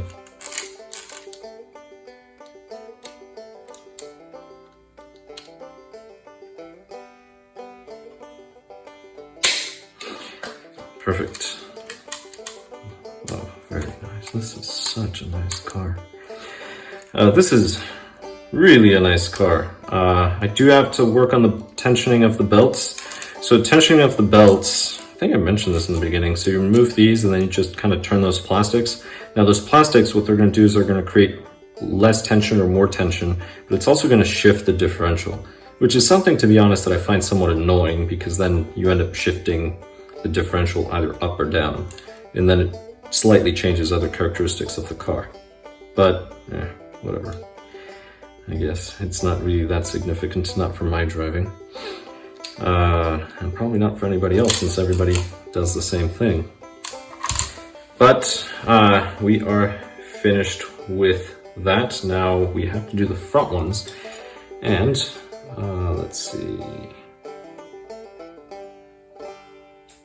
Hold on. Okay, front we're using 2 and 3 millimeters as well.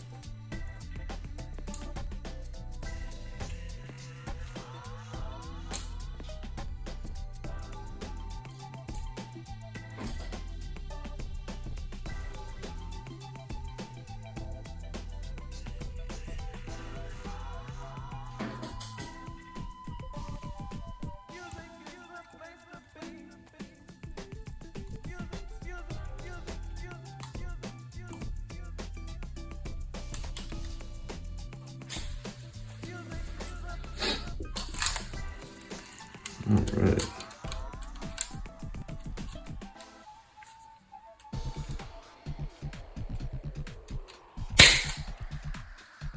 That's that. And this bag, to be honest, so far has been the most tedious. But once you finish it, it's also the most satisfying, because it's the one that gives the car the shape. Oh, definitely have to work on that. Yeah, this is too much toe out. One of the things I really don't like about this is the fact that these are opposite. I don't know why Xray did that. No idea. Maybe I'll complain. Well, I am now, but I mean formally. Great. So at this point, I can now move on to the sway bars. So the sway bars, that's what all these other links are for. That's for all of them. There we go. We've got these. So the first one that we're going to be dealing with is the front. Now you do have 2 sway bars. Notice there is a different length and it's a different geometry to the 2. The front one is this one, the smaller one with a, well, it's longer here, but it's smaller overall. But it has 3 little marks. So if you look carefully, not that the camera's going to pick it up, but there's 3 little marks. That's going to be the front. So we're going to need one of the small bearings, which means now I'm really confused. The reason why I'm confused is the instructions called for a bearing in here, which made no sense because now I only have 3. I'm going to have to take that bearing out and use it for the sway bar? I have no idea. No idea.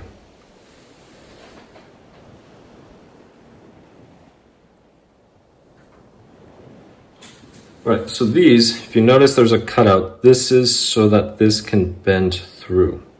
So the bearing goes in first, and then this will go through, and this allows it to bend through. So if you put that cutout on the inside of the sway bar, it'll allow this to bend through, and then the bearing will sit right in there. That's really it. And then that little perch, that little hook, the bearing's gonna sit right on top. I'm gonna go ahead and grab this one, slide it in, grab one of these little cups, and bring this guy in. Just like that. So, that is it.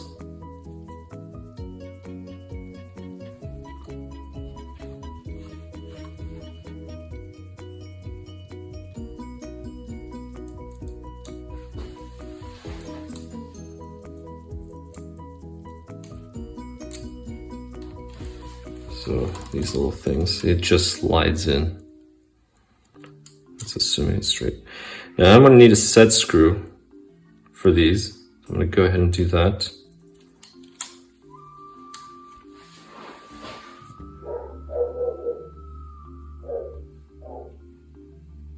And it's going to be the short ones. The long ones you're going to use for these other parts, for these. So don't use the long ones, it's these little short ones. It's the 2mm ones. 2 millimeters in length. Let's see. All right, awesome, awesome.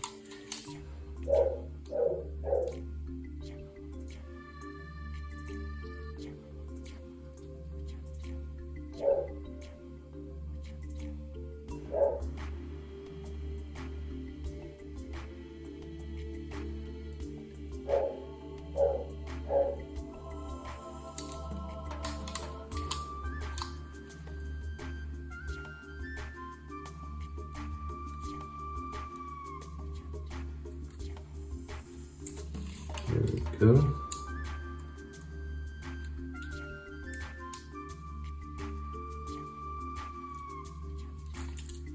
Oh, great. There it is.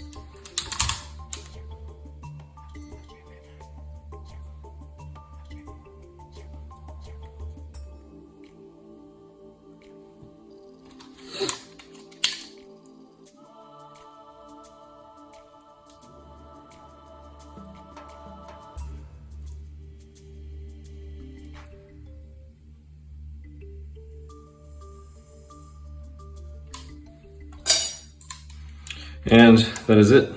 So the sway bar is not going to shift left or right, it's just going to go up and down as it should.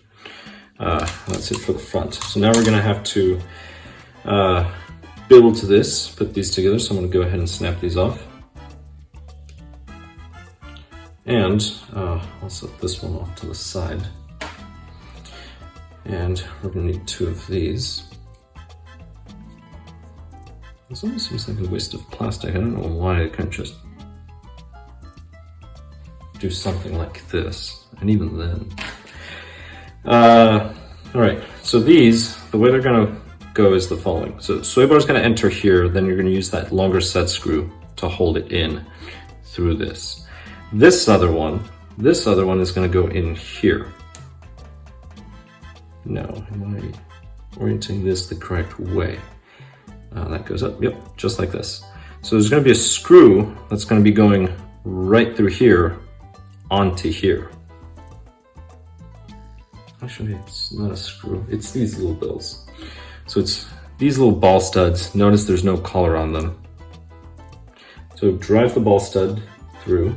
It should be a 2mm. I'm actually going to do all 4 of them. Snug is all you need. Don't over tighten them. All right. Let's go ahead and drive the other one. Try not to drop and lose it.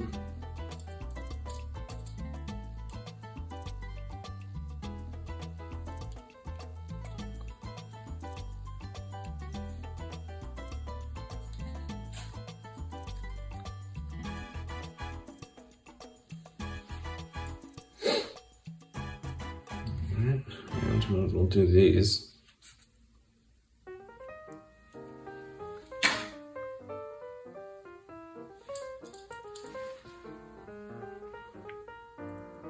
All right.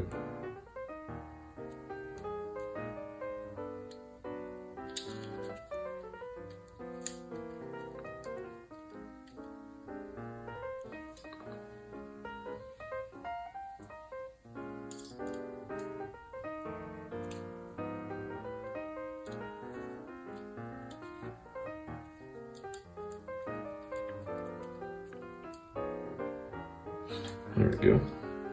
That's it. So I'm going to grab this and I'm just going to clip these on, and that's it. Now, something else that you could do instead of doing it this way, just install the ball stud in here first and then just screw it on.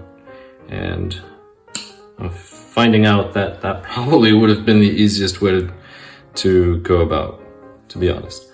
Mainly because of these small little tiny pliers. So let's try using the big ones. Yeah, big ones are better. There we go. So just use the big ones to that. Just be careful not to damage this. That's the only reason why you don't really want to do it this way. Let's see. Here we go. So that's the next one.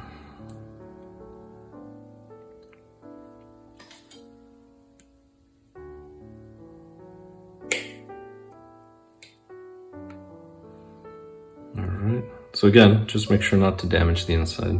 You'll be fine. And let's go ahead and do the other one, since we're going to need this anyway for the rear as well.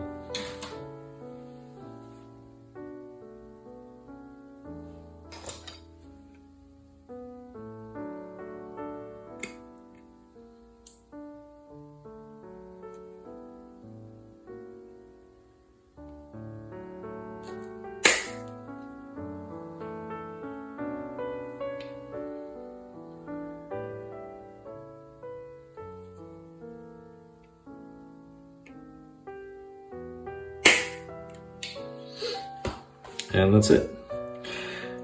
So the set screws that we will be needing for those are these long ones, 1.5. Yeah, that's another driver.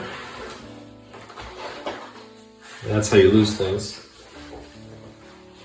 All right, I'm gonna go ahead and set this in.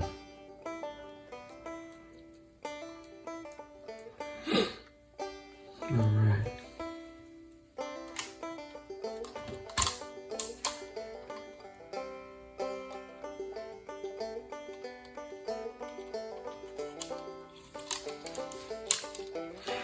And all I'm doing is pushing it all the way in, but you want this to be flat.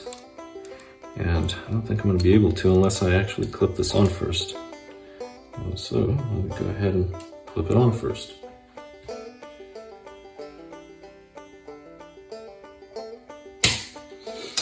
And really quick, these little knobs, don't cut those. That's where the sway bars go. Alright, so now that that is clipped on, I can go ahead and actually tighten this little sucker.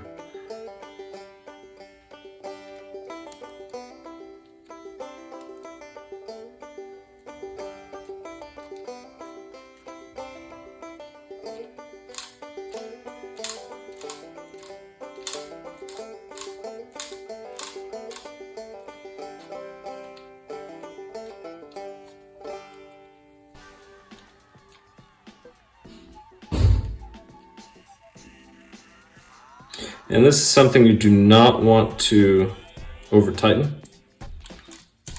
So that is all I need. It's very easy to ruin the plastic. Let's see, I've already placed, nope, never mind. Let's go ahead and do it to the other one. All right. And I'm going to do the same thing. I will clip this onto the arm first.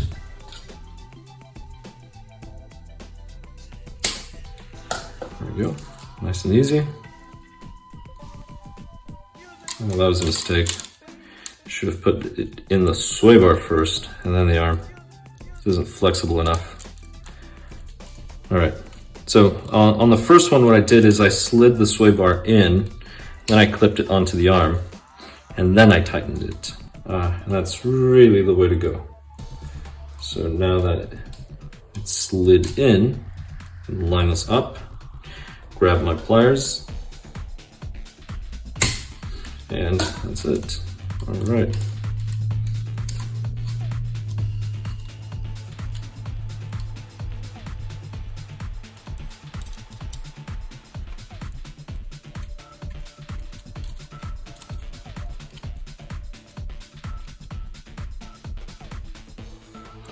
Alright, that's it. This moves freely. This moves freely. Alright, now a really quick note, the job of the sway bar is not to make both sides work together, even though now that there's a sway bar, you can see as I push this one up, the other one wants to go up. That's just a side effect. In reality, the sway bar is just a spring. So what happens is, as you're taking a corner, so you're leaning this way, this is going to move up, which is going to pull the sway bar up. This is going to push the sway bar down. So really what's happening is the sway bar is trying to push this down here.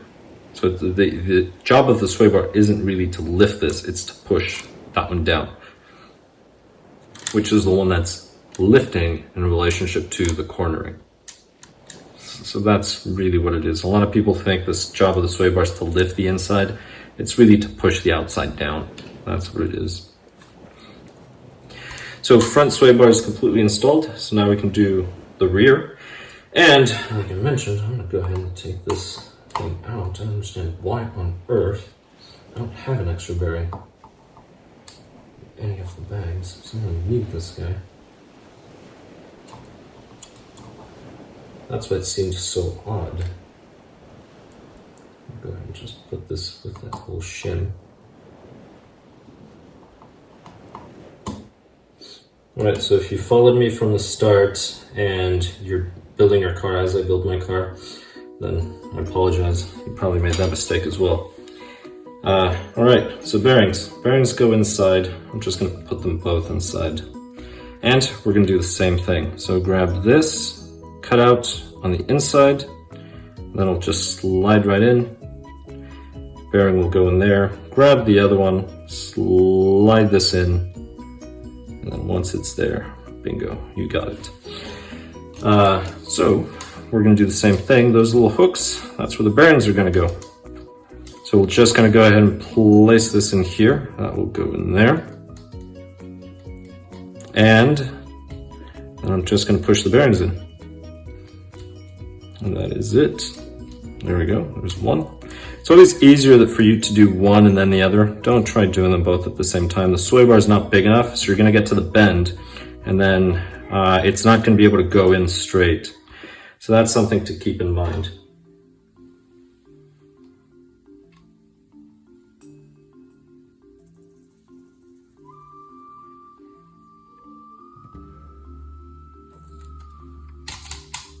Oops.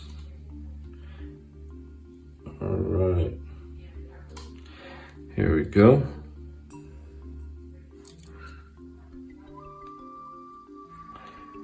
There we go, almost.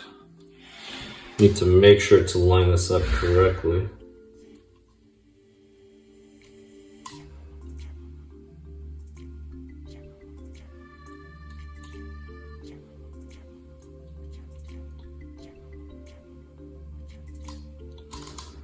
Alright, there we go.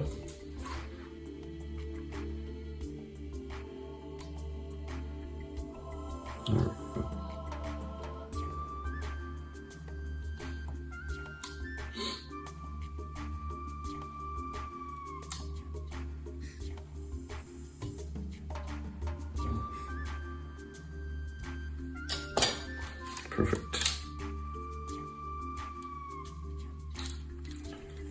All right.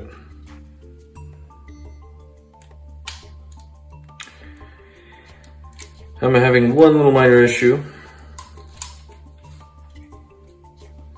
To tell you what that is shortly. So I'm going to loosen just one. The reason why is the sway bar actually fell under the arms. So I have to push the sway bar out and over. Alright, so this one is over. That means I'm good there.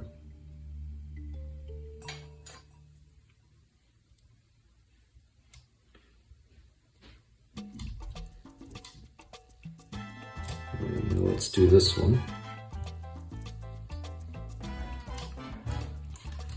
There we go. Perfect. So I'll show you in a bit.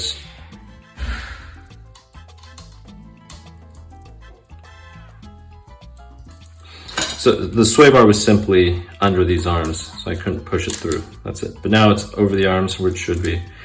So now I can go ahead and grab these. I'm going to put the little set screws in there. It always makes it easier to just place them first than to install this plastic bit in there and then try to fit your fingers through the gaps. So let's see, one more. There we go.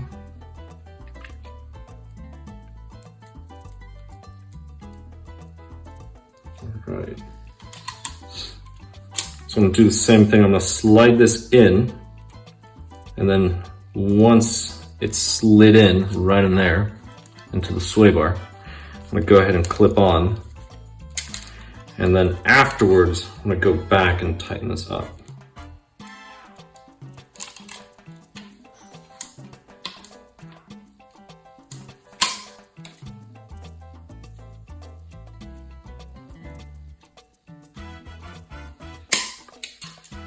That's it.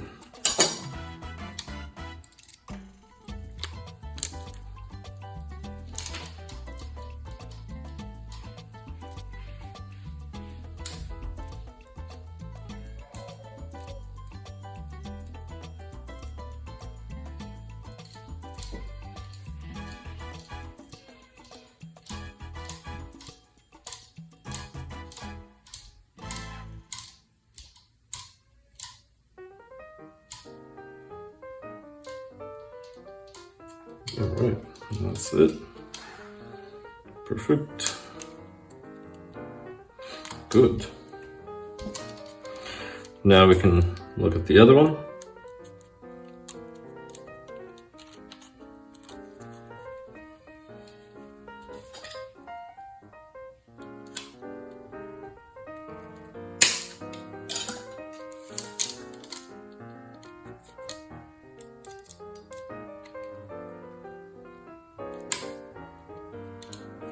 There we go. So now that it's slid in where it should be, I'll go ahead and tighten.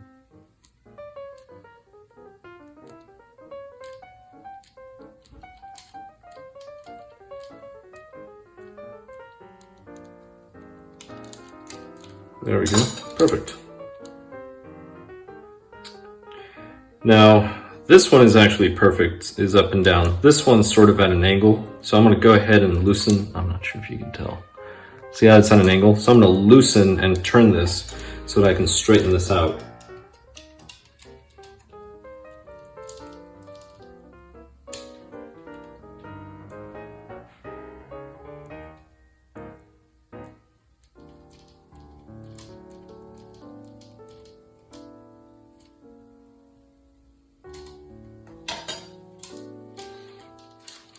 Alright, so that's better.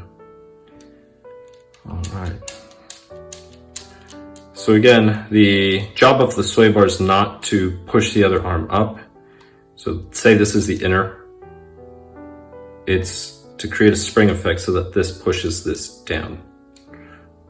But as a result, right, equal and opposite reaction, it's going to try to lift this.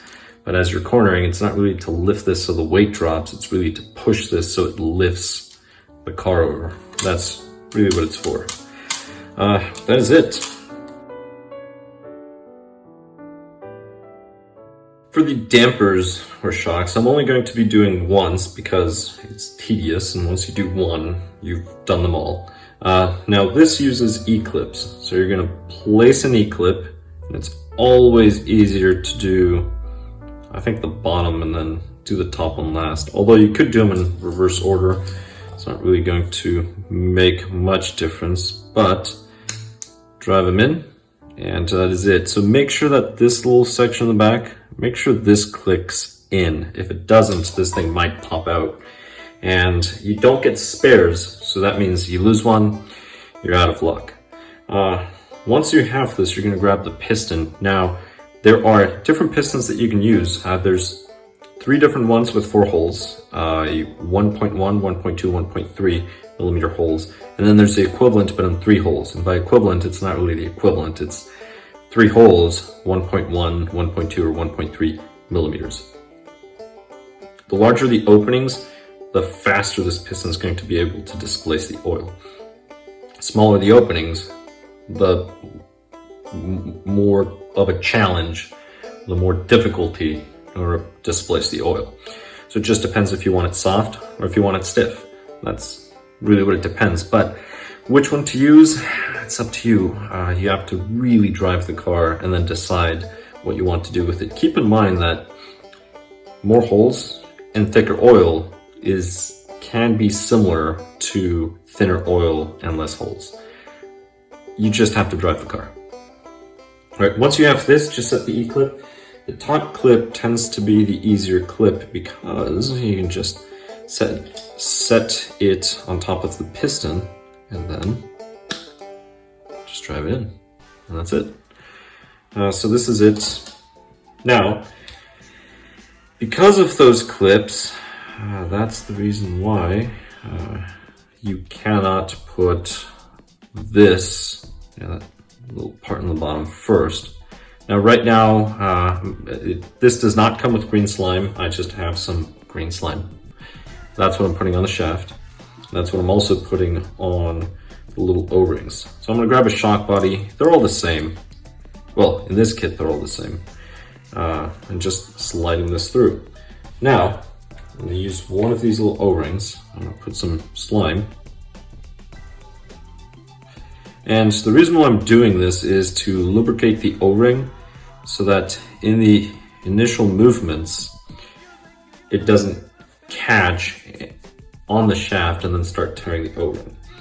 So you're gonna put the O-ring. Once you put the O-ring, you're gonna grab one of these little hats. And that small side, that goes on the outside. So the long flat side goes inside, just like this. This will go in here. Then you have these little nuts that were in one of those parts trees. So take it off the spur. Now go left. Once you hear it click, then go right. That way you don't cross thread anything. Just hand tighten, and that should be it. So pretty smooth because of the slime. Now, according to the instructions, it tells you to grab these tiny little pliers and grab right between the threads. I guess you could grab, there in the picture it looks like it's these snips. I'm not going to use snips. I pretty much never use snips. I'm just going to grab a shop towel and I'm going to place it just beyond the threads. And then I'm going to grab my pliers. I'm going to grab these and just going to grab it, and I'm going to get the rod end.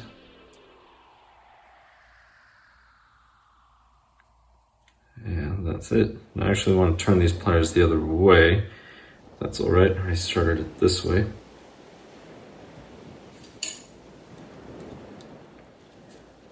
Turn them around.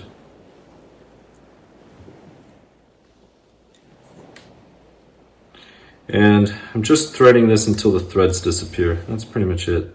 Once I can no longer see them, I'm finished. Now the reason why they tell you not to put pliers here is you can damage the finish on the shaft. That's really the only reason why. So if you have pliers that do not have teeth, right, something like this for example, that's a good option. Or if you have actual shock pliers that are flat, round, and you can grab onto that, that's another option as well. So this is it. At this point, I'm going to set it down. Actually, I can fill it up with oil now. I'm not going to. So grab one of these O-rings. These O-rings are going to go inside. You can put some grease. Now for these you can just use black grease if you want.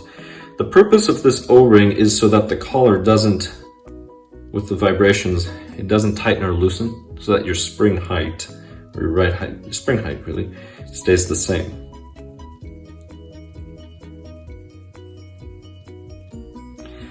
Now when you're tightening this, grab onto the body, not this piece, and the reason why is you can accidentally loosen this if you grab onto that. Go ahead and bring this up. You don't have to go all the way up, just bring it up. And that is it. So then you grab the oil. So you have this 400 CST, it's about 35 weight, roughly, if you're using associated.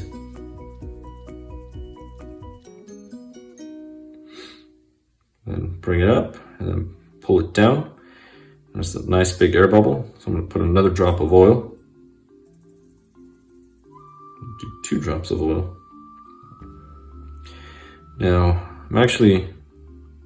I rotated this about 1/8 of the turn. The reason why is you notice those little tiny bubbles? If I just push the piston up, those bubbles will go back in the hole. Versus if I turn it slightly, the piston will push them up. And that's what I want. I want the piston to push them up. Let's see, so. Well, there aren't that many bubbles anymore. There we go. See how they're just going back in the hole? On that lower right, maybe you can see, maybe not. So this is the reason why I turn it slightly, so then the piston just pushes the bubbles up. Okay, so the bubbles are near the surface now. If you have a little needle, you can actually poke at them.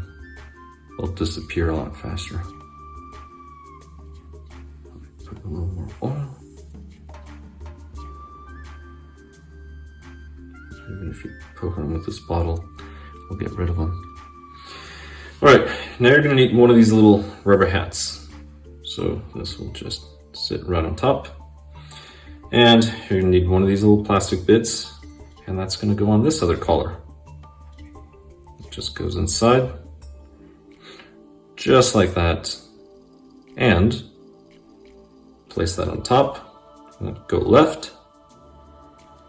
And once it clicks, then you go right. That's just so you don't cross thread anything. Now, as you're doing this, there's a variety of things that you can do as well. One, I have a shop towel ready. This has to do with adjusting the rebound. So, right now I'm just bleeding the shock, trying to get that excess oil. So once you tighten all the way, back it out about maybe 2 turns, and then push this slowly up. All right, so I've pushed it slowly up. Now I'm going to cap it. So now, there we go. And this is going to start pushing out, and it should go all the way out. That's all the way out. So this should push out all the way. Now, depending on the rebound, you may want to do that again, and you may want to either leave it all the way out as you put a little more oil, put the cap on, it'll rebound a little faster. You may want to go 25%, 50, 75, or all the way in. It just depends on the rebound that you want. Now, again, you're gonna have to drive the car to decide what you want. But this is it. So this one is set. Now just to finish it off, I already have the collar, now I need the spring. All the springs are the same. That's something else you may want to consider in the future. I believe they're all the same. Let me check. 25, 28. Yeah, they're all 25, 28. So 2.5 to 2.8. So they're all, what am I thinking? Opposite of linear. Oh boy, I'm drawing a blank. Progressive, there we go, progressive springs. So, grab the spring, place it in here, and then just stick that little collar in. Should just clip on, and so that's it. So, this one's almost complete. I'm gonna go ahead and grab one of these, place one in here, grab the pliers, it clips on, and then grab another one of these. This is going to go on the top. And one of the things to note about these is, so shiny part, that's where I'm introducing this. There we go. Here you're going to use a 3mm, but one of the things to note is, so these go in the rear. Well, I'm setting them up for the rear. I'm going to put some thread lock.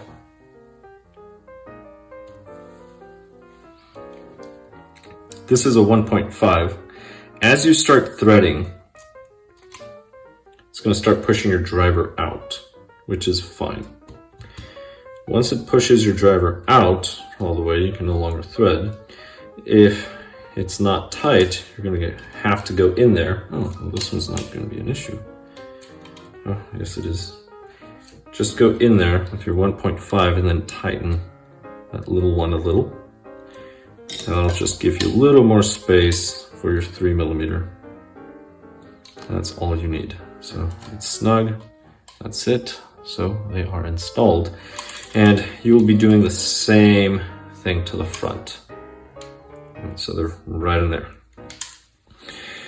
So I'm gonna go ahead and do these off camera, and then after that we'll switch over to the other bag and start installing the front end bracing with the bumper and the rest of the components for our body to hold our battery, everything else.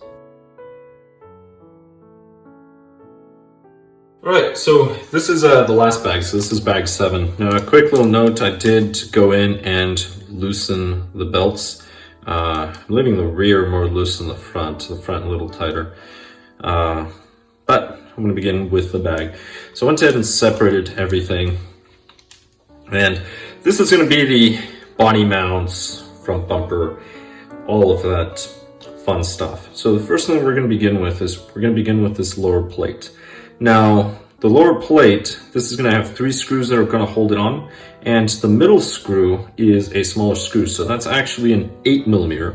That's something that you want to keep in mind. The other 2 screws are 10mm, but the one in the middle is gonna go hold on to this nut. So this nut is gonna go in here.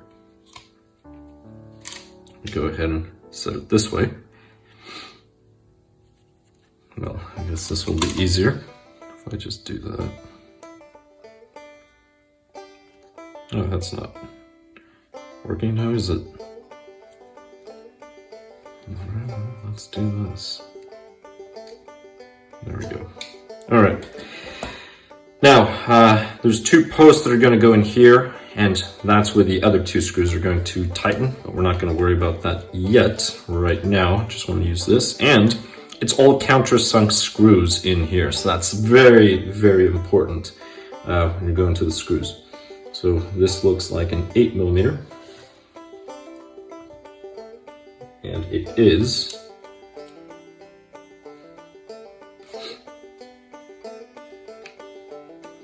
So it's a 2mm driver.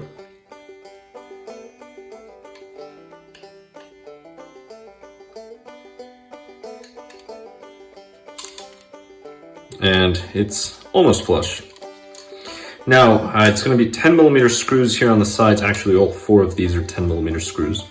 But these are going to screw on to the little plastic post, these right here. And these are going to hold the top brace of the bumper. So it's the brace that actually holds the foam for the bumper down. I'm gonna go ahead and put this in here. And these key in, so everything keys in out of those 3 items. So now we need a 10mm. That would be this one. It's 10.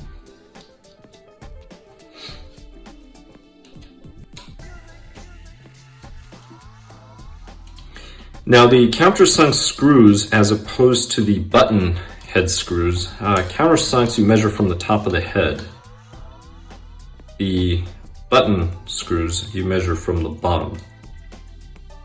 That's one of the differences. So if you had a screw like this, you only measure this part here threads out. Countersunk, you measure from the top of the head down.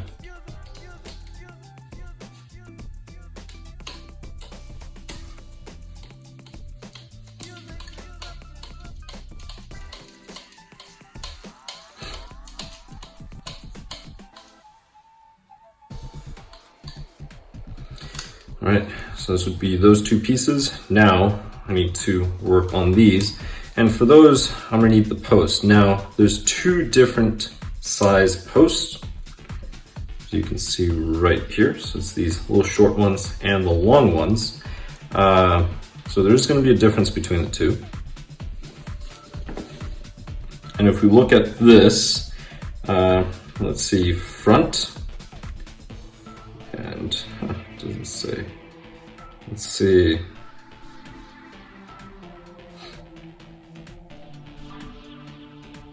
Looks like the long ones. I don't know why the long ones though.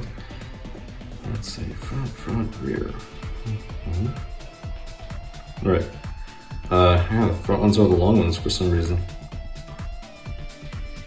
All right, well, we'll go with those. So we'll take the long ones.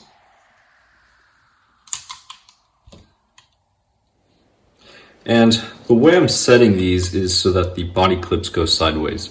If you set them so they go front and back, well, first of all, this is a hex, so it's not going to be perfect front and back. It's going to be off at an angle. But if you have them front and back when you crash, it's easier to lose body clips. And for these, you're going to be using 10 millimeters as well, which are right here. So the last two.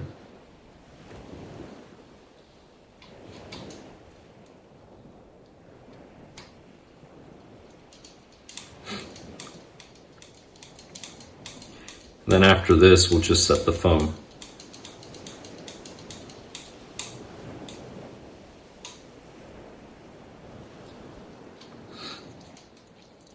Now I'm actually curious if I leave the post full length, if I ever roll the car over, if it'll just roll back onto its tires.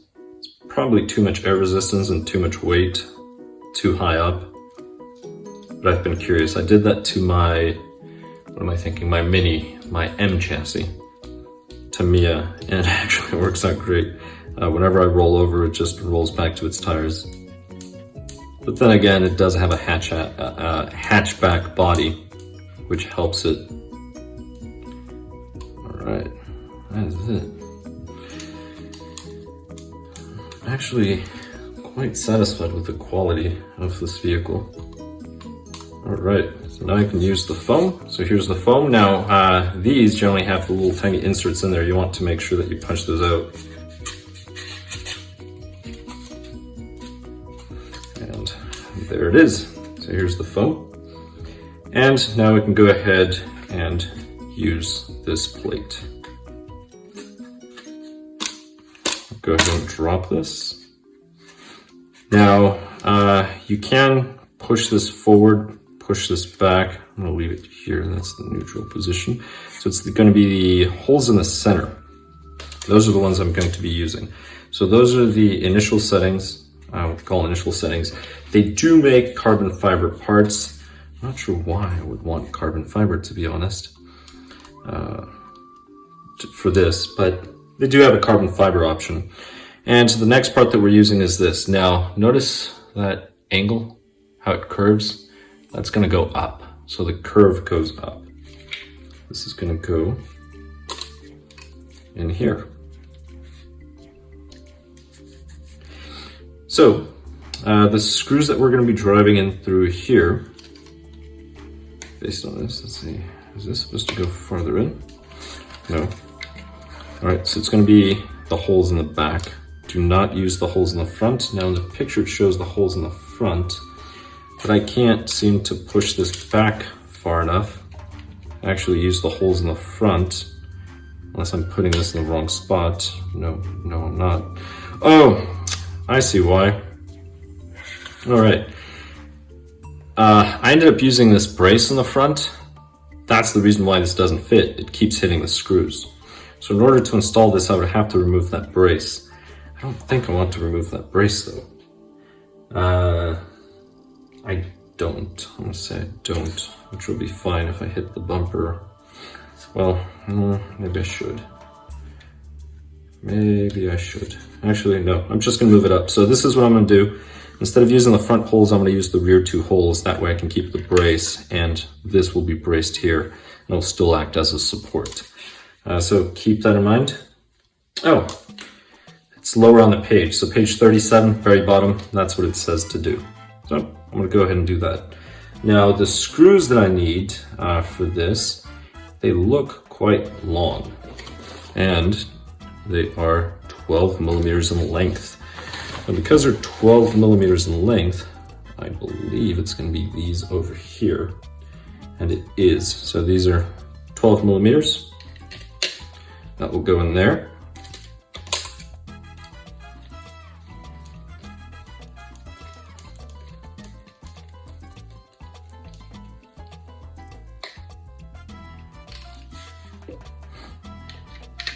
So again, the screws would go here if you did not have this brace, because this would be farther back.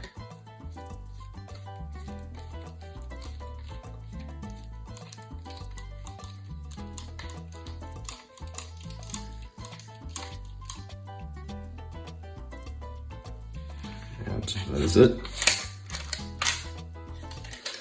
So that's the way it's going to fit. All right, and that is it for the front bumper. So now we can move on to the next step. Now, I don't have the body to place, so I'm not going to install these yet. Well, I guess I could install them, then just move them up or down. But the way these work is you just place them in a spot somewhere, and then you just put a body clip through them. And that's it, that's all you do. You just grab a body clip, and then once you have them the correct height, well, so we put the body clip on here, and then this would just clip on. But these are not the correct body clips. Actually, oh my god, you don't use body clips, you actually use pins. Wouldn't you know? Yokomo's used body clips. This is, oh, fascinating. So there's no way the pins can actually back out. So are we using these? We are using these. These don't fit. These are a really tight fit. Let's see, we have 2. Why do I have 6? Right, there's a total of 6 of these, and this is interesting. So here we go. It's this part right here. So we actually use 2 down here. That's why I have 6, 2 here, and then it's going to be 2 in the rear. And that's how these things work. This is interesting. Very different. I'm used to body clips. So I'm going to go ahead and use these pins and pin this thing up. This might end up being, this is actually too much trouble. But once they're in there, they'll be in there. Oh yeah, these are tight. These are not going anywhere.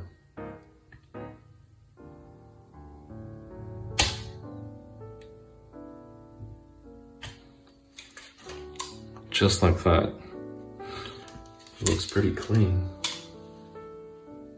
Do like the way it looks. All right, let's go with the next one.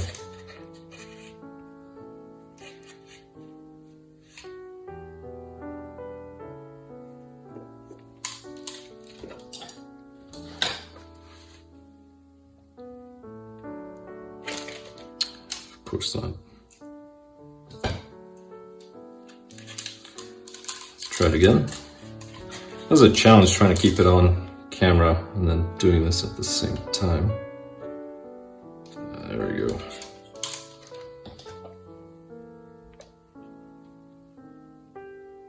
Perfect. All right.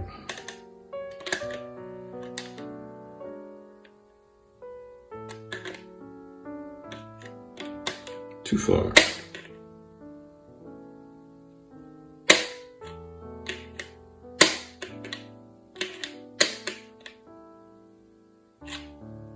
All right, that's it. Do need to shift this one over just a bit more. There. And I'll worry about these later on. I really don't want to put them there before I mount the body and see how high the body is going to be. I'd rather just do that with the body.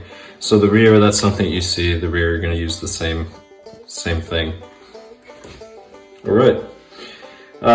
Now we're going to be using some little brackets. Let's see, so this is one of them and this is the other. So these two are mirror images of each other. So this is where the countersunk screws go, right in here. So we have two countersunk screws.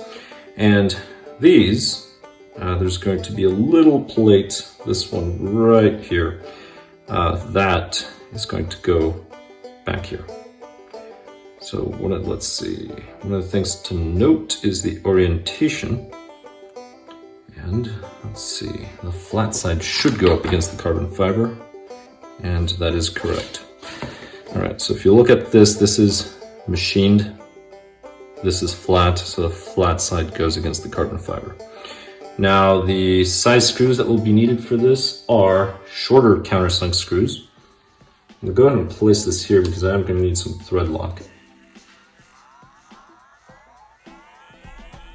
They are 6 millimeters in length. That would be these. There we go.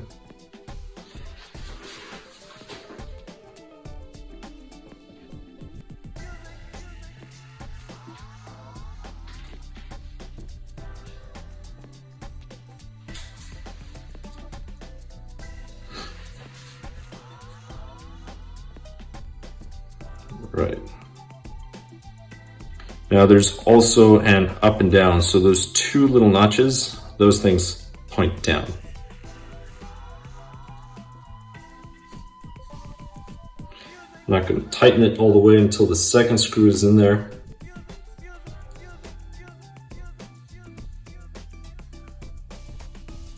This is all because of the desire to use carbon fiber. It would have been so much easier to just mold this out of plastic.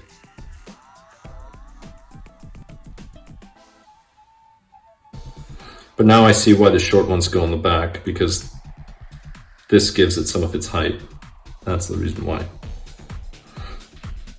All right, so that is it. So this actually goes onto the chassis, and then there's a screw that goes through there. So I'm just going to do the one on the other side first.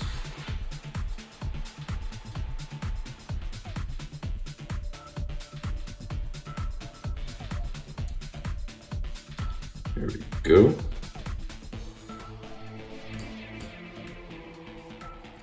And here we go. All right. Remember, snug is all you need. Do not over tighten. All right, perfect. So that is it. So we have them both. Now we can grab these, which, to be honest, now that I'm looking at them, it's so easy to tell the front from the rear, because the front, they have that little hex. These do not. These have those two little holes. So easily you would have been able to figure out that these don't fit. So that's one of the reasons why. Unless, let's see, there's an option. This is actually more what I was hoping for.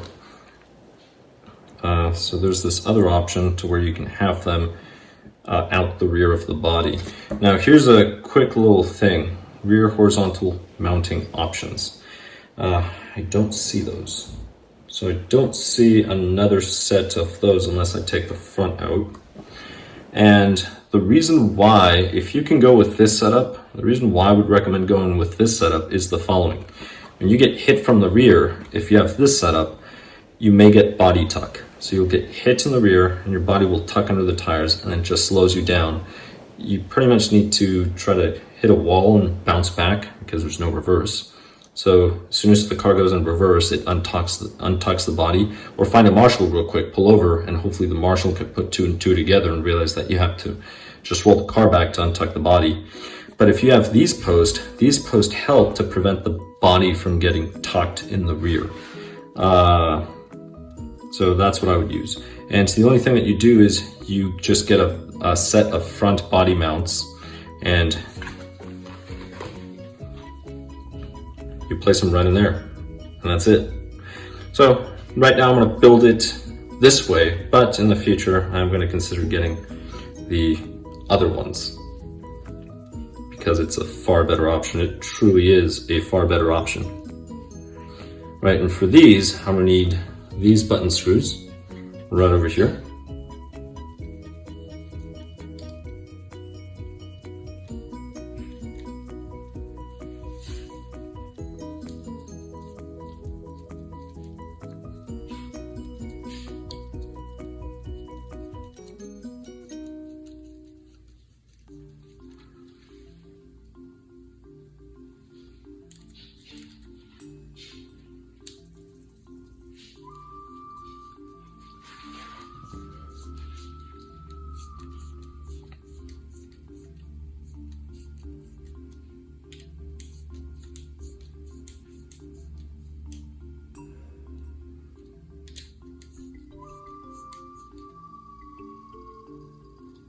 And that's it.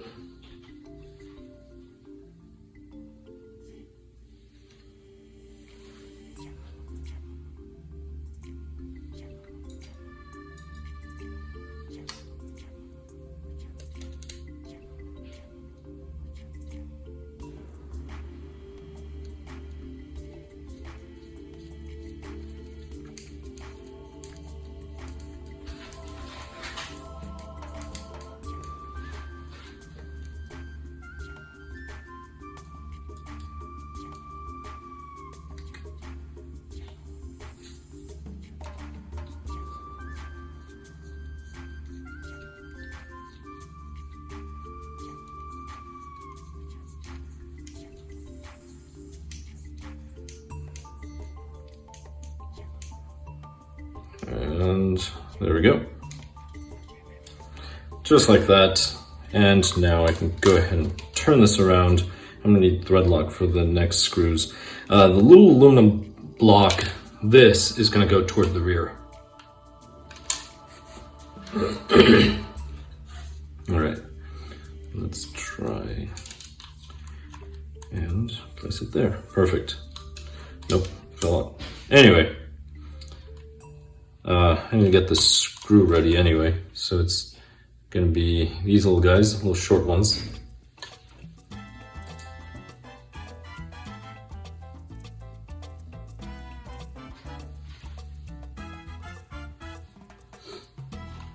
All right, let's go.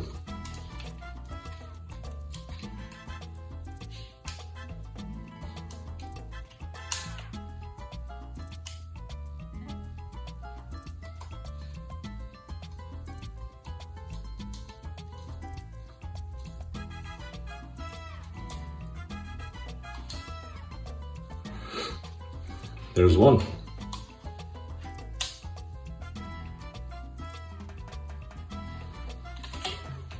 There goes the next one.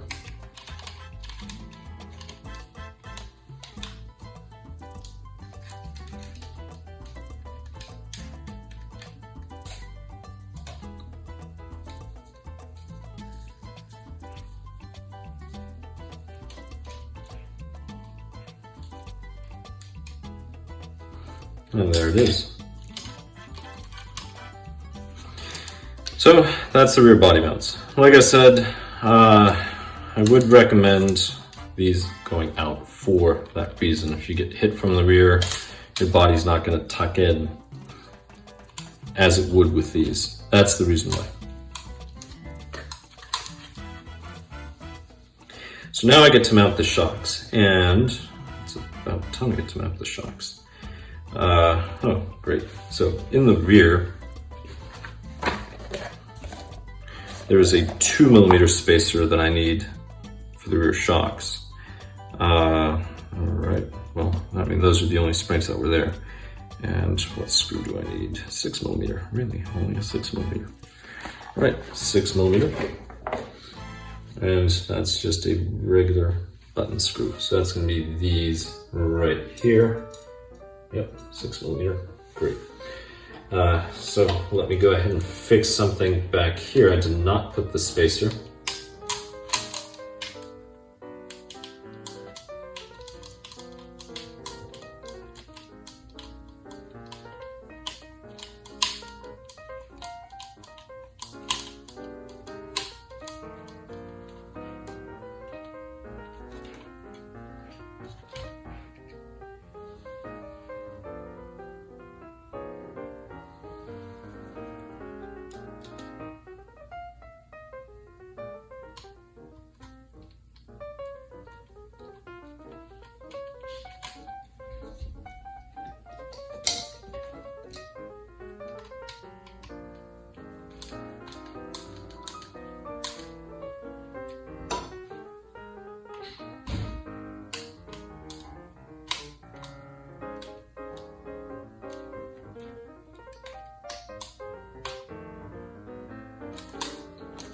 All right.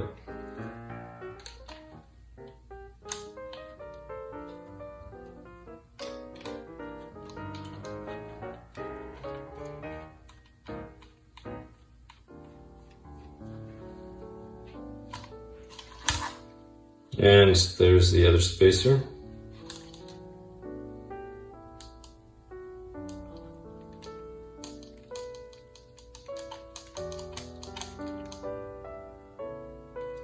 That is it. Perfect. All right, so now I have the screws. Now these are going to go into metal.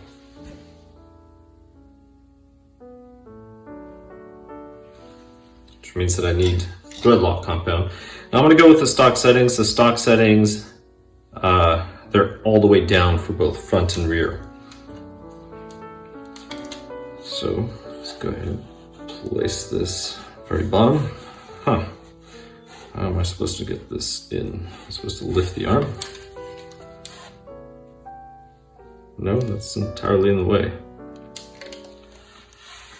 I have no idea. Maybe if I just try threading this in? Oh, that's not good. Yep, that's pretty much what you have to do.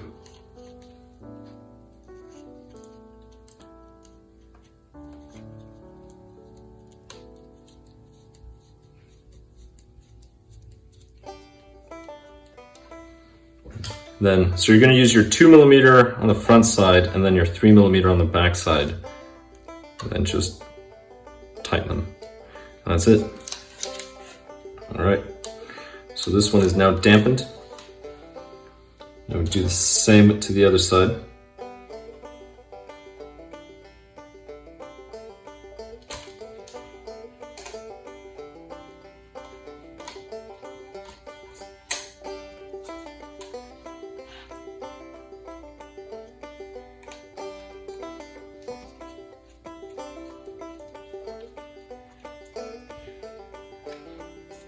And you do the same.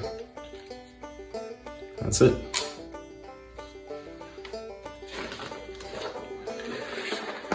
All right, now mounting the electronics, I think I'm just going to do that off camera. Well, motor ESC, but I will do the servo. But we're going to begin with the servo. We're not going to worry about the battery. Now, this is the servo. Servo is ready, so it does have the horn already on there with that ball stud. Already checked for clearance. It's good. This is the brace for the servo. Now, if you look at these are countersunk. The other side, oh, they're both countersunk. What? All right, well, apparently they're both countersunk.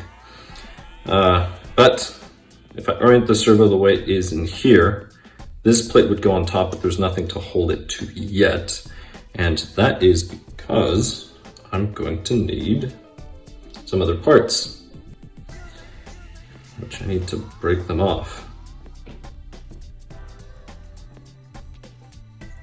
Wait, this is not it. Oh, I need an L. It looks like an L. Maybe I'm supposed to turn this into an L.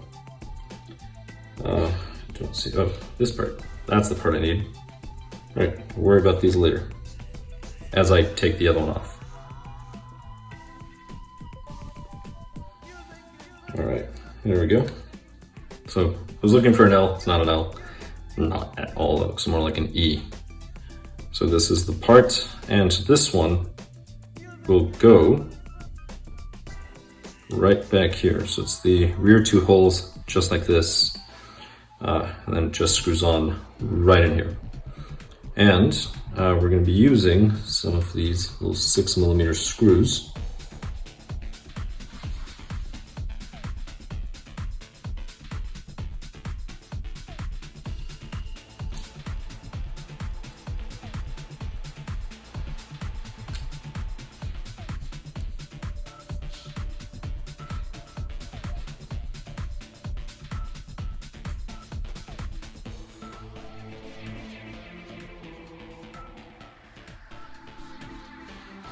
All right, so the servo is going to go here, and we're going to use the 6mm button screws.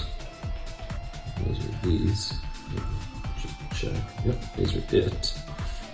Now these are going into metal.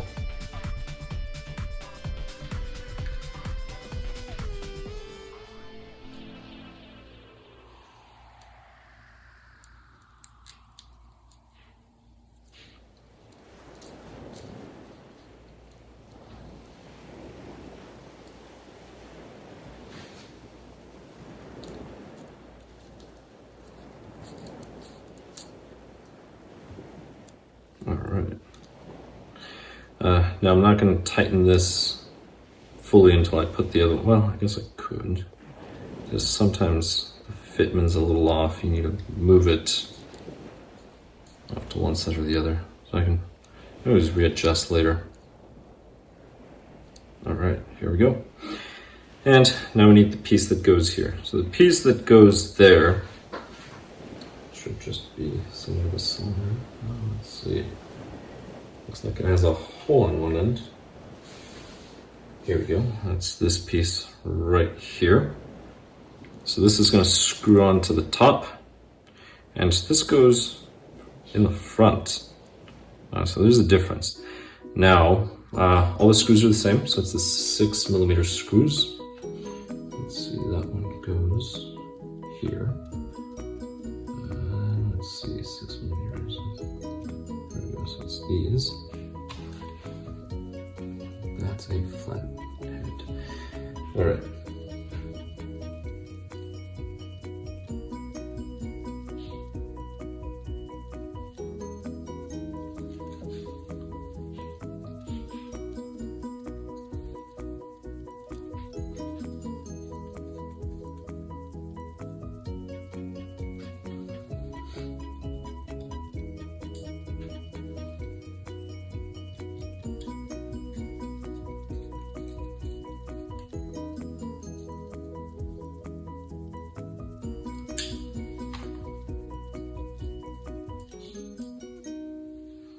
The towel can absorb some of the excess.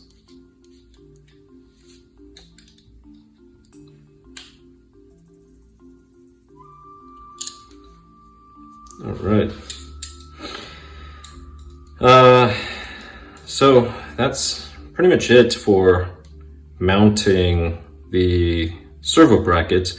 Now I'm not going to be using the stock servo saver. I just don't want to use the servo saver. That's the reason why I have the aluminum one. Now, the other thing too to note is that this has metal gears, so I'm not worried about the servo breaking. If you're running plastic, then you definitely need a servo saver. So keep that in mind. But here we go. We have servo. Servo is ready to go, ready to be mounted. And for these, we're going to use those little tiny screws right over here. It's only 2 of them that hold the servo, unless I'm misreading the manual, which is a possibility.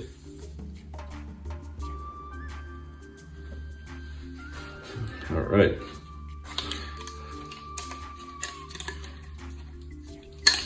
There we go.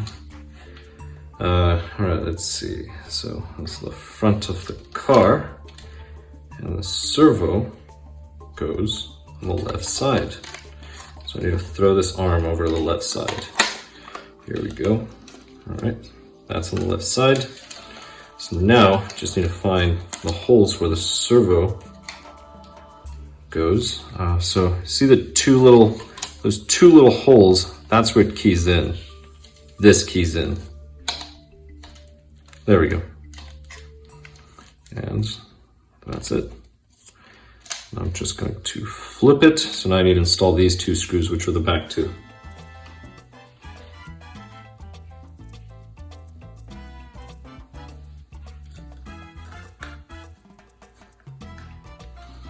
And I'm not going to tighten it all the way until the second screw's in. Once the second screw's in, then I will go ahead and fully tighten it. Come on. There we go. All right, so I'll tighten this one first. Then the rear.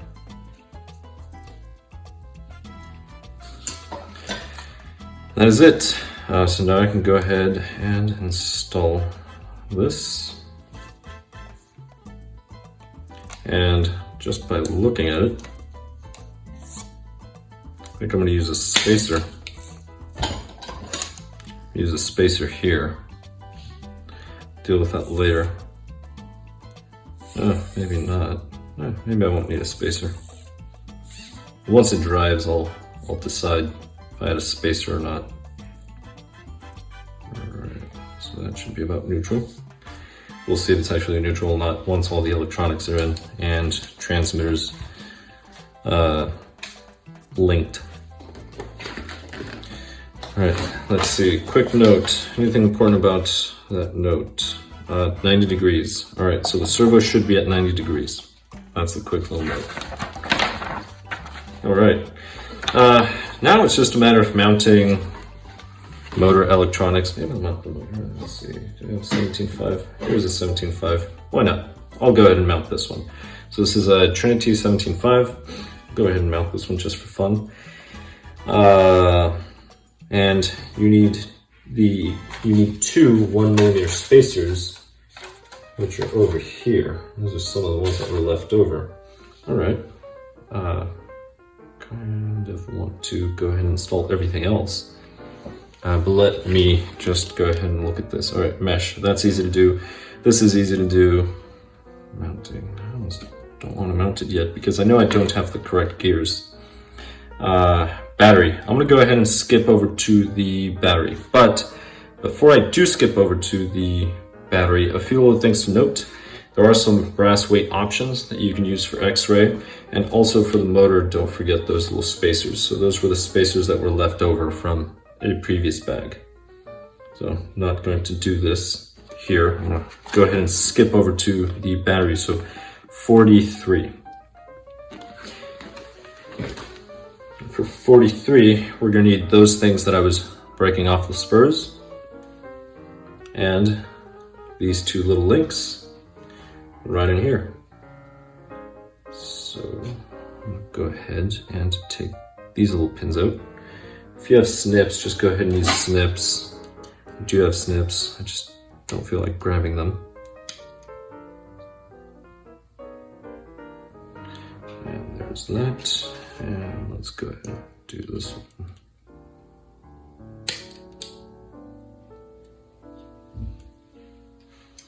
All right. Now, I'm really curious about the length. I doubt my shorty packs would work, but I'm going to take a standard pack and a shorty pack and see the difference. So 6,000, 6,000. This one's a little taller. This one's a little lower profile by a small amount, not significant, but this is a lot shorter. It's also lighter than this one. So I'm going to see how they fit, and then we'll go from there. All right. So if I grab these, now notice there's a little hole right in here. There's two up here, There's 3 down here. That's where it's going to mount to the chassis, I'm sure. So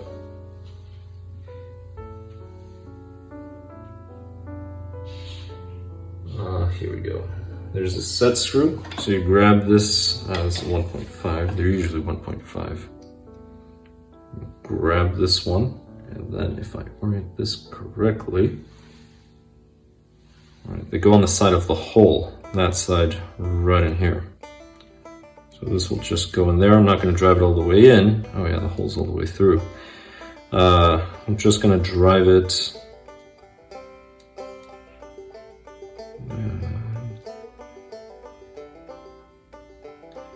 Yeah, it's far enough for now. Let's do this.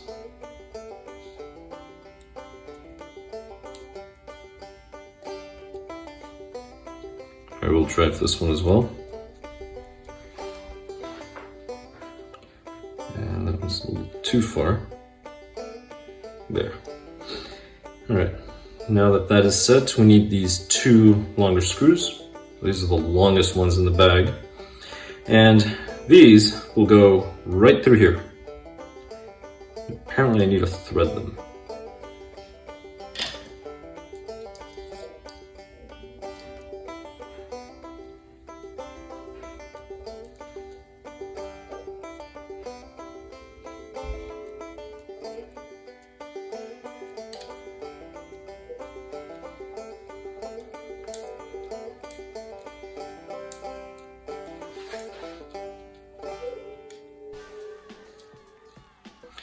All right, well, this is going to take a while.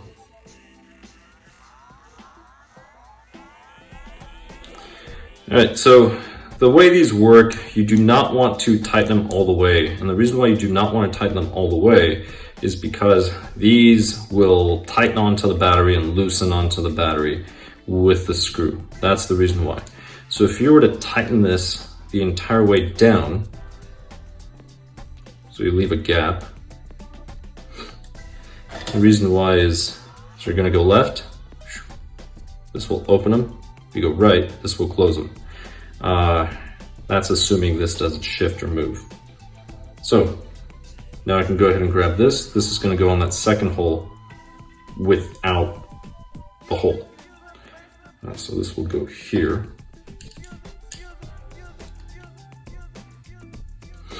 And this is really what's going to determine your height. Now, I've never used this type of battery tie before, so we'll see how it works.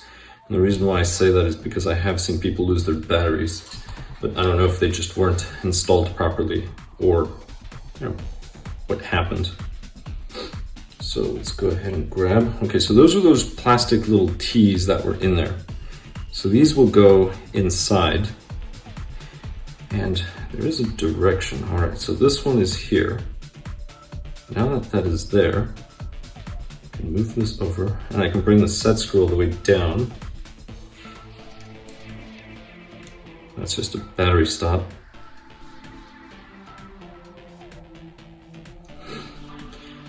All right, so there is an orientation, right? This one is going to sit like this. Here, well, you can't really see it, camera's not picking it up, but it's right here. This is that little stopper, and this over here. So this is going to adjust this movement of the battery. So I can actually pull this out and then, you know, loosen this, pull it out, tighten this back up. Now for the other side,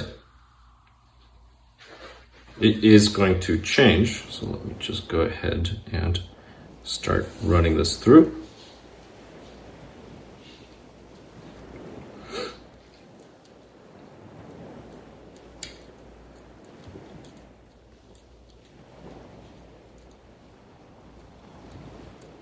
And as you're doing this, just be careful because the screw will get hot from the friction.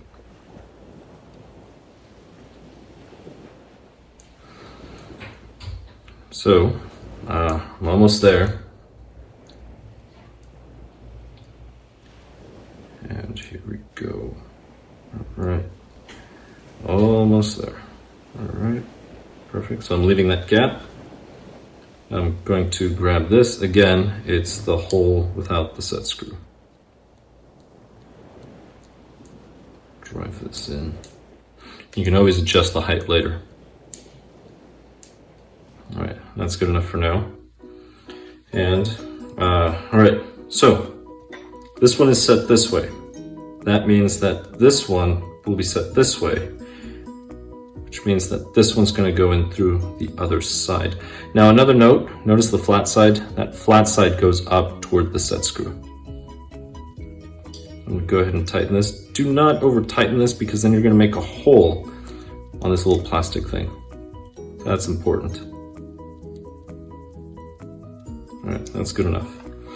So they should be mirror images of each other, just like that.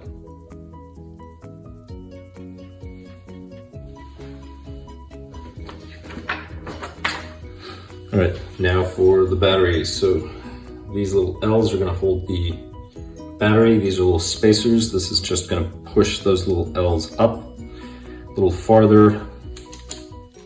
I'm curious if I have to use a full length or a shorty. I'm just curious because off-road I use shorties.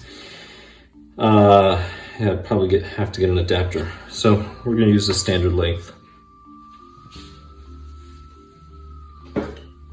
That way I would only have to buy one size, but yeah, this will do. So here we go.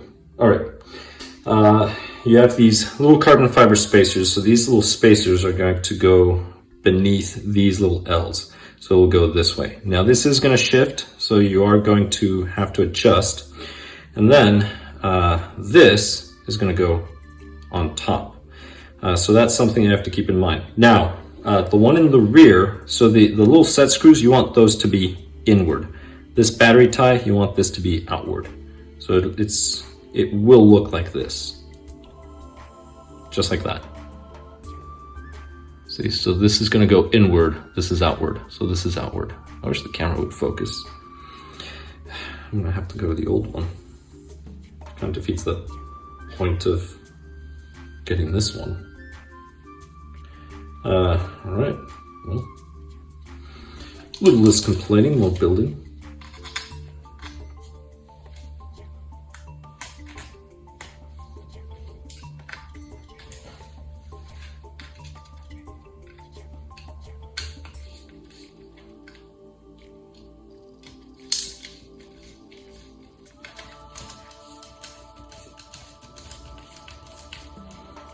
All right.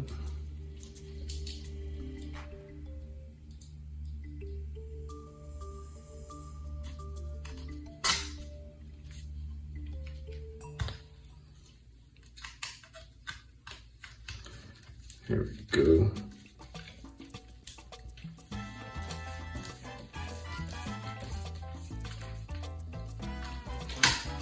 All right, so it's loose right now, but notice how this slides in and out. I want to adjust that once the battery's in. That's the reason why. All right, so this is for your antenna. All right, so spacer, again, that goes underneath, and then this would go on top, just like that. So let's go ahead and do this.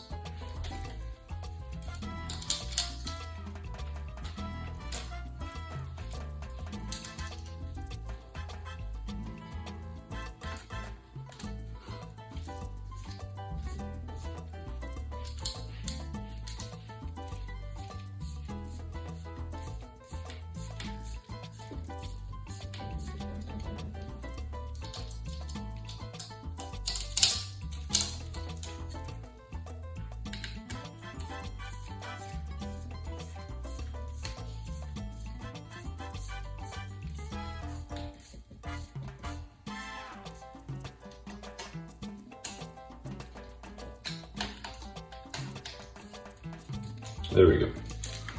All right, so that's your battery stop right here. This works. Just go ahead and put a battery pack inside, and I can make all the adjustments that I need to make. All right, So, a few little things. Oh, that's a lot of adjustments I have to make. All right, so I'm gonna set this way so that I can adjust this L first. And I have to look at my driver. Let me keep the drivers here on this side.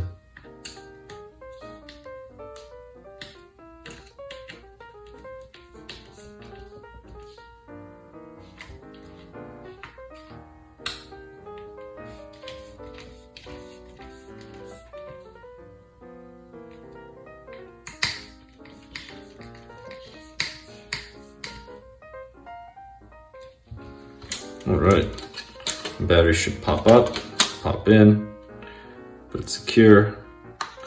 Now, go ahead and deal with this. I may get little pieces of foam and install little pieces of foam in here. I'm not sure. I'll have to figure out, but I'm gonna go ahead and run this adjustment.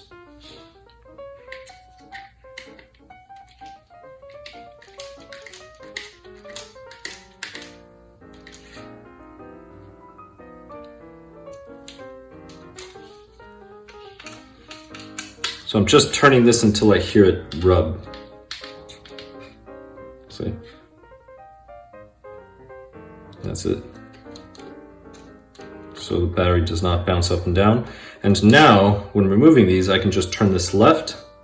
I can turn this up. Right, well, I mean, I'll turn this leftward, and the battery will just come out. But that is it. This is on there. That is definitely on there. All right, so at this point, I'm actually complete with the build. The only thing I have to do now is install my electronics and set everything up. Oh, actually, I'm not finished. I need the front shocks. I got excited for nothing. All right, it's only 2 screws. Only 2 screws.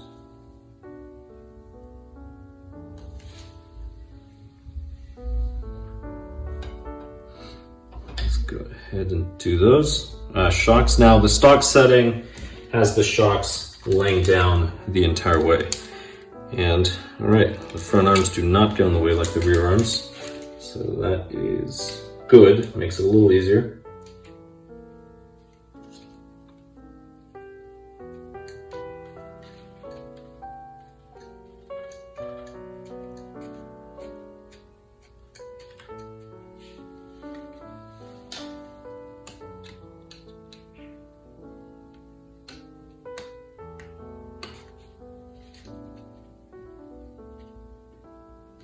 All right. Now for the last one. And again, these are adjustments that later on you're going to have to make once you start actually running the vehicle. Whether you want to stand up the shocks or you want to set them down.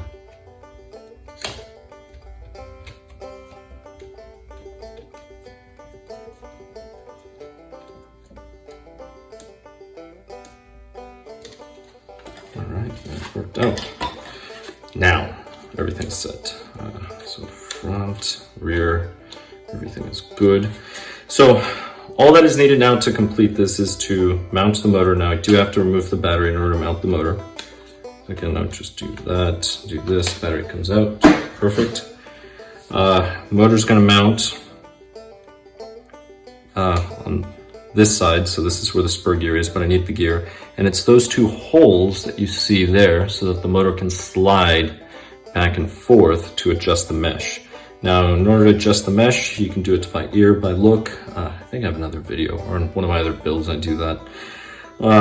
Then we just need, after the motor's here, the receiver, which I'll probably end up mounting here in front of the motor, and then the ESC, which I'll end up mounting in the back.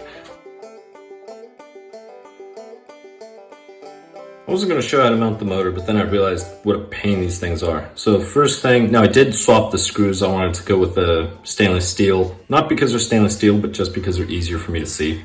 So I went ahead and put them in there. Now I'm just going to hold these this way.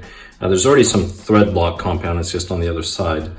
Grab the little spacers, so it's just a 1mm spacer on each. Just like that. Now you can place this horizontally and you can go ahead and screw on the motor. Now, depending on the type of motor, this one's going to tilt this way, but if I go to these, it'll tilt this way toward the ESC. I want it away from the ESC, mainly because I'm looking for a particular wire length. Here we go. So now I'm going to drive this through. I'll just place it. I'm going to hold this lightly. Just going to grab the, oops. Okay, that's not what you want to do. I actually backed out the motor just before it, well, before some of the holes, right? All right, here we go. So once it's like this is mainly because I'm trying to put it on the camera. That's my excuse. That's always my excuse. Well, I'll be honest, it is a greater challenge to do it this way. All right, so that one's set. So now I can grab the other one. Here, let's see, I think the spacer fell out. Yep, spacer fell out. There's the spacer. All right, so you have two options. You can grab needle nose, pliers, remove the motor, or just try it like I did and hope that you get it, which I did. So now I just slid the motor over a little, that's in place, and there we go. All right, so now both of the screws are attached, and this is it. So that's it. A little too tight. There we go. So now I can slide the motor back and forth. And really quick note about the gear. Again, I need a different spur. I may just install this. But the gears, when you mesh them, if it's too tight, your pinion is going to destroy your spur. It's just going to chew it up, melt it, too much heat. If it's too loose, well, it'll just destroy the surface of the teeth. So really, there should be a little clicking sound, just a little bit of play between the two gears. All right, well, thank you very much for watching.